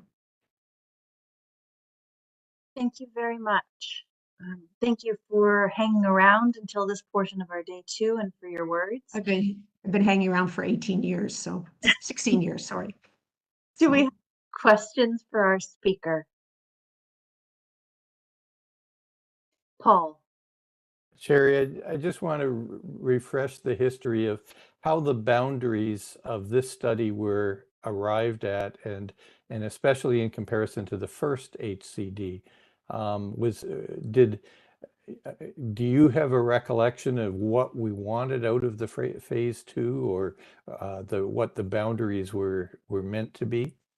Boundaries were the map showing in the report was the original boundaries. We actually had wanted it to go even larger, but that didn't get sent all the way to City Hall or all the way to Preservation Services. So they stayed with the size that it is in that map. Those boundaries are basically based on streets and based on the growth of Weston, which was much more west of Elm Street than the area past Elm Street. Does that answer your question? Yes, it does. Thank you. Are there other questions? Adam. You're muted, Adam. Thank you, Madam Chair. Sherry, you had mentioned concerns over individual designations rather than a heritage conservation district as a whole. So part 4 is the part 5. I understand you have a background with one of the local historical societies. Can you elucidate those concerns? My concerns, I'm sorry, I didn't catch all that. My concerns for? Why are you or perhaps your neighbors concerned about an individual designation rather than a HCD designation? It's the same old that you've had some of the comments on the meeting today is they're worried about restrictions on their property. They're worried, they feel it's their home, they can do what they want with it. This basically all the same. Some of it is not knowing, right, what a designation can do for their property, and some of it's just not wanting that interference. Thank you. Other questions?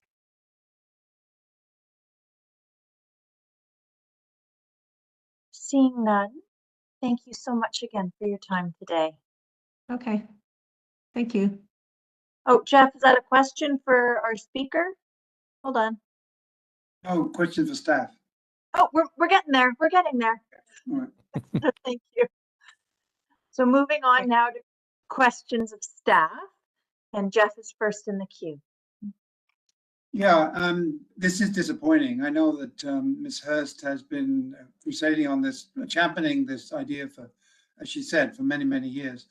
I'm just wondering, we have a provincial government that's pushed through Bill 23 and increased the hurdles to developing of approval of ACDs. I think we now have 2 criteria out of the 9 that have to be satisfied. So my question is simply, in fact, if this had been passed, 3 years ago, would it in fact have been able to proceed? In other words, is the moving forward of this plan been prevented by Bill 23 in requiring 2 criteria rather than maybe it was 1 before?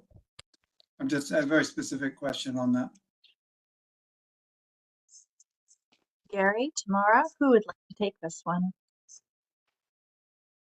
I would just say that it was an added consideration, but it was we were following the terms of reference of the HCDs in Toronto.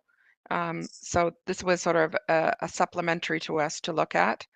What it did inform us on was boundary. We looked at a variety of scenarios to see if we could make it a smaller area that would merit, and again, the percentage was not there.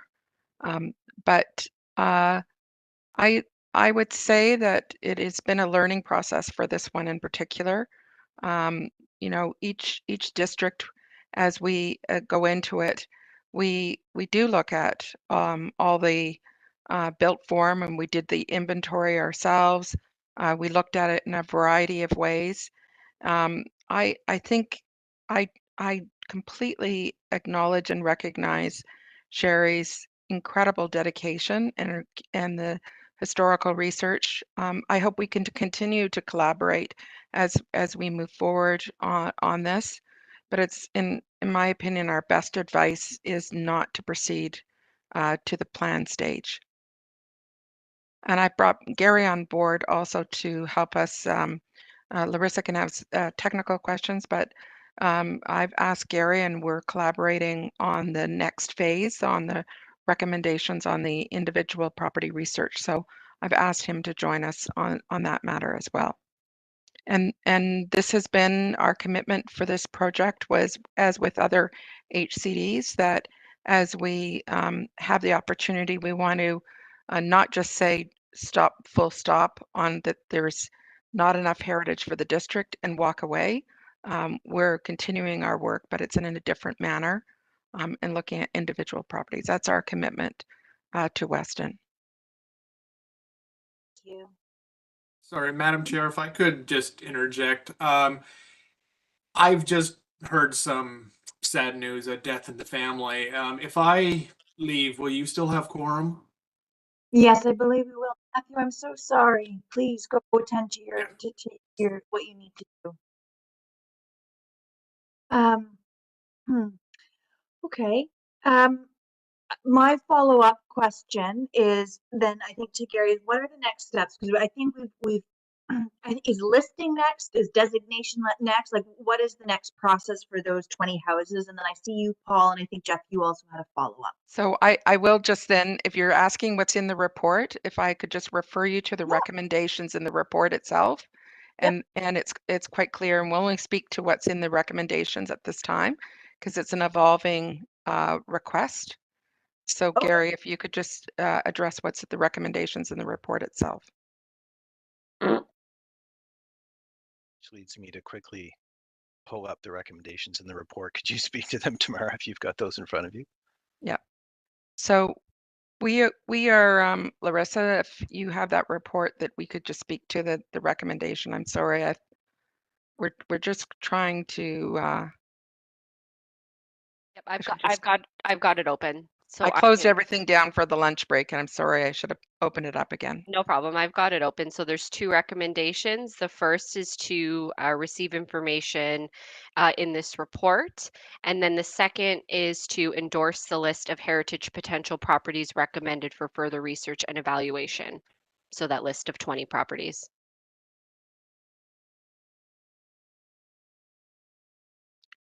And that's all we're asking of the board today. Thank you. Okay, Paul. Well, my question would be with regards to our endorsing the 20. How far short is that of a recommendation to list the 20?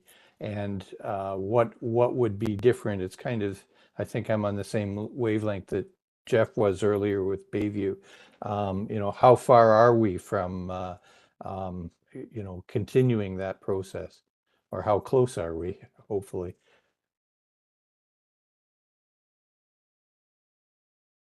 Well, okay, so again, I can answer that to the point that what's required, as you've seen in a listing report, is a listing statement. That's a requirement under the Ontario Heritage Act. We also, this was actually the site or our report to which we did a personal mail drop as opposed to going through Canada Post due to the strike. So I would say there is more work to be done, not only just for us in the preparation of it, but also in engagement with the concept of it. All we're asking at this point is for your endorsement for us to proceed on those 20 properties. Thank you. Adam. Thank you, Madam Chair. Does this have the same internal mechanisms as heritage property nominations? I'm wondering, you know, if a prescribed event comes, are these flagged internally within the system? I'm also wondering, realistically, will we see 20 designations for this? Like, it's my understanding there's this file, for example, left over from the Toronto Historical Board in the 80s and 90s where properties were recommended for designation. And due to organizational restructurings or whatever factors, they were never designated. I just worry, is there some sort of check and balance to make sure these are not lost to demolition or redevelopment application? So this is a follow-on from a staff report on a HCD study. It is not about other reports that it might be that haven't come forward, etc. This HC study was part of our study work program, and this is concluding that work. I would say for ourselves, and I see Mary has come on. I don't know if you want to reference previous reports. In my opinion, at this point, the work continues for us as we've discovered some individual resources that we wish to conclude that work on. This is similar. We did this, for example, in the Casa Loma area, where we had a large boundary, and in that instance, we had an area that we felt hung together as a potential HCD, but we also, in the process of our work, recognized there were individual properties. I don't believe at the time we had a recommendation to endorse, but in this case, because of the circumstances, the close work that we've been doing with Sherry and the Etobicoke Historical Society, we felt that it was important to have something public and on the record, and also to signal the continued work, and to which then sends us off to speak to the individual owners to help them to understand what listing would mean. So it is a slightly more public statement. It frankly isn't required for us to be doing that work because we will do that work anyway. But we did want it not to be lost, Adam, and to be clear that our commitment to the area continues. Any other questions of staff? Adam and then Jeff. Does it have the same functionality as the nomination process?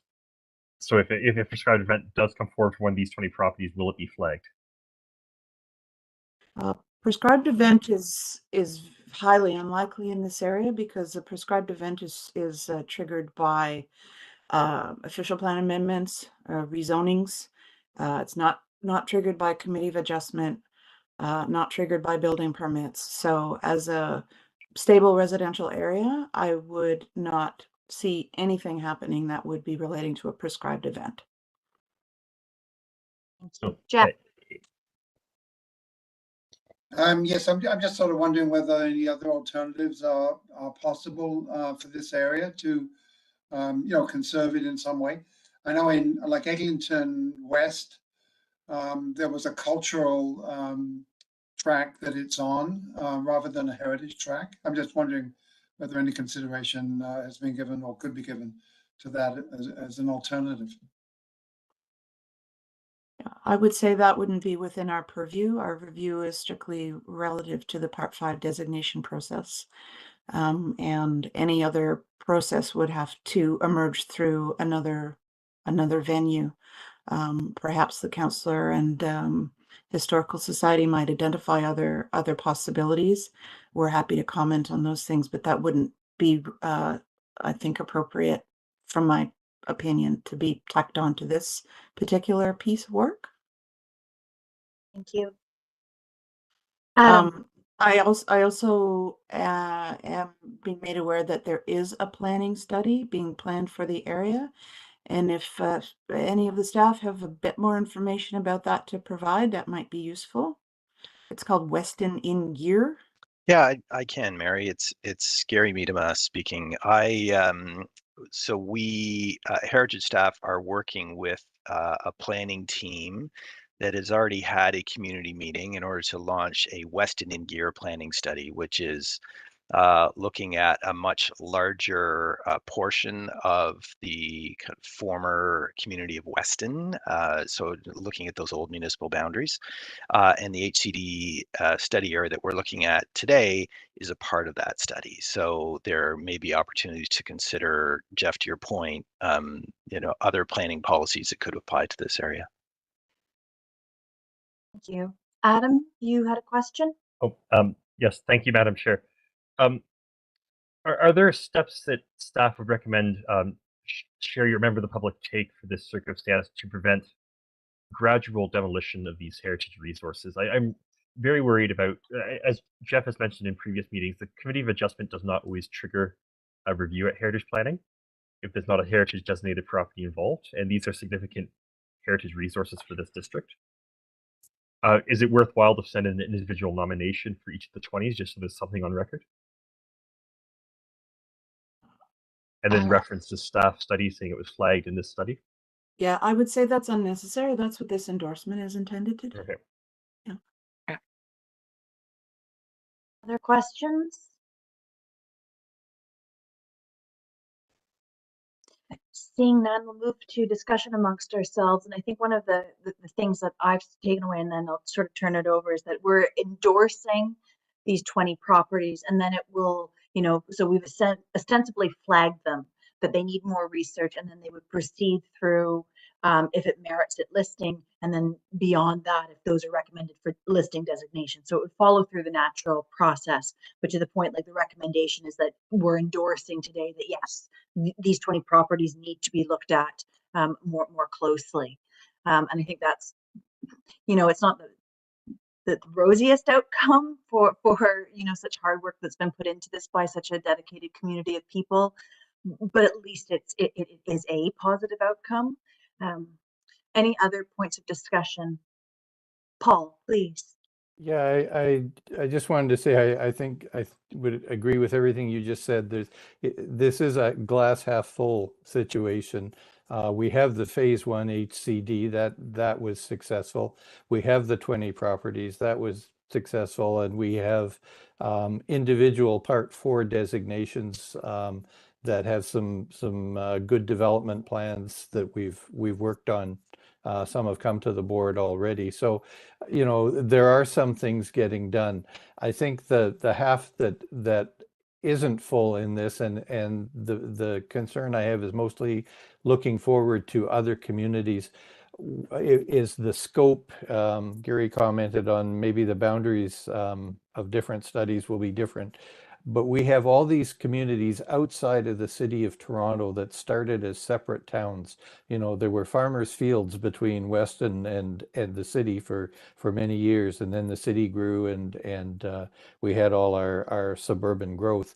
But you know, there's so many of these towns: Mimico, Long Branch, New Toronto, Islington, Leaside, Forest Hill, Swansea, Clairville, West Toronto. You know, they were separate towns, and so when you go to look at these, the boundaries, I think you know, to Sherry's, you could hear Sherry's regret. The boundary on this study, I think, in people's minds was Weston as that community, as that town that existed on its own. Somehow with all the subdivisions, we got away with that, and so some parts are getting covered and some parts are getting missed. So I'd just say that there's a lesson learned here for any future studies, whether they're HCD or otherwise, that I think we have to be clear on what these boundaries are. And speaking from the suburban point of view, the period of significance also matters, because we have communities that didn't exist until post-war. And so, you know, that doesn't mean there's no heritage in those communities. And the heritage is not necessarily the farmhouse that was there from the 1800s. It's how we built suburbia. And that too will eventually be heritage stuff that we need to look at. So I just think, you know, this one presented a lot of lessons learned. But you know, I have to say the other big benefit we got out of this one is I think the report is a very good one. It has a huge section of history, and it has an enormous list of references and biographies. So for people who want to continue research or look elsewhere, I think it was a very useful work forward. Just sort of regretful in the end that it didn't result in an HCD, but I'll stop there. Thank you very much, Bob. I think you articulated what a lot of us are thinking right now, that, you know, you wish there's something halfway in between to recognize this unique character, even if it doesn't, you know, merit the tests of the legislative framework under which we have to operate within heritage. Yeah. Other discussion points? Seeing none, we have a staff report with recommendations before us. Would anybody care to remove the recommendations in the report? I'll do so. All those in favor? Motion carries. Thank you very much, everybody. Hi, Katerina. Thank you very much. And then we're moving on to our last item of the day, 25.9. Hello, Liz. Welcome back. Alex? Hello. Towards expediency, I'd be quite happy to unhold the Bayview Avenue property, if that would help things. I think it's fairly non-contentious. I thought it was a very interesting report, and I thought it would be interesting to hear it. But in view of the fact that it's going to be dark in a few hours, I would be quite happy to unhold it. What do you think? All right. So just to make sure that that's with the will of the rest of the board, is everybody else okay with that? And we'll move. No questions? It is an amazing report. Oh, Adam, I see your hand. You want to hear everything? Yes, I think. Just by virtue of there's elements here for other files that I've been following that I think there may be some applicability. And so, do you want to hear the report, or do you just want to ask some questions? No, I'd like to hear the report, please. Thank you. Okay. Liz, please and thank you, because this is very cool. Thank you, everyone. So anchoring the beginning of end of today's meeting, I'm now presenting today's final item, PB 25.9, 2451 and 2489 Bayview Avenue, proposed amendment to designating bylaw under Part 4, Section 30.1 of the Ontario Heritage Act. Slide, please. Located on the east side of Bayview Avenue, south of York Mills Road, the city-owned Part 4 designated property at 2451 and 2489 Bayview Avenue, known as Winfield's Estate, is a significant cultural heritage landscape containing the original 20-acre estate of late Canadian business magnate and thoroughbred horse breeder E.P. Taylor, where a significant grouping of interrelated buildings are placed in a landscape setting. Developed in the, actually I'll bypass that part, it's in the report. Part of the subject property was designated in 1992 under Part 4, Section 29 of the Ontario Heritage Act. And the designated portion of the property is currently leased to the Canadian Film Centre. The property is also located within City of Toronto parkland known as Winfields Park, with a municipal address of 2451 Bayview Avenue. And the eastern boundary of the property is located within a Toronto Regional Conservation Authority regulated area. And the property encompasses two identified and registered archaeological sites, the Whitney site and the Whitney 2 site. So the reason this report is before you today is that the Canadian Film Centre is currently negotiating with the city the terms of their lease renewal at the subject heritage property. And a requirement of that lease renewal, the terms, requires entering into an HEA, Heritage Easement Agreement, with the city. However, the designating bylaw in force predates evaluation using provincial heritage legislation that came into effect in 2006. So as a result, the current bylaw lacks sufficient identification and protection of the cultural heritage value of the property under the Ontario Heritage Act. And to identify the cultural heritage value and attributes of the property in accordance with Ontario Regulation 906, staff is recommending amendment to the 1992 designation bylaw, including amendment to the legal description for the designating bylaw to ensure that it's consistent with the attributes identified in the revised reasons for designation. Slide, please. Because of the early vintage of the designating bylaw on this heritage property, information about the property is very brief, being contained within two-page reasons for identification, and that was practice at the time. So to support the revised statement of significance and associated heritage attributes recommended in the report before you today, you'll notice that a full research and evaluation section has been prepared and included as attachment 5. And Cole's Notes version of that history and understanding of the cultural heritage value and attributes of the property is provided in the following slides. To begin, Toronto architect Jocelyn Davidson initially worked on the 20-acre property for E.P. Taylor, which was envisioned as a residential country estate with a view to an equestrian lifestyle. Davidson designed the main house and the stables, both completed in 1937. Davidson can be credited with some of the most impressive private residences and mansions in Canada in the early 20th century, and Winfield's Estate remains both his largest residential commission and one of the few surviving examples of his portfolio in Toronto. The main house at top right in the slide is designed with features of the colonial revival style, which was particularly popular for prestigious residential buildings during the early to mid 1900s, and which includes features derived from 18th century English Georgian architecture. The main house demonstrates the style in its overall symmetry, application of classical elements, and multi-pane sash windows. The main house is complemented by the adjacent stables that you see at bottom left, or excuse me, bottom right, that date to the same period with their classically detailed window openings and portico. Slide, please.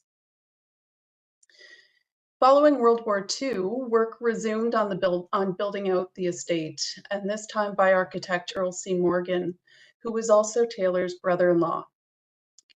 In the 1946 site plan sketch at the right in this slide, Morgan conceptualizes a cohesive layout of buildings and landscaped areas to provide the Taylor family with areas for residential use, work, and recreation. The pre-World War II main house and stables by Davidson are indicated in this site plan drawing by the two lightly shaded buildings at center and at the head of a sweeping circular driveway. The buildings that are darkly shaded in the drawing are post-war additions by Morgan that would be built out between 1948 and 1952. Slide, please. As we see here, clockwise from left to right, those buildings include the gatehouse, which served as E.P. Taylor's suburban office and designed by Morgan to capture the expansive eastward view across the estate's open green space.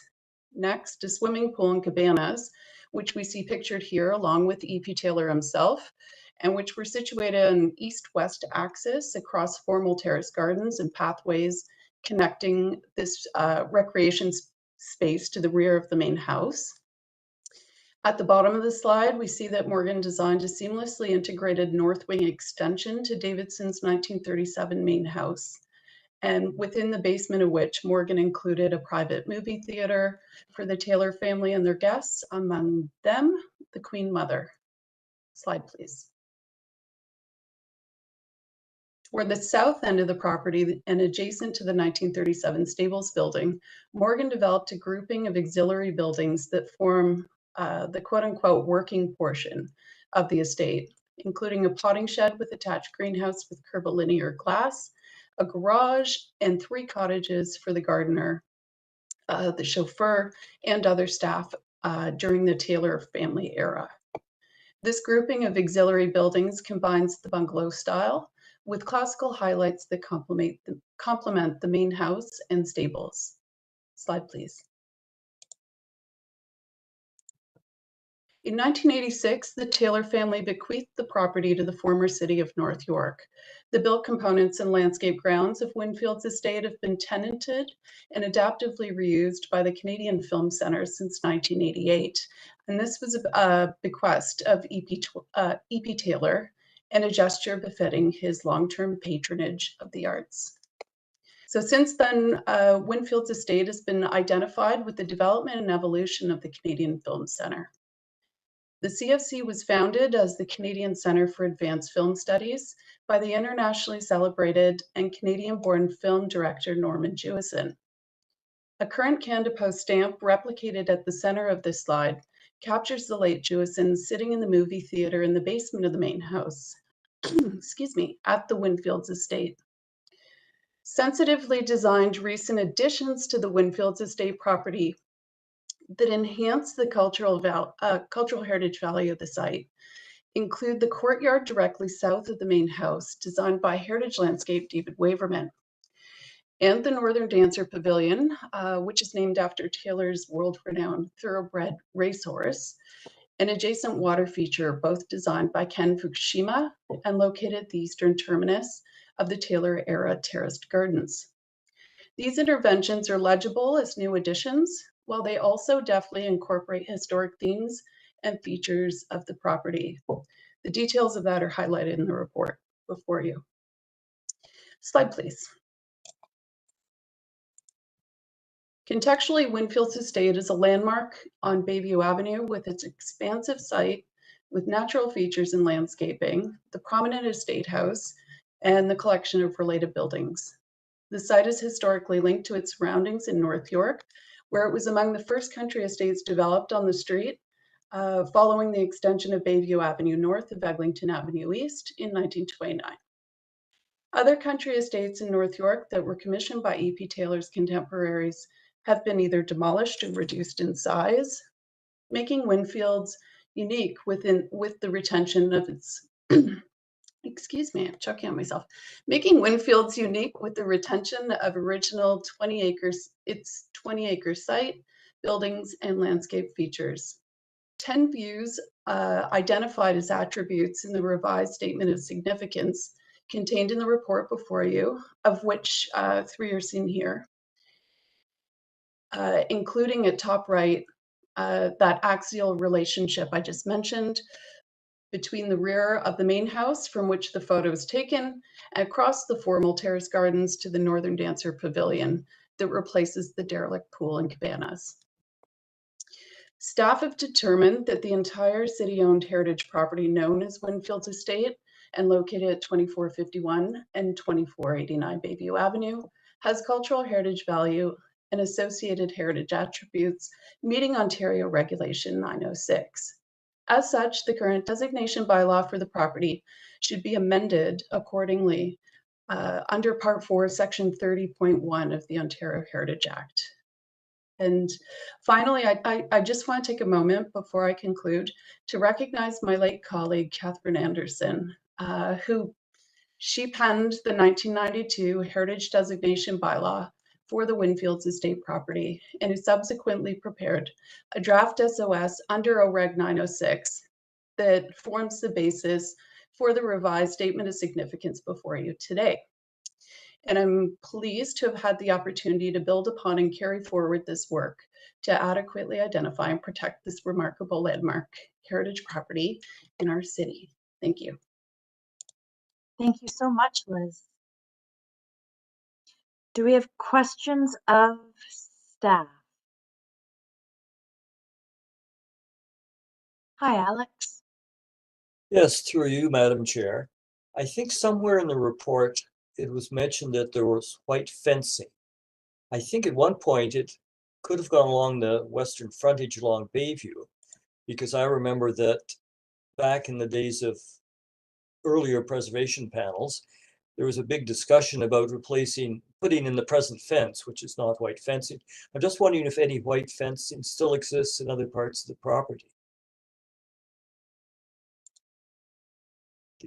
I don't see it mentioned. Thank you, Alex. On other parts of the property, no, I'm not aware of any of that white picket fencing. The fencing along the western perimeter is mentioned in the report that divides the property from Bayview Avenue, albeit it's not white at the moment. That's faded since, but it is contained within the report. Elsewhere, I have not come across any picket fencing. And also, I guess it's a temporary matter, but I don't think you referred to the fact that the big white tent of the Canadian Baking Championship is actually erected at Winfield, or at least when that's being filmed.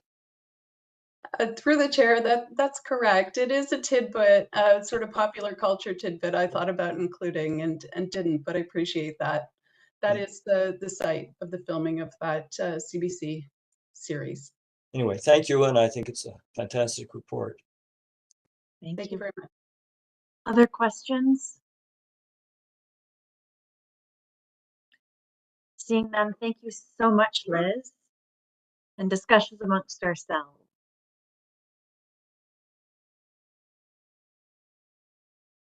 Seeing no discussion, we have a staff report with recommendations before us. Would anybody care to move the recommendations in the report?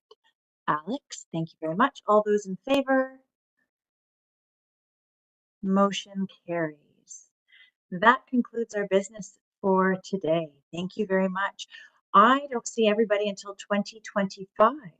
So enjoy the rest of 2024. And I really hope that I get to see everybody in person at our January meeting. It'd be very nice to be able to meet on those terms and together.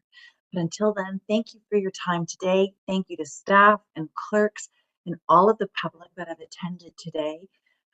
It's tremendous. It really, really is. So thank you and take care. Thank you. Goodbye.